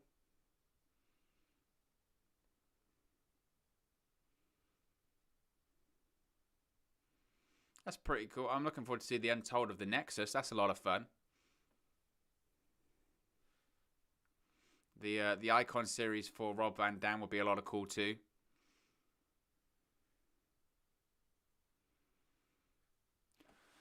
Beaumont Ghost says Viper and the Fiend disappeared during the match and they disappeared afterwards.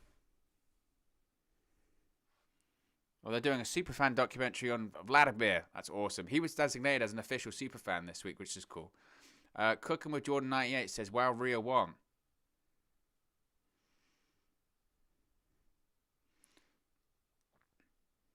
Five weeks from tonight. Well, that's interesting. It's not called just Backlash anymore. It's called WrestleMania Backlash. That's interesting. Sunday, May 16th, WrestleMania Backlash. Certainly, that's interesting. That's called WrestleMania Backlash, not Backlash anymore. But coming up next, Universal Championship. It's on the line. Main event time. Who has everyone got? This is certainly interesting. Who do we think is going to win this one? I'm still going to go with Raymond Reigns. But it certainly is interesting. And Edge is in the main event. 10 years to the day that he retired, was forced to retire. Edge is in the main event competing for the World Championship. If you are new to the channel, of course, be sure to subscribe. Bottom right-hand corner. Smash a like on the like button too. Let's do a quick subscriber check. Let's see how close we are to the 3,140 goal that we set.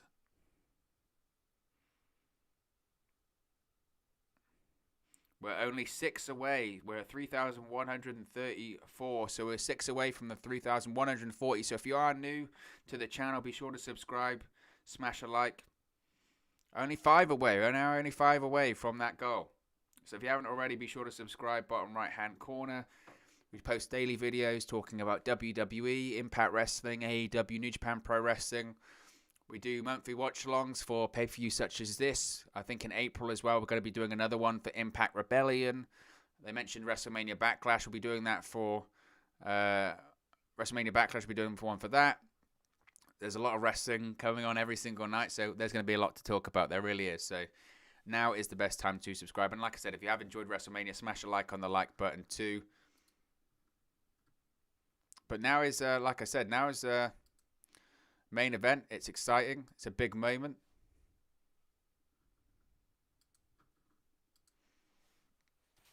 And Daniel Bryan, obviously, has been added to the match shades of WrestleMania 30 all over again. And, of course, he tapped out. He submitted Raymond Reigns, didn't he?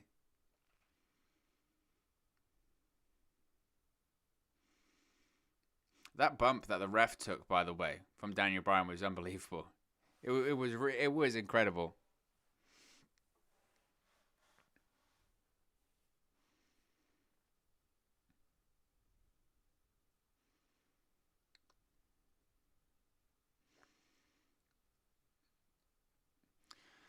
It's very interesting. It's going to be really interesting to see, like I said, who leaves as Universal Champion. I'm still going to go with Raymond Reigns. I think to me that looks the most likely, but Cooking with Jordan says, a couple of things. It says, actually, let's go back. I missed Todd's comment. Todd said, I'll make my pick after how the crowd react. That's true. Cooking with Jordan says, I really don't think Rhea deserves it because she didn't even have a singles match. Well, look, she. I guess you throw out the challenge. That's what happens. Cooking with Jordan says, what's your thoughts on Bobby retaining last night? I thought it was the right call. I thought it was absolutely the right call. I understand people were saying about McIntyre having his moment, that kind of stuff, but you can't call someone the almighty champion and then have them lose their first championship defense or lose at WrestleMania after only winning the title a few weeks ago. They'll have McIntyre will win it again in front of fans at some point. Now isn't the time. Now is the time to keep establishing stars. Milan Pura says, I'm going with Edge. Edge is certainly an interesting one. I think the story the story there, it's difficult to try and turn that down. 10 years to the day, winning the World Championship is a heck of a story. It makes a heck of a story. The only issue with Edge winning it is just logistics. Is he going to be on SmackDown every single week? He's not going to wrestle every single week. Bill Impura says it makes sense for Edge to win because he comes back so fast after injury. He deserves it. Todd says, you know what makes this Mania better? No Ziggler, LOL. Well, he was technically on it last night, wasn't he? Mick Thompson says, where is Becky Lynch? I thought she's coming back. Well, maybe not. The reports, who knows it? The dirt sheets are wrong a couple of times. Bill Impura says Edge. Cook Jordan says Edge because he's the rated R superstar. Well, we won't have to wait much longer because it's going to be... main event is going to be kicking off in a matter of moments.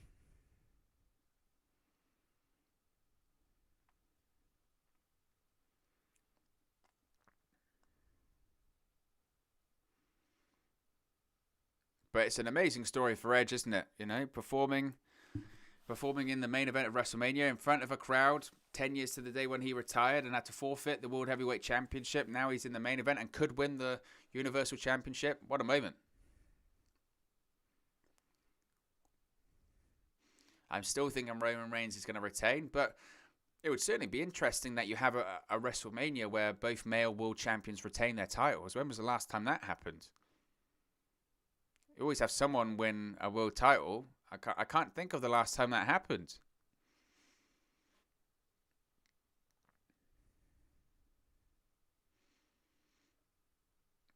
Now, if you go back through the last time I think that happened, WrestleMania 34, AJ Styles retained the WWE Championship and Brock Lesnar retained the Universal Championship, if I'm correct. But here comes Daniel Bryan. He's doing the yes chants. He looks so happy that the fans are back.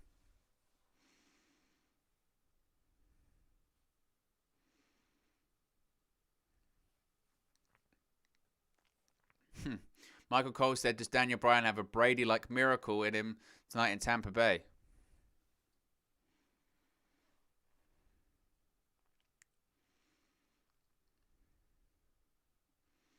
But the crowd are chanting. Yeah, it's just great to see the crowd chanting yes again, isn't it, all together?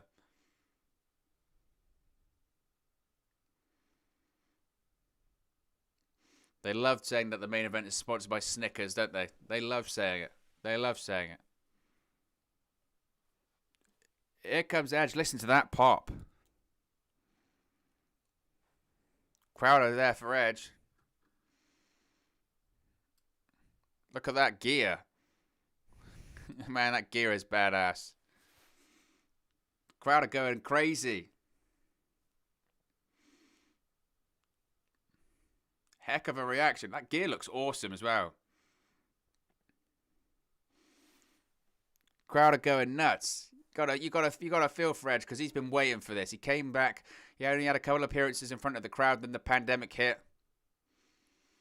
This is only Edge's second match in front of a crowd since he returned. There you go. You're gonna do the big pyro. Bang. Woo-hoo-hoo-hoo. Look at that pyro, man. Holy cow. What an entrance. Edge is all fired up.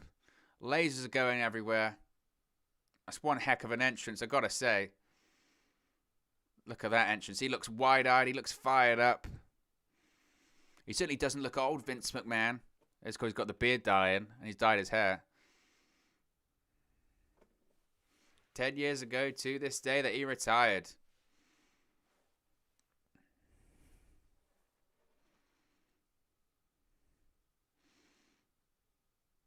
Some pretty badass gear as well. I'm feeling the gear.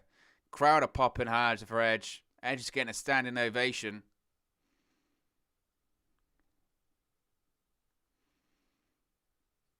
Listen to that.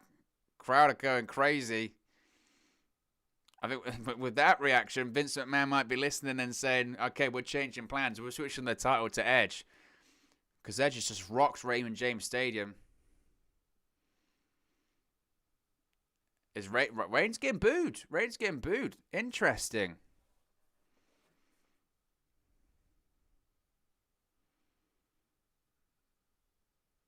Mixed response. Mixed response.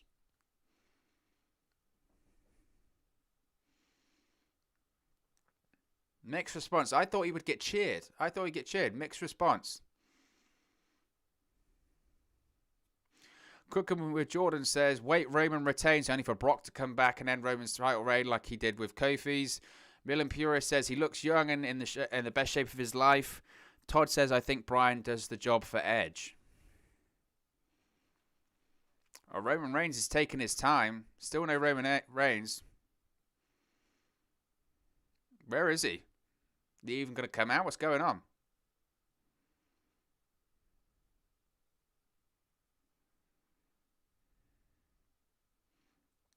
There he is. There's Roman Reigns. Jey Uso's with him. Paul Heyman's with him. They've all got the ceremonial sort of neck dresses on. Is that what you call them? Necklaces? Neck dresses. Smash a like on the like button if you're excited for WrestleMania. Remember, Super Chats are open as well. You can contribute to the channel by clicking the $sign. Support is very much appreciated here on the channel.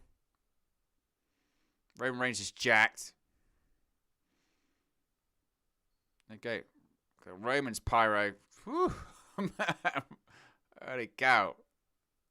I think if you thought Edge's pyro was good, Roman just absolutely blew it out of the water. Man, oh man. That was pyro and a half.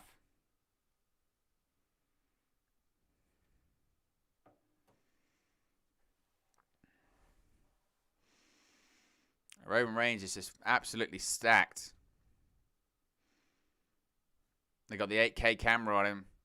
Looks unbelievable.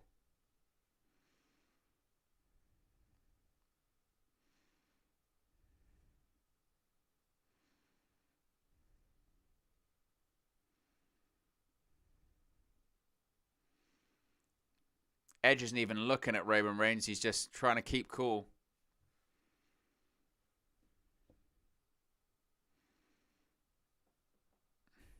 It's cool. I mean, that the 8K cam is just awesome.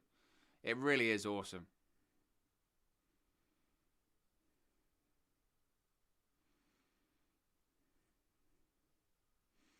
Edge looks focused.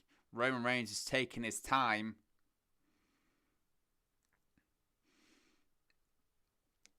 To be honest,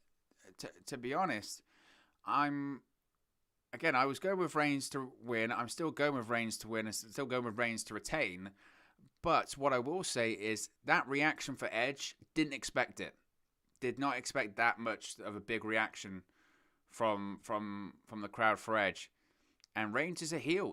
I thought he'd be getting cheers. He's getting boos. So it makes you think. I mean, maybe Edge does win. I mean, the crowd won it. But I guess from a heel point of view, that's good because that means Reigns has heat.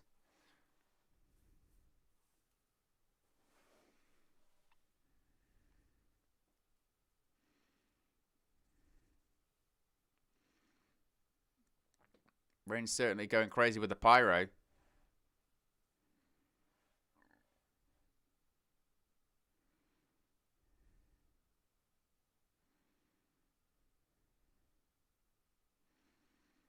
Edge doesn't even bother. Edge finally decided to look at him. But it's the main event of WrestleMania Night 2. It's for the Universal Championship. Bryan's just laughing at Roman Reigns.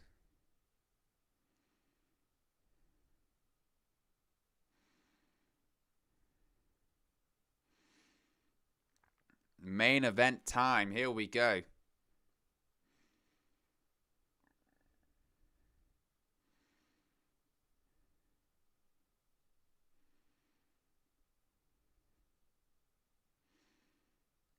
Edge is first to be introduced.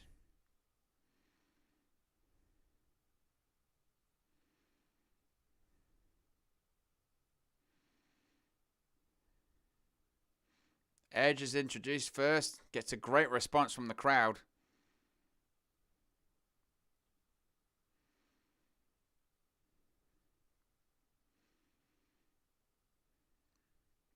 Daniel Bryan introduced next.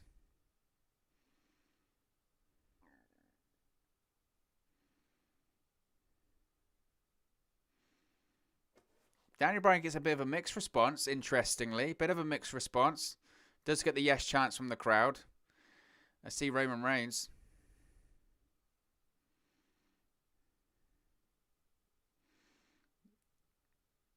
Reigns gets booed. He gets booed. He's got heat. That's good. He's a heel. That's the point. You know? He looks great. And he looks phenomenal.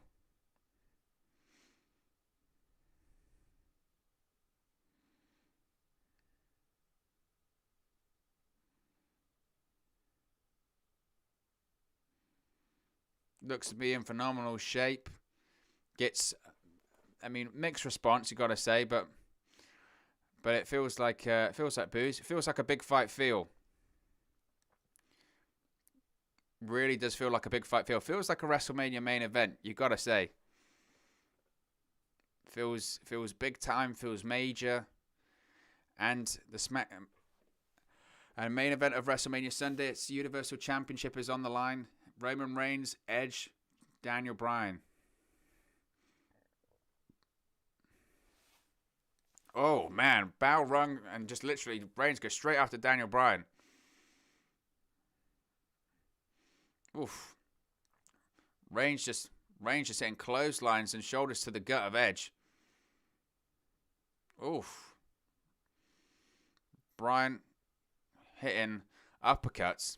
Got about 1 million camera cuts already. Oh, what the hell? Jey Uso just super kicked Daniel Bryan. It's no disqualification. Ah, here we go. Someone's got to come out and stop this because Jey Uso just literally straight away has just super kicked Daniel Bryan. So this is turning into a handicap match.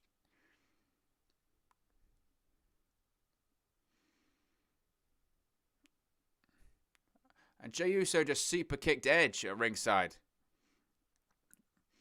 So basically, this is a handicap match. This is crazy. What the hell is going on?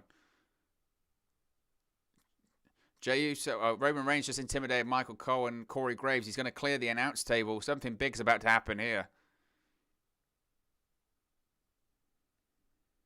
Someone's taking a bump through the announce table, it looks like. Right. Oh, Daniel Bryan, tope suicida onto Roman Reigns. Oh, and another super kick by Jey Uso to Daniel Bryan. Jey Uso he's causing craziness. The Andre the Giant Memorial Battle Royal Room. This is a handicap. It's almost turned into a tag team match. Jey Uso. Oh, Edge just reverses, throws Jey Uso into the steel ring steps. Edge looks pretty PO'd. He looks frenzied. He's going after Roman Reigns. Oof. Throwing Reigns into the ring apron and the barricade. He's just going crazy. Look at Edge. He's not stopping. He's crazed. Oh, just throws Reigns into the post. Edge is now in control. It looks crazed. And the crowd is on the side of Edge. Edge has been pretty frenzied in the last few weeks, and he's frenzied now. Edge throwing the steel steps around. This looks like this match is going to be just pure chaos, it looks like.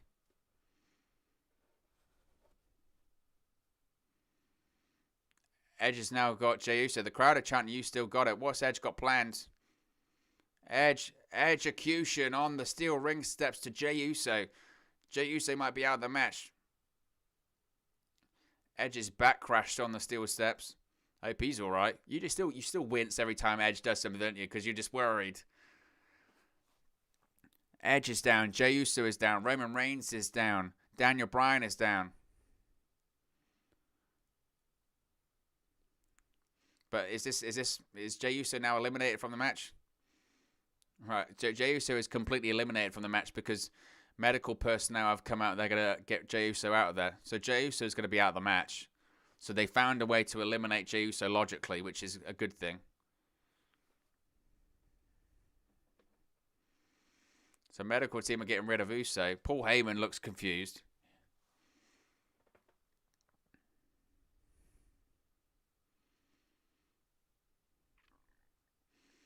Jey Uso's come, but they've done this spot before. Jey Uso, remember, I think it was when he's facing Kevin Owens. Jey Uso came out before and he came back. Well, Edge and Bryan are now in the ring staring off. Daniel Bryan, Edge. This is dream match scenario stuff, this is. Edge and Bryan now facing off. These are two guys that were both forced to retire because of medically disqualified retirement. They're facing off in the main event of WrestleMania. How great is that? Well, Daniel Bryan's just dropped toe hold Edge into the middle turnbuckle. Daniel Bryan hitting these yes kicks onto Edge.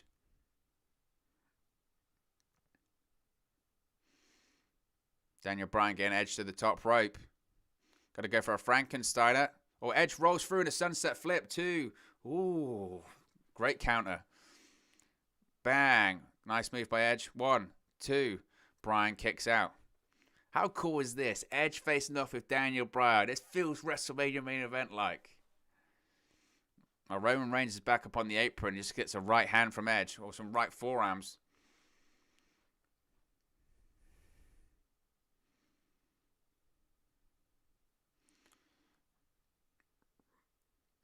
Reigns is trying to do a suplex onto Edge. They're trying to get leverage.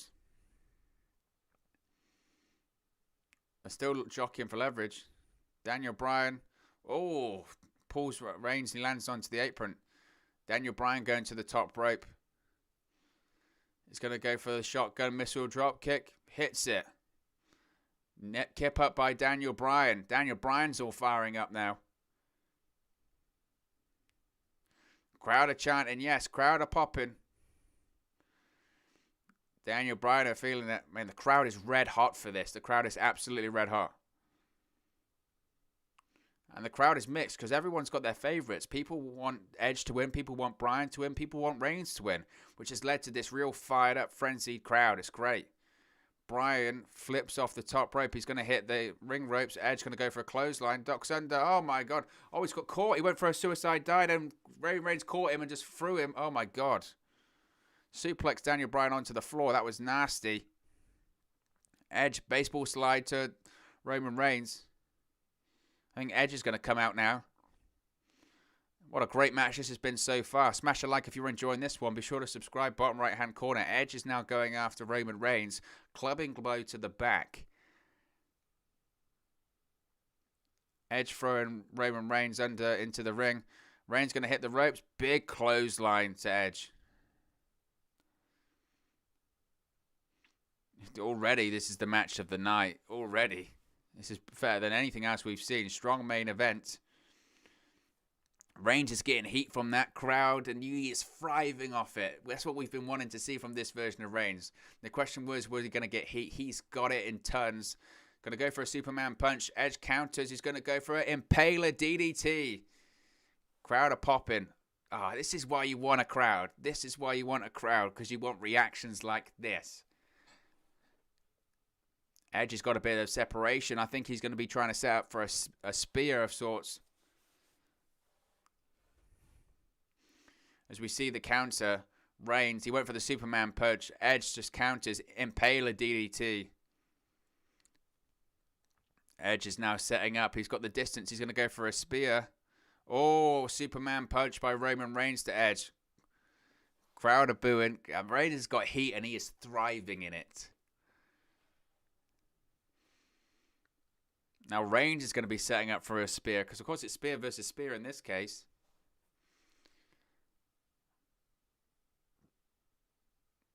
He's setting up for the spear. Edge floats over. Sunset flip. Oh, kicks out. Reigns going to go for a clothesline. Oh, they both went for a spear. They banged on the shoulders. What a match this has been so far. Great match. Great main event so far. I'm really, like 10 minutes into it, I think. Oh, bang, they bounced off it. Great match so far. Crowd are chanting, this is awesome, and it absolutely is. You've got to agree with him. Daniel Bryan, oh God, diving headbutt. Be careful, Daniel. He's going to go back-to-back headbutts. Why does he still do this move, honestly? Headbutt, oh, 2 headbutts. 1, 2, Reigns kicks out. I mean, literally, this guy had to retire because of concussion. He's still doing 2 diving headbutts back to back. Just retire the move, Daniel. Please. So all 3 stars are in the ring. They're all down at the moment. Daniel Bryan is going to get to his feet. Andrew Pollard says this match is already spectacular, so electric and exhilarating. You're not wrong, Andrew. This match definitely has a real big fight feel to it. It's buzzing. Bryan, hits the yes kicks. Daniel Bryan hitting the yes kicks to Edge and Roman Reigns. Who would have thought this match is possible? Edge is taking these kicks. So's Roman Reigns. Crowd are going crazy because the match is awesome. Reigns shoves. What the hell's going on? Running knee to Edge. Going to go for a Superman punch or a kick to the gut. Daniel Bryan's going to go for a big kick. Kick to the side of the head of Bryan. So Roman Reigns, is this going to be it? 1, 2. Reigns kicks out.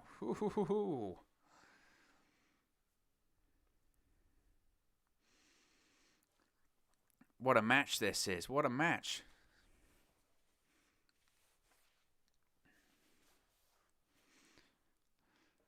So Edge is kind of out of action now because he hit the running knee. Daniel Bryan's just hitting stomps to the head of Roman Reigns. He's going to go for the yes lock. He's got it locked in. Reigns is in the yes lock. Middle of the ring. Paul Heyman's screaming. He's tapped once before. Is he going to do it again? Is Reigns going to tap? Is he going to tap? We're waiting for Edge. Edge is on the outside of the ring. Got hit with the running knee. Is he going to come back in? Reigns, his hands up. Broken up by Edge.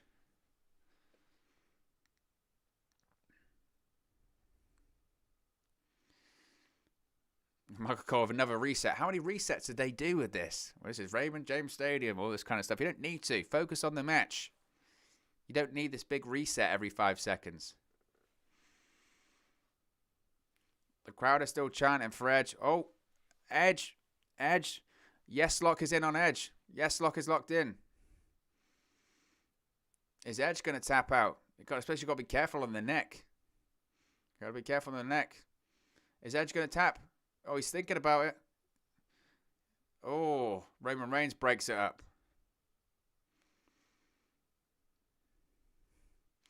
Now Reigns is just pummeling Daniel Bryan. Reigns is absolutely destroying Daniel Bryan here. Now it looks like Reigns is in control. Todd says, I have to say a huge thank you to the fans that went to the show. It's so much better with them. It's unmeasurable. Absolutely. Reigns, just big powerbomb.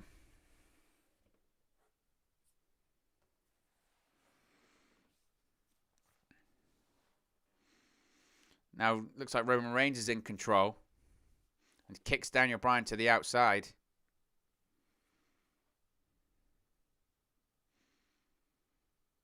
Just got to take a breath. You almost got to take a breath. It's just so exhilarating, so fast paced. You've got to take a breath. What a match this has been so far.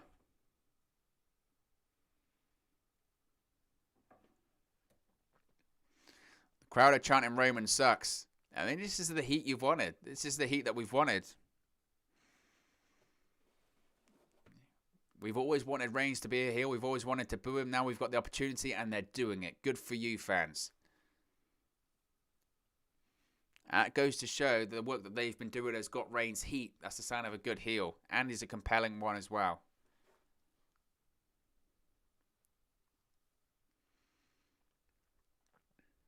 Roman Reigns taking his time. Is he going to try and powerbomb Daniel Bryan onto the table? Well, he's listening to the Roman sucks chants. Look at his face. Look at the acting. This is awesome. Crowd are all over Roman Reigns. This is what makes fans so great. Reigns going to go for a powerbomb onto Daniel Bryan. Bryan just got powerbombed through the table. That might be Daniel Bryan out. And Reigns is getting heat. And he is loving it. Oh, he just got speared off the stairs. Edge just speared Roman Reigns off the steps on the outside. Oh, my God. What a spot. Absolute carnage in this one. What a match this is. What a match. Man. What an absolute incredible match this is. They're just saving this show. Saving this show because this show so far wasn't all that great. But this main event, holy cow. This is a true WrestleMania main event. And Reigns is just thriving with the heat. You know, he's been this amazing heel run and he hasn't been able to get in front of the crowd and just, you know, get to that next level and he's doing it. What a match so far. So, Reigns got speared by Edge on the outside off the steps. Daniel Bryan got powerbombed through the table. Edge is looking around for something. What's he looking for? Edge is looking for something. What's he looking for? He's going for something. I don't know what it is. Daniel Bryan's not moved. He's just absolute laid out. Edge has 2 steel chairs.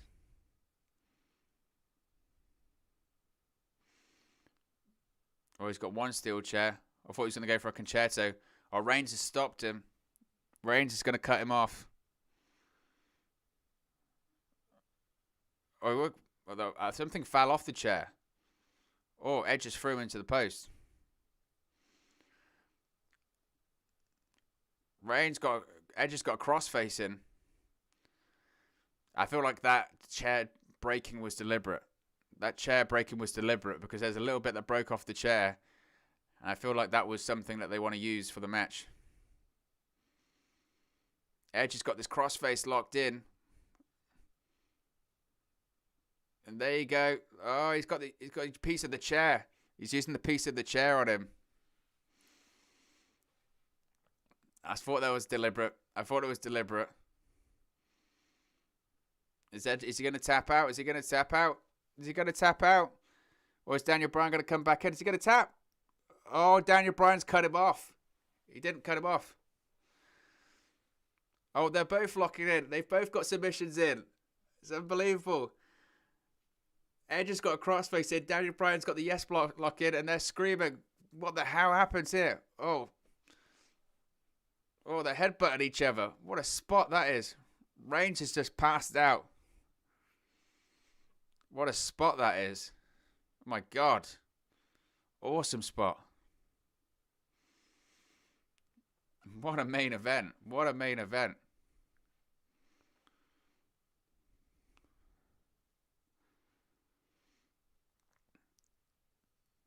What a main event this is. It's incredible. If you're enjoying this main event, smash a like on the like button. Be sure to subscribe, bottom right hand corner. Crowd are chanting, this is awesome. It really is. Incredible main event. Roman Reigns is down. Edge is down. Daniel Bryan's going to try stomping on Edge, it looks like. Oh, no. Daniel Bryan's going to stomp on Edge's bad neck. Careful. Careful. Daniel Bryan looks all fired up. I think he's going to try and hit a running knee. He's making some distance.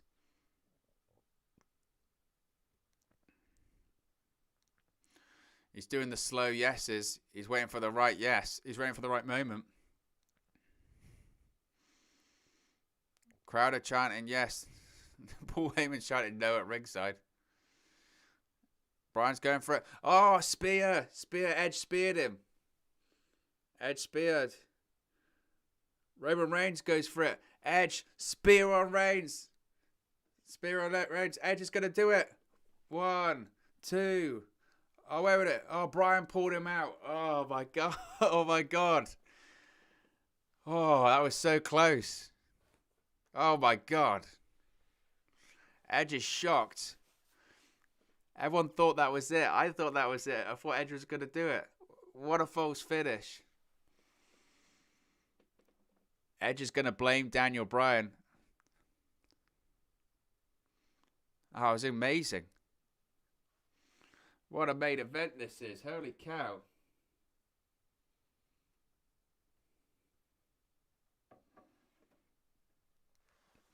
This is crazy. Edge has got the steel chair. He's got 2 of them. I think he's going to go for a concerto.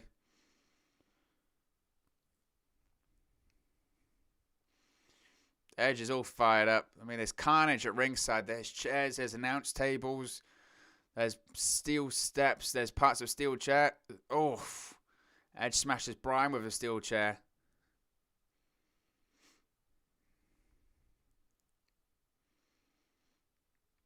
Bryan and Roman Reigns are down. Edge is going to find his way back into the ring. Edge is all frenzied. We've had some great near falls in this one. We really have. Oh, no, Edge is just going for it. Edge is just absolutely destroying him with the steel chair. Crowd are going yes. Edge is all fired up. Look at his face. He is loving it. And so am I. What a match this is.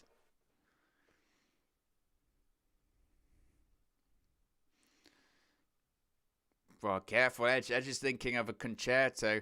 Remember Daniel Bryan, he had to retire because of concussions, and Edge is thinking about a concerto. Or is he going to do concerto to both Daniel Bryan and Roman Reigns? We got stereo concertos.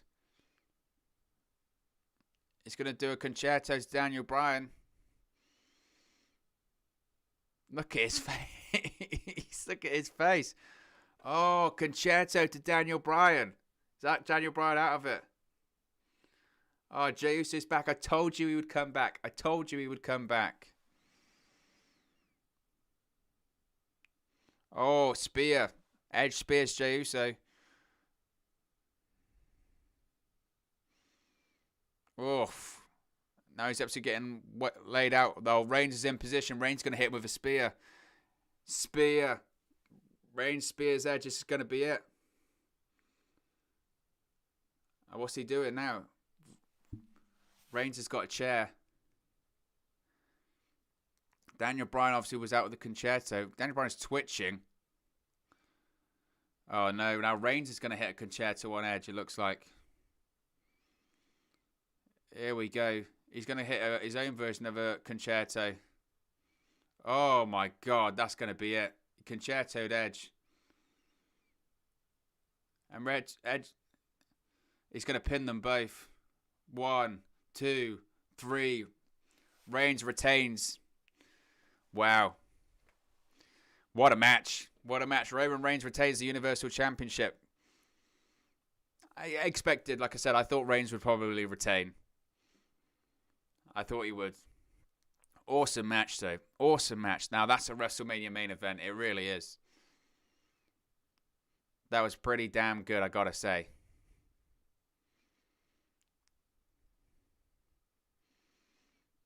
Enjoyable. Really enjoyable. Not the best show. Certainly not the best show.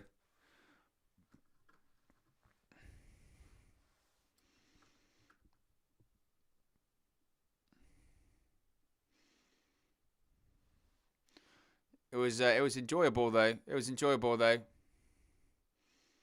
Maybe don't necessarily agree with the outcome,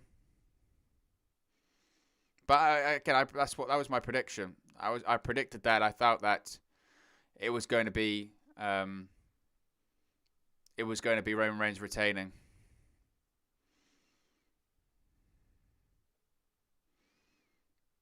You see Edge hit the concerto on Daniel Bryan.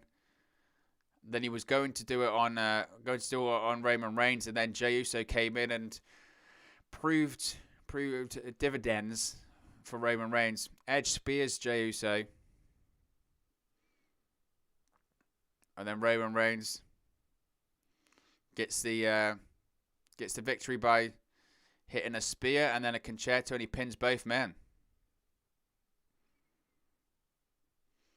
You know, the fact that if people are angry about it, if people are upset that Roman Reigns won, that's kind of the point. He's a heel. It's a heel.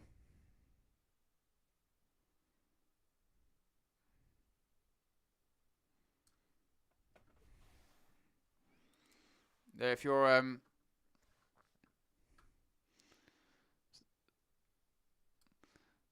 the question now is, who can stop the head of the table?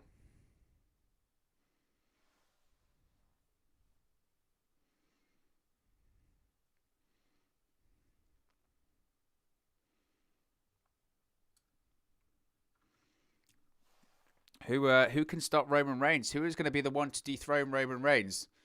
Should be Big E.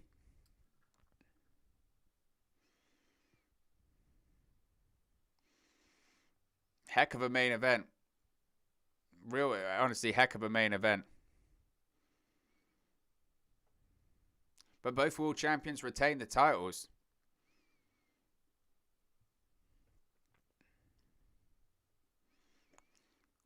Daniel Bryan's still selling. Good for him. He's still twitching.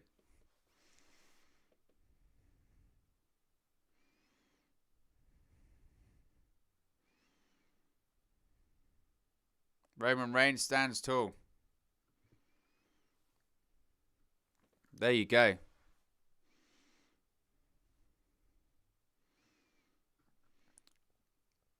Well, there you go. That's the ending of WrestleMania 37 Night 2. Give me a few seconds. We'll go on to the reaction stream.